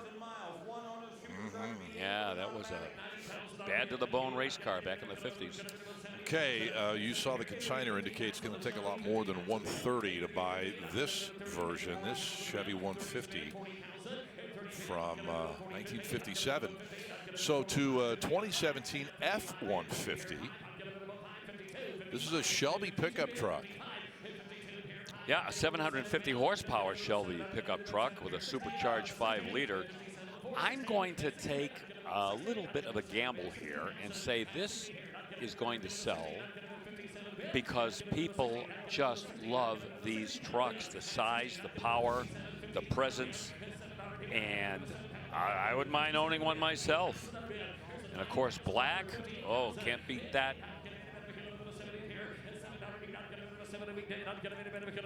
Less than 10,000 miles on this truck, according to the odometer. Reserves off if you'll do it 59. Yeah, 58's the bid. And 59. it is. That's the next available slot. 59,000 the bid. Good call, brother Bill. Yeah, this is a hot item. Now 16,000, 960. Miles more will sell at 16,000 a bid. 60,000 now. 59, 16,000 a bid. It is here. I'm going to go to 16. And I'm going to go to 16. I'm going to go to 16. I'm going to go to 16. I'm going to go to 16,000. Sold 59. Sold 59. $59,000. Does that seem like short money to you? That seems like very short money for that truck, especially with that mileage. Somebody got the deal of the century. Okay. Wow. 59 grand, big truck, cool truck. Now to the 72 Ferrari 365 GTC4. We got to look at this from Chris and Danielle, I believe, a while ago. Yep. Yeah, we did. And let's take a look at the bidding here, because I'll tell you, this body style is kind of like an acquired taste. Remember now, this is kind of like an extension from the Daytona. And that, of course, was a 5-star, Hall of Famer from day one. Styling on this, somewhat derivative, but not exact. But the powertrain is a 320 horsepower, double overhead cam V12, which we also saw in the earlier Daytona cars. 5-speed manual and twin choke Weber carburetors on that V12. And the magic of those carburetors on that engine is each choke of the carburetor of those 6 Webers corresponds to a different cylinder, which means that you can really fine-tune the intake on these cars. Now offering us 272 at 60. A lot of money coming at it. $225,000, but not enough money. So the bid goes on at $225,000.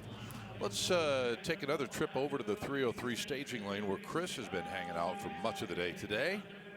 Oh yeah, man, and this one's going to be coming across the block in just a couple minutes. This is 63 Corvette, split window obviously, but here's what's special about this car is under the hood. That is a rebuilt 327, and believe it or not, under that air cleaner is a fuel injection system. So this is a 63 Fuelie, just not how you would expect it to be. Saddle tan over saddle tan interior, custom wheels, bare brakes all the way around.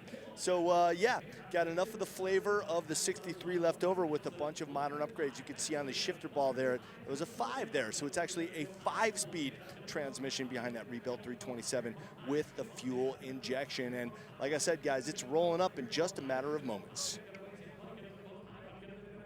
Another really solid Corvette. Yeah. Let's call that a semi-custom split window coupe.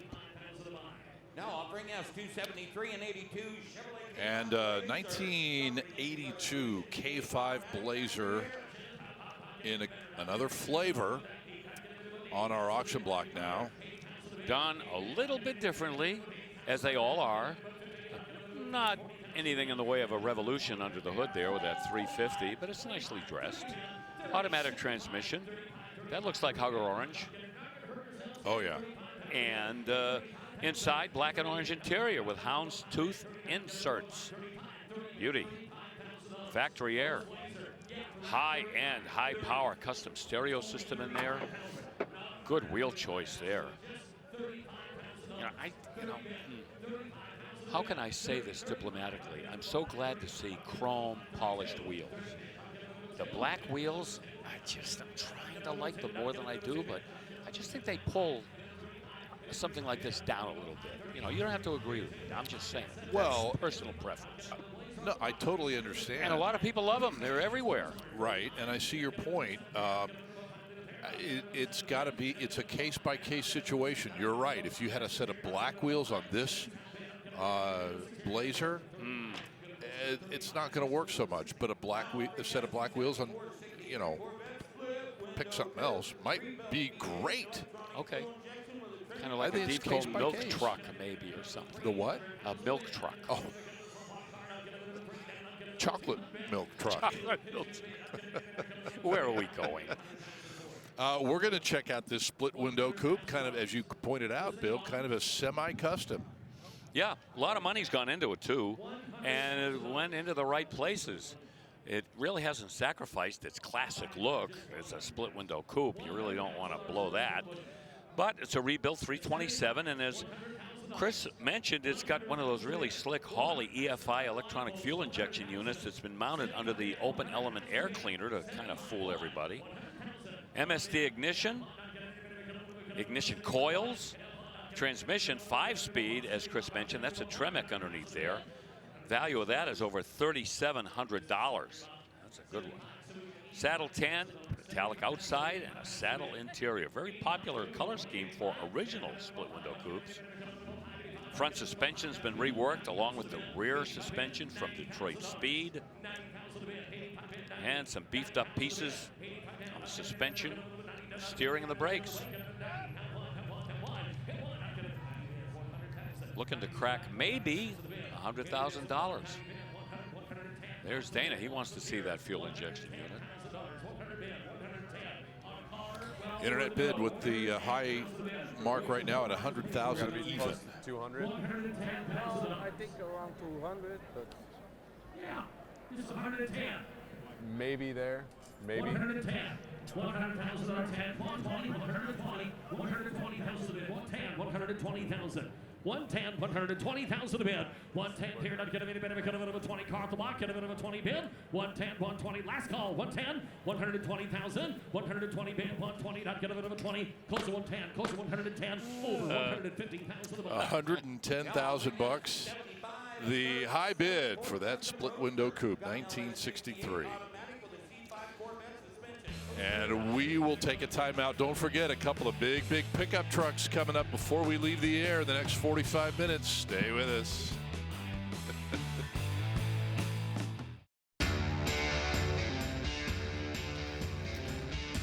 Well, as we kick off spring here, not many places better to do that than the Valley of the Sun, Glendale, Arizona, suburban Phoenix. Beautiful, great hosts here. We always enjoy coming out here in the middle of March. And right now on the auction block here at State Farm Stadium is a 1967 Mustang Custom. As you see there, Eleanor GT500E, Carroll Shelby's signature etched into that. Yep. You know, the last one we saw, the one that was kind of vibing the Eleanor, was blue. And this is the color we're most familiar with. Some people will call it a dark gray, dark silver. It's called pepper gray, technically. But, and another thing about these cars, Scott, is they're kind of getting to be like Cobra replicas. Everybody has their own interpretation of what they want to do with it. Right. You know, the idea is to kind of replicate the Eleanor car, but we see different engines, different features, different wheel treatments, whatever. This one has a 575 horse 460 in it. We see 427s, we see 428s, we see 429s. So this is just a different slant. And I like it. I like having that flexibility. 170,000 We don't have 170, we have 170. We have 160, yes. You've got the family asking for Okay. 170,000. 160 bid. And it is? Yeah, I understand what that is. All right, 160,000. The reserve is off, and it's going to sell. You know, the professor, our colleague John Craven, rest his soul, was quick to point out often that the Eleanor replicas were really the tip of the spear, and we haven't discussed this in a while, but the tip of the spear in terms of kicking off the whole resto mod movement. Yeah, not a coincidence, because he's right. When those cars began to emerge, really fired up everybody's imagination what they could do. A lot of the modifications we saw on the Eleanor Mustangs kind of worked their way into the whole culture of the resto mod. And you're right when you use the word culture, because that's what it is. Yep. And it's still with us and not going away. Still going strong. 165 grand for that Eleanor. Very nice. Okay, the second of our 190 SLs from Mercedes-Benz. Here it is. Yeah, this is the one that Danielle showed us a little while ago. This followed in the footsteps of the Gull Wings that went out of production in 1957. The Roadsters came in, the 300 SL Roadsters, and then, well, right around this time period, we saw these 190s really hit their stride. They somewhat resembled their big brothers from years earlier, and they certainly, you know, didn't have the racing provenance that those Gull Wings had, but very, very appealing. And we're seeing this market continue to be strong, especially for cars like this that have been restored to this level. 1.8 liter, 120 horsepower inline four with a 4-speed manual. Lots of new pieces to bring it back to factory originality. Well, $110,000 bid is going to take care of the negotiation there for now on the 190 SL. with the 2024 Jeep Wrangler Rubicon 392 Final Edition. And you heard me chuckle just because of all the stuff that has been added to this incredible Wrangler. Oh, there's like 10 pages. I remember when they announced they were going to put that 6.4 liter 470 horse Hemi in a Jeep. Now, I had that engine in a couple of my Grand Cherokees, so I know how stout they are. And I'm thinking, in a Wrangler, oh boy, you better check your life insurance. But this one has got all the right setup to handle that power. Everything from the brakes, the suspension. There you see the interior, pretty much stock as delivered, but a whole list of modifications from Dynatrac, Deutsch, Terraflex, Moto Built. I'm telling you, the shopping list is endless. I'm standing here taking a bunch of pictures of it real quick, and I missed what the high bid was. Did you see it? I did not. Okay. That's a lot of Wrangler. Oy, oy, oy. Okay, so next up, 67 Firebird Custom. I see some industrial-grade ductwork in the engine room. Well, you know, Scott, this is a word you're probably not going to hear me say very much, but this is almost overpowered. You think? Yeah, seriously? It's a little Firebird with 490 horsepower out of a 6.2 LS. 4-speed automatic. Let's see what they got underneath here. Four-wheel wheel with disc brakes with red calipers, forged line 10-spoke alloy wheels. I would hope that they beefed up that suspension a little bit to keep that power under control if possible. Okay, 65 grand is the high bid for the Firebird. Originally proposed by B.R. Wooddale as a And here is the perfect example of what can happen when you go to a Mecum auction. You see some fantastic muscle cars, customs. You see some unusual cars and things that you, A, have either never seen before, or B, didn't even know existed. I guess that sums it up here, doesn't it, huh? 1955 Wooddill Wildfire. That is a real brand. That is a real car, originally proposed by B.R. Wooddill as a prototype sports car. Back in the 1950s, I'll tell you, there were a lot of people out there that thought they could build a sports car that people would buy at Madman Months. You had the Crosley cars. Absolutely. You had Frazier. And this was just another entrepreneur that wanted to break into the custom sports car market. 61 Cadillac, 6.4 liter 390 V8. So it's got enough power there to make everyone happy. Rochester, triple carburetors with a Hydromatic automatic. And it's cannibalizing, you name it. It's got a 48 Ford front end, a Chevrolet rear end. Ferrari red is the color that it's painted in. 100 examples were built over approximately 5 years, and this is the first time I think any of us have seen one. Yeah, never heard of it, never seen it. Nope.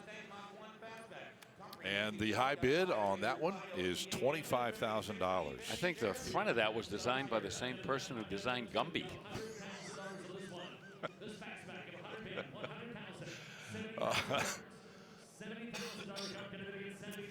1969 Mustang Mach 1 on the block. Not only cars that we've never seen, but commentary that we weren't expecting exactly. And that's okay. I'm the guy. Well, let's get serious here, okay? This is one fabulous resto-modded 69 Mustang Mach 1. Now, we're talking about the black wheels and whether they work or not. On this car, I'm going to say it does. It just adds to the whole austere, kind of menacing, sinister vibe that we're getting from this. 5-liter Coyote Tremec 6-speed manual transmission, upgraded suspension and brakes, limited slip differential. Got 370 gears so back there. Now the bid's 100. You got to be 105. And a Reserves Schwartz off. Performance G-Machine full chassis. Right, This you're is in not a production 105. chassis. Everything I mentioned has been bolted to that Schwartz unit. Holding at 105. May the Schwartz be with you. You're holding. You're the 105. You're holding. Watching the guy on the floor. If he goes, it's going to be 110. It'll be 115 to you if he goes. He never did. You got it, man. 105. All right, $105,000. Quick look. Well, we'll touch on that later. I was going to say the black wheels look great, but they would look great with chrome polished wheels as well. Either way on this one. That's a jump ball, baby. Right on. Okay, break coming up. More from Glendale after the timeout. Stay with us.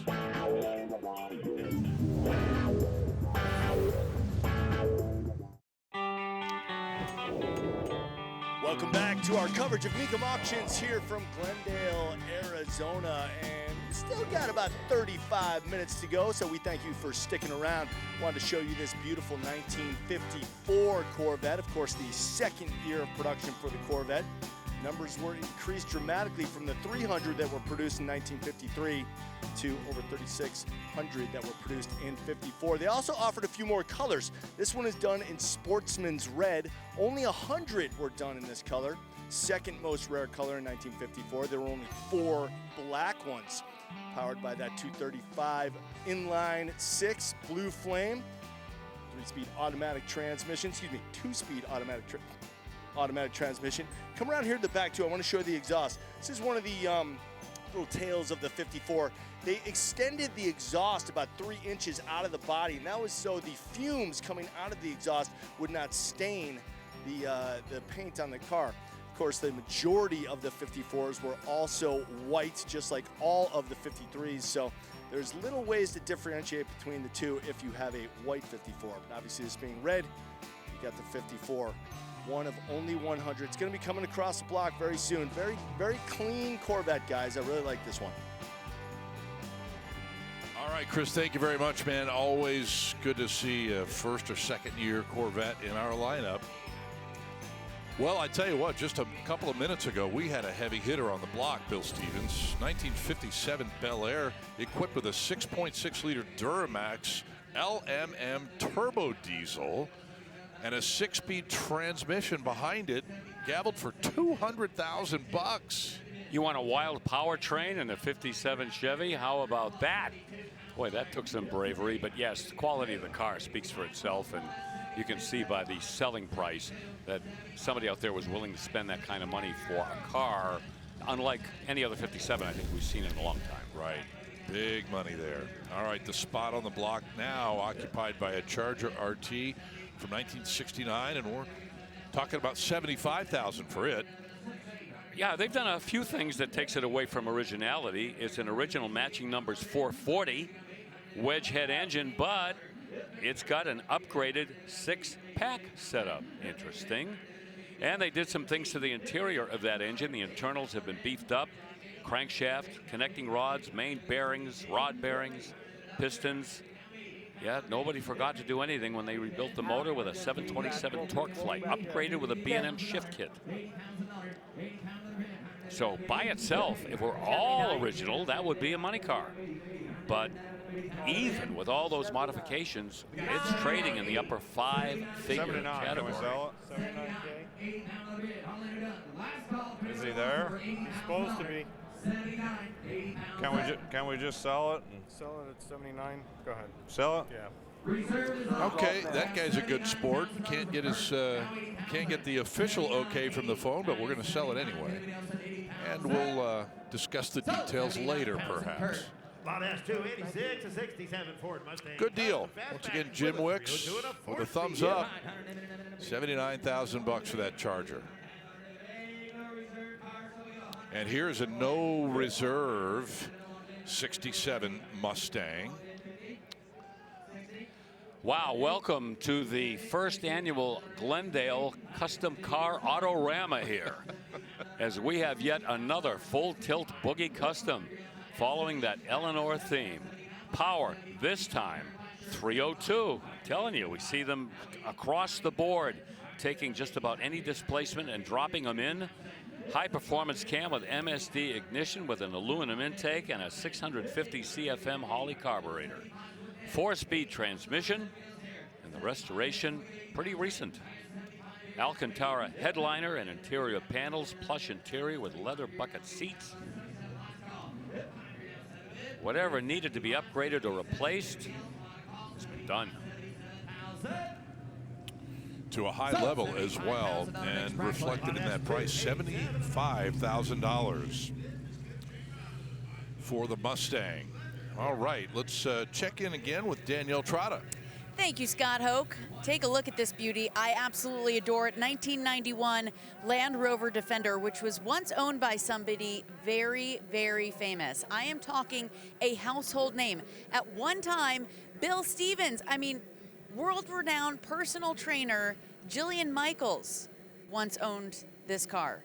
The health guru, and a beautiful nut and bolt frame off restoration by Europe's Key Garage. Has a brand new LS3 V8 engine, all-wheel drive, of course. The Porsche Ivory exterior paint I cannot take my eye off of, and I love inside. We'll take a look at this two-tone herringbone cloth interior too. Really well done. All the modern bells and whistles, but that throwback Land Rover I just love. Bill? Yeah? I love you. I know, I love you You are too. world famous, just like Jillian Michaels. I know, but I don't know how you could confuse her with me. That's a little troubling. You're just as good looking, Bill. Oh, wow. I've never had a lovely lady say that to me. Jillian can't hold a candle to you, my friend. Oh, wow. She's really piling it on. We're just going to leave that right there. Okay. 1938 Chevy Business Coupe Custom. Yeah, business coupes, pretty popular with hot rodders. First of all, there's no back seat. When these cars were brand new, these were basically cars that traveling salesmen would use to get around and make their calls from door to door. And boy, when they are customized, they look great, like this one. 512 Cube V8 with plenty of power, Edelbrock parts and pieces on the intake and the cylinder heads. American racing headers. Yeah, American making headers too with 2-inch collectors. Beautiful restoration and modification. And right that is headed to the bid goes on while we get a little bit of a deep dive on this 2008 Mercedes-Benz SL 550. Yeah, the flagship back in 2008, the SL 550, 5.5 liter power plant. Kind of a ubiquitous engine too. You'll find that set up in a lot of Benzes over the years. Lots of options too. Actually has the AMG sports package. Boy, if that were mine with that sports package, I'd put the AMG badge on the trunk lid, but they didn't. Right. Okay, bid goes on the Mercedes, and you can hear the next car coming to the block. No mistake about it. This is 2016 Copo Camaro. Never street legal. This one appears to have either A, been raced, or B, about to be raced. Right. Well, this was raced by my good friend, 6-time world Pro Stock champion, Erica Enders. And this is number 2 of 69 of the Copo Camaros that were built. 1,300 horsepower out of the 5.7. And this is the car that has to share the responsibility with the Dodge drag packs and the Cobra Jet Mustangs of the modern era for revitalizing factory drag racing in the NHRA to the point where they now have their own class, that factory showdown. Very popular. And what a great car. Okay, the bid goes on the Copo Camaro. We're going to take a break here. We've got maybe 20 minutes or so left in our program. We're going to do some shuffling and tell you what's going on at the top of the heap here in our selling category. Stay with us.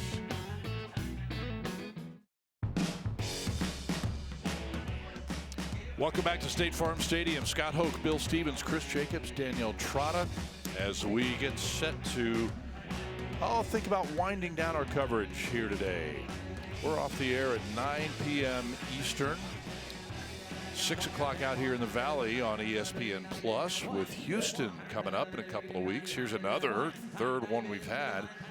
190 SL from Mercedes-Benz, 1957. This is much earlier in the run of the 190 SL than the two previous that we've had. Yeah, but you know what? Just as perfecto as the other ones that we have seen. Nut and bolt restoration. Not long ago, Steve Crowley Motorsports gets the credit for that. 925 hours invested in the restoration. A little 1.8, 120 horsepower inline 4 with a 4-speed. And a high bid here of $90,000. And another Mercedes-Benz, much more recent, 2005 SLK 350. Yeah, the SLK, that's when Mercedes was doing some platform sharing with folks at Mopar. This has got that power retractable hardtop, and this helped to popularize this particular formula. These ingredients you found from Audi and Volkswagen. That's the power retractable hardtop and a short wheelbase 2-seat roadster. This one with an automatic and a soft leather interior. Not a lot of money. And Bill, I mentioned that we had some shuffling going on atop the roster today. The Bid Goes On guys have been very, very busy. Remember that Volcano Red McLaren? That sold at the Bid Goes On desk for $310,000. And one of those F8 tribute, actually both of the Ferrari F8s sold for right around 300 grand. How about that clearance rack? Yes. I love it. Boom, $8,500 for this Benz. And now the 54 Corvette Roadster that Chris warned us was coming up on the block. Here it is. Extensive restoration, as you can see. I'll tell you, that paint job, that does not look anything like what that car would have had back when it was built in 1954. Boy, that new technology of paint makes such a difference when restoring these older cars. 3,640 of these were built. I think Chris alluded to that.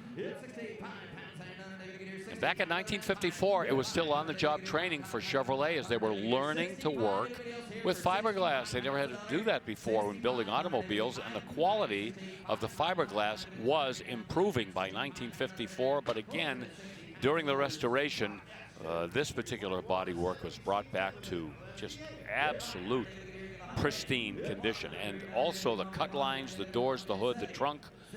You know, the original cars, a little loosey-goosey in places, but again, Sure. not on this one, you know. Right on. Well, the bid goes on the Corvette, and a 1970 C10 will follow it up. Right away, you see modern power. Details there? Yeah, Mr. yes, you do. Stevens? LS3, 6.2. Okay. All right, a 2-year frame-off restoration on this truck. And, you know, this is a resto mod. You know, we talk about resto mods. That's a restored vehicle that's been modified. This is a textbook example right here. QA1 adjustable coilovers with a 4-link rear suspension. Tasty setup. Vintage air inside. Dakota digital gauges. 20-inch wheels. From the people at Highboy.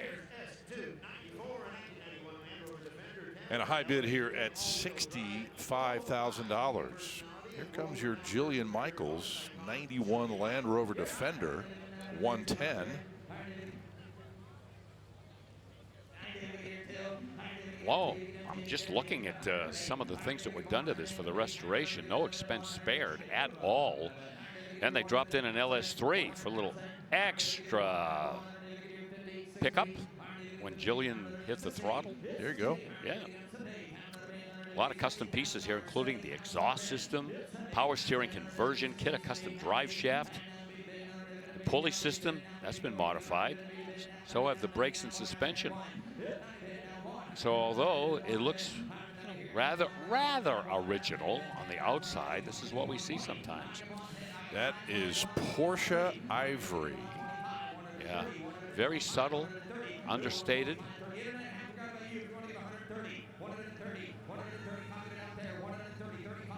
But very attractive, and I like the color match wheels as well. Yes. You know? Yes, that's a nice touch. All ties it together. 130,000. Boy, Jillian loves her tunes. Pioneer touchscreen head unit with focal speakers. blasting out that exercise music. Yes. Laura, I'm going to sign you up on a conditional sale at $130,000. I wonder if she had any Richard Simmons music. What if she did Deal a Meal? 520 horsepower with a $130,000, and I think it bought that Land Rover. Okay. One more car before we dive into a couple of massive pickup trucks. And you don't need me to tell you that this is a total custom 69 Firebird. Look at that. Yep. Full custom indeed. Starting with the engine, 520 horse, 6.2, 6-speed manual transmission. Tube chassis, too. That's a big project. TCI tube chassis. Lots of special pieces underneath. Wilwood power 4-wheel disc brakes. The suspension has been lowered. Those are billet specialties. Wheels, front and rear. And the high bid at 75 grand. Okay, here comes one of two gigantic pickup trucks, and I am being quite literal. This is a 1972 Ford F-250. It's a custom truck, although it looks quite stock in its appearance. This is, according to the Marty report, one of one, but it has been updated a little bit. It's one of only 529 four-wheel drive crew cab specials built in 1972. That is the Godzilla power plant there, Bill. That's 7.3 liters of V8 power. That's a crate engine, 10-speed automatic transmission, Bahama blue and wind blue exterior, and look at that plaid interior. Yeah, huh? Wow. Not that that truck wasn't special enough, but look at that. Yeah, and the crew cab special is the equivalent of the Ranger XLT trim in a more conventional Ford pickup truck back in those days. See that wood grain panel right there? That is an NOS panel. That is very difficult to find and very expensive if you do. My buddy Mark drove this one on a trailer all the way from Pennsylvania here to the Valley, and he spent 1,700 hours doing this truck. Now we have to sell it. All right, man, they're going to go big goes on, 140 high bid. So. And 140,000 will not be enough. So the bid goes on there. And right behind the blue pickup truck from 72 is a dent side from 1974, also an F-250 and also with a Godzilla power plant. Yep. And the automatic transmission from Hughes Performance. Yeah, old friend Jimmy Hughes behind the Hughes Performance brand. 4-wheel drive Atlas transfer case. Now the frame was converted to 4-wheel drive using battle-born brakes. A lot of engineering, a lot of man hours to make that happen. Body was stripped to the bare metal and redone in Ford Performance Red. And it looks sensational.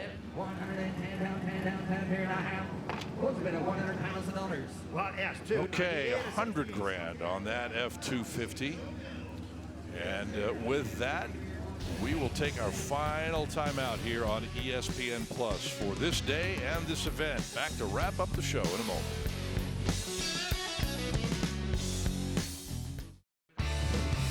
Well, it is time for us to sort out our top-selling cars from this day. A 2022 Ferrari F8, a Tributo, 710-horse V8 out of that 3.9-liter power plant. The V8, as I mentioned, $300,000. Also, a McLaren 675 LT Spider from 2016. That Paint Hall of Fame first ballot winner sold for $310,000. 666 horsepower, by the way. But our top seller of the day today, no surprise, 2006 Ford GT brought 400 grand, all 4 options, and only 1,100 miles and change on the odometer. So here we go with today's top 5. What do you think? I'm going to tell you what I think. Carroll Shelby, Enzo Ferrari, Bruce McLaren. Poetic justice. Wow, that is Really well said. How often does that happen? Not very. That is pretty cool. It's been a good day, and we're glad that you've been around to be a part of it at home, watching on ESPN Plus. And thank you for being with us the entire weekend here. And as we look at the next car, the one in your screen right now, a 1966 Chevelle, it is going to be a Bid Goes On car. And next up, it's 2020 Bentley Bentayga. Their version of the SUV, or the big crossover, if you want to call it that. Oh, boy, this was a sensation when this dropped. And now we're looking at a Rolls-Royce SUV and a Bentley SUV. That's out of the ordinary. This stickered for about half of what the Rolls-Royce SUV went for, but still, you're not going to sacrifice anything at all with one of these trucks. Just a beautiful job by Bentley to take their classic lines and convert it into a 4-door full-size SUV. 4-liter V8, and so many options on this, and each time you add an option to a Bentley, you're talking about heavy 4 figures, and if you are looking for some of the design packages, you're into 5 figures. Well, Chris Jacobs was looking at it as it went by and picked out something cool. Yeah, the center caps are floaters. Right. The B is always straight up. Straight up and down. Mm-hmm. Hey, by the way, I mentioned Erica Enders before. Yes. The NHRA is in Phoenix this weekend. Oh, really? So tomorrow they'll have eliminations out there. Excellent. Okay. Yeah. All right. Good luck to everybody. Yeah. 1968 Camaro on the auction block. Let's take a peek in there. Once again, craftsmanship and attention to detail, flawless on the engine room. And that engine, by the way, is a 6-liter LS2. It's been modified, also in aluminum block. Automatic transmission's been updated. It's a 4L65E to begin with. Lots of changes to the internals to take the power. Underneath, new brake system, including CPP boosters, dual reservoir master cylinder, and drilled and slotted rotors. Well, the high bid, 90 grand on that Camaro. Oh, sits nice and low, great looking wheels, and a solid silver paint job. Next up is 2015 Aston Martin Vanquish Carbon White Edition Volante. And once again, when you start talking about some of these European cars, these high-end sports cars that have any kind of a carbon edition, well, you'd better write a bigger check, because that is going to be an expensive add-on. 5.9 liter V12. That's called Stratus White with obsidian black leather on the inside. And once again, the Aston Martin, you can never fault the styling on these cars. They are just beautiful from every angle. CJ, they need floaters. I need floaters on everything, yeah. You know, this car looks really good with the top up, too. I'd love to see it with the top down, but they did a great job designing that top. Good point. It looks very nice up. Good point. Yes, sir.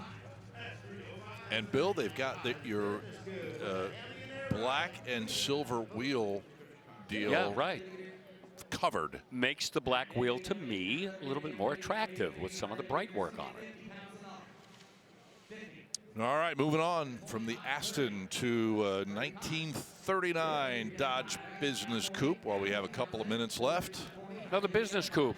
In class, do you remember how I explained what the business coupe was? Yeah, guys that took it on business trips. Yep, the traveling salesman. Right. Yep, they could get their sample case, and without a back seat, they could even bring, you know, some larger items to show to people when they're out there. This one, with a rebuilt 53 Chrysler 331 Hemi. Ooh. Period correct, man. That's cool. Yep. Dual quad 500 CFM carburetors with a torque flight. Gear vendors overdrive. Not seeing that as often as we used to. That gives you that extra gear for the highway. Beautiful job of installing that engine. Aluminum radiator, too, to keep it cool. Stainless steel pieces, some chrome here and there. And rear hinge doors. You can't see because the door is not open, but those are suicide doors. Proud of that Hemi engine too. You can see there's a more modern Hemi badge right on the grill on the side of the car. That's from about a 2008 Hemi. Yeah, I remember that works. 53, that's when those letter cars began. 54, 55 with that Hemi engine, the 331. And boy, displacement just went up from there. They're still working on it. 65K I got 65 is all I got. is the current bid. Sell it. Okay, there we go. So we're good. 65, and the reserve comes off. For $70,000. Iron David gets 65 Sunday. Hammer up. So, you got it. Well, Trev Morbeck hammers the final car of the day. $65,000 for the Dodge Business Coupe from 1939. Bill, it's been a pleasure, my brother. Always a pleasure, and looking forward to Houston, and we don't have to wait that long. Exactly. As a matter of fact, I was about to tell everybody that we will pack it up and head to Houston next. And the coverage from the NRG Center starts 13 days from today. Maybe I better book my airplane. Yeah, get on that. It's coming up April 4th here on ESPN Plus. And by the way, thank you so much again for joining us over the last 3 days for our maiden voyage on our new home, ESPN Plus. For Bill Stevens, Chris Jacobs, Danielle Trotta, our producer John Sifferlin, director Tony Williams, I'm Scott Hoke. So long from the Valley. We'll see you from H-Town.